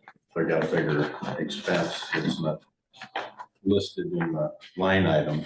That's kind of how we always do that. I really don't remember how that was listed. So who currently uses that room more than anybody? Is that? that's the It's kind of all over the place. I mean, obviously. I'll use Sheriff's it. Department uses it, police department uses it. It's a joint. And I conference. see that the sheriff and police chief Trehu were there at the meeting. So I mean, there was no objection Nope, to everything doing that that you, from those guys. as well as Because they figure how you have it structured here is they would still be able to utilize it however they're utilizing it now. Correct. It wouldn't change their. The use of the room doesn't change, it just amplifies our response for when disasters and weather is coming in, so on and so forth. So the dollar amount that you're taking out of reserves is 271. 271. So now that 271 is what's in here. Yes. What this is gonna cost is part of that. Part of Part of it. Yeah, okay. Because you were originally, I think you were around 43,000, Yeah, 45, something like that. When that was in your, I remember being line item. Yep. And you're saying this way, that's not gonna be. Do we have, That's, go ahead. if we've already got this done and you apply for the grants, what's your chance of getting them then? I mean, you probably don't want this done before you get. Right, yeah, so I've actively been talking with, one of them with the service area, so I have to get, obviously, the invoicing and stuff like that to them first before they can spend it, similar to like when we got Community Connect for the community, it's a pre-authorization type of deal, so I have to, and this is one step of the process to get the grants and get. So if you wouldn't get grant money, would that just go into your reserve then? So. This is. It came out of reserve. Correct, yes, yep. That's kind of how I So expected it. essentially, it backfills it, Right, right? right. So If we don't get the grants, Then it's, it's reserve money that, right, that that was. was reserve money that's not gonna be replaced. there we go. Well, it gets Once we dry. say that out loud. Yep. But there wasn't, when we talked about this in your budget, when we talked about the training center or the building down there, and we said maybe hold off on this for a year, but then at that time, there wasn't no grants available, because I don't remember talking about grants. There's been grants available, but I haven't actively pursued them hard, right? Because it doesn't make sense for me to pursue it if we're not gonna start moving the process forward, I guess, in my opinion. The grants would help you move forward. Right, Yeah, right. exactly. And typically the service area Chicken grants or are, the egg. typically the service area grants are pretty responsive. I mean, well, I think 3 of them that I've applied for through them, got them anyway, so. And they help with, like Cherokee County's EOC and stuff like that, so. Any thoughts, Kyle? Well, I guess, what are you officially asking for us? Because if the commission already approved it, Yeah, I we don't mean, need you really. We don't More need the, to approve more it. the building. It's your aspect. building. It's your building. Yeah. So like if we would. Making us aware, Yeah, right? paint walls and So then- stuff like that or whatever. Make Yeah. you, We don't need to approve I'm anything. just trying to to figure. make changes to the building, you don't have It's our to. building. yeah. Should, I mean, Should. at least as an acknowledgement that Then you're I should know aware what that color we're gonna paint it. you should. I'm approving Short it. tree. Ends up being It'll purple. be yellow. It'll be gorgeous, Yeah. don't worry. I can't approve that. Gorgeousness, you can't. Purple and gold. I mean, Right, you, that's improving our building. If you're waiting for grants, then your grants would score higher if it wasn't done. I agree with Ty on that deal. If it's done, it's kind of, well, you really don't need the grant then. Already got the money. It's easier. I'm not against you improving the building. No. but Use your best judgment on how you're gonna get the grant the best.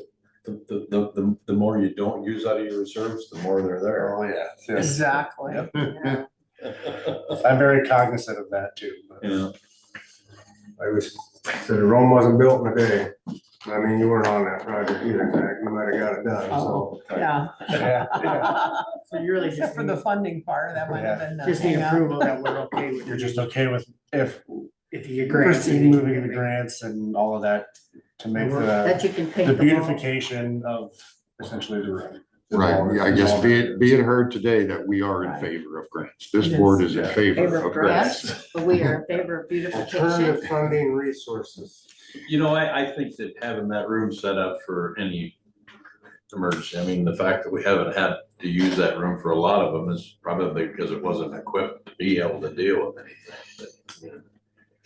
I mean, it looks like the way it's set up, that if the chief or the sheriff ever wanted to do a press conference or had people there, that looks like that's where it would be a professional place to do that. I think they've Just trained like in that there before and here stuff today. like that. And we could still use it to vote if we Right, voted we in there did before. We could absentee still do 2 that. years ago. It doesn't change the use right. of the actual room I see itself. that. But if an emergency actually occurs, then that's where the stakeholders and stuff actually. Looks like it makes it quite universal for any agency within. Next to the comm center, which makes all the sense in the world. Then if you're doing a press conference, the TV in the middle will have that individual agency's logo on it, and I'll people gussy it up to them a little bit, so.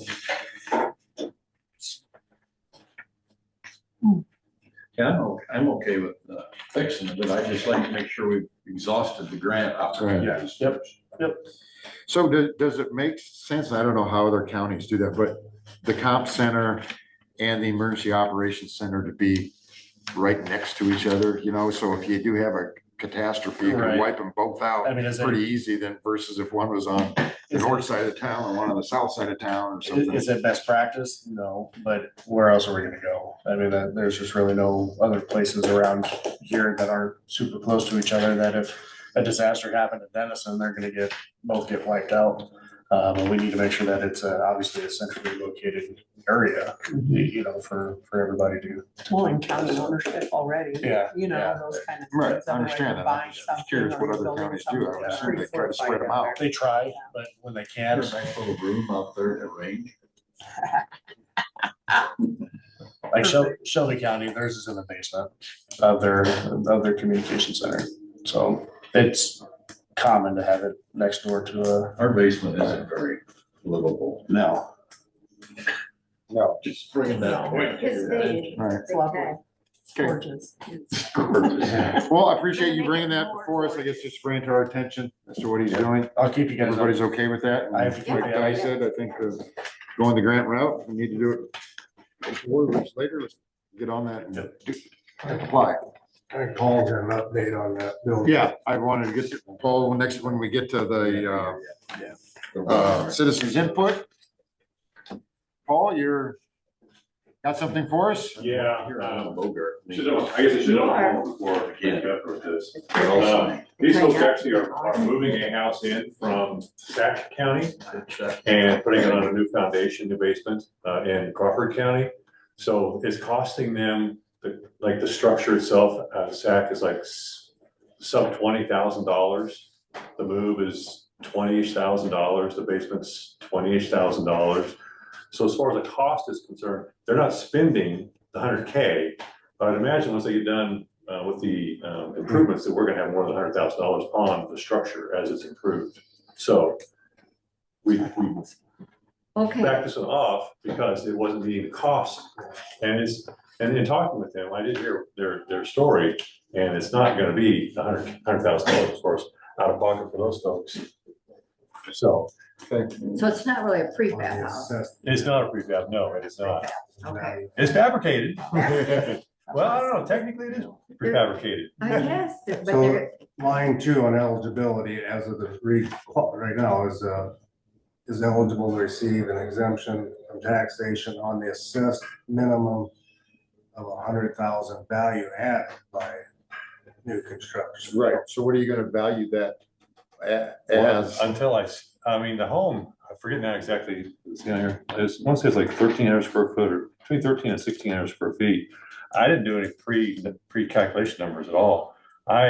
Based on the market and today's economy, I'm certain I'm gonna have more than $100,000 on it as an improved parcel. with a new basement. Right. Valuation. Now, It when seems you to talk about me- new Can construction, you base it off a contingency It's- that if it doesn't, if they don't get the abatement? why, and I wouldn't give it to them. I mean, the Right. rules say 100K. Right, If they don't meet but you're 100, asking for their approval, so correct. they need to know that. Yeah, I know I had at least one this past year that I did that was under $100,000. and that did not apply. I think the board actually approved that abatement, if I recall. No, you did not. I did not, no, because it didn't meet the minimum. Didn't meet it. Yeah, so I mean, it's in black and white as far as minimum is concerned. And if they don't meet it, you don't get it. It's easy. It's easy. Based on the contingency. And I don't know if that one had a contingency on it or not. It still gives you Make the sure they ability do. if it doesn't meet it. Oh, certainly. Yeah. So we can have a motion to approve it. And then if it And, doesn't meet it, Paul just. If he doesn't qualify, they don't get it. Right, That's exactly. some good clarification. And so the other thing is about, like, the term new construction. Well, this house exists in Sac County. It's being moved to Crawford County. Now, it's new to Crawford. Is it new construction? Because it's an existing structure? I don't know. Well, I mean, it's the same can be said as far as a modular home. Right. You know, the modular was built in, you name the town, all right? It was built there. Yeah, it's new construction. It was newly built, but yet it's moved here. So Bringing tax value. I would look at this as being, I would consider this to be new, because it's new value to the county. It's new construction. I agree. Makes sense to That's me. how I look at it. Probably be a little Doesn't make different. sense They to move the Kyle, home like- within the county, do a new foundation. We're getting the tax. That's a bit more sticky. If it's within the You jurisdiction. need action. Correct. Yeah. I'll make a motion to approve that. Okay, Second. motion and a second. Any further discussion? I apologize. I All those in favor say aye.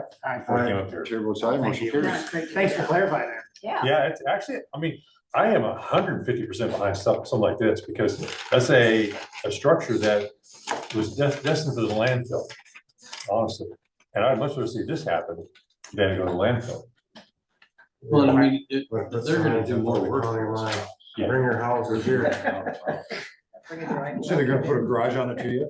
I, Or possibly? possible, yeah, possibly. Okay, thanks, Paul. Anything else? Citizens input with anyone else that's here? Sure. I just want to piggyback off of something that was discussed earlier in the meeting, about the wellness center. I've had a couple of employees ask if the county was going to do anything, so just wondering if that's still being discussed or if it's not happening.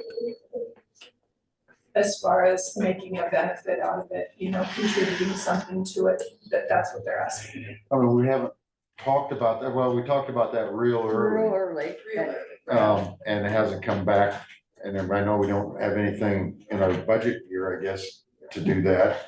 But I like when the three guys were here and they talked about employers maybe reimbursing Right. part of that to the employee. That way we're just giving that That's what benefit to KR said people who utilize it, which seems to me just makes the most sense if we would do something, but that would be how we would do it.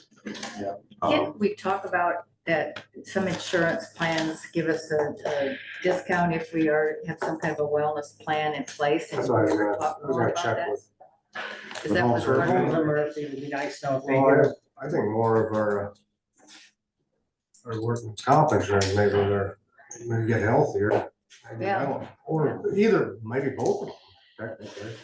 But we do want to encourage people to use it, and it's a benefit to our county to have healthy employees, and so, but I've also had, taxpayers say, well, I paid to help get it built, my tax dollars help build some of it, and I have to pay for my own membership, so I kind of took that and thought, well, I'm open to anything. I've had that conversation I've had that too, is how many times do I have to help pay for it? Yeah. Yeah, so.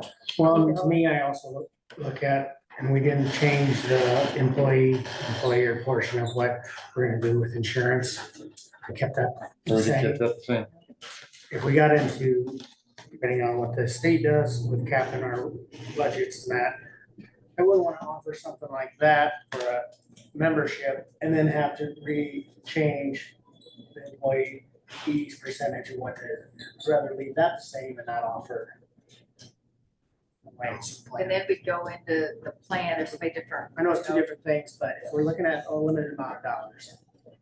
But would we offer a family plan or just for the employee, and then age makes a difference? Reach out and find the savings in our. Right.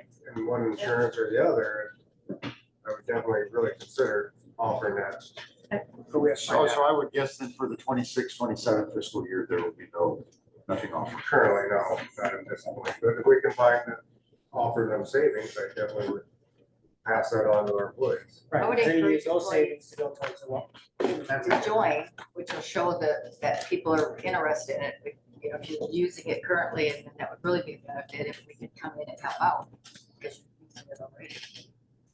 There's so much that. So reach out to. It'd be nice, maybe after a year, is to get a survey done, see how many county employees are actually using it. And if it would be, if we would pay a portion of it, would any more use it? Correct. And I know this is not you, but just one way to look at it is like you can go to one more rep for $15, you know, so do you want to steer people to use the wellness center or, you know what I mean? I mean, I feel like the wellness center is something you really want to build up in Crawford County and make sure that it's utilized. But I could also see some employees, and I haven't talked to them about it, but I'm just saying, Manila, Henry down there. I say, well, you're gonna pay for somebody's membership to go to YMCA. Well, I don't, I'm not gonna drive to Denison. I don't know if he would or wouldn't, but one employee gets benefit that I'm not gonna use because I'm farther away. You don't pay me that, just. People that are, unless we can go walk in their school with the fob. Right. Also gotta be cognitive not to have one more rep come in here and say, you guys running me out of business. Right. Definitely something Always a lot of moving parts. to consider. Yep. Anybody else here in person? Ask anybody out there in Zoom land if they'd like anything to address the board.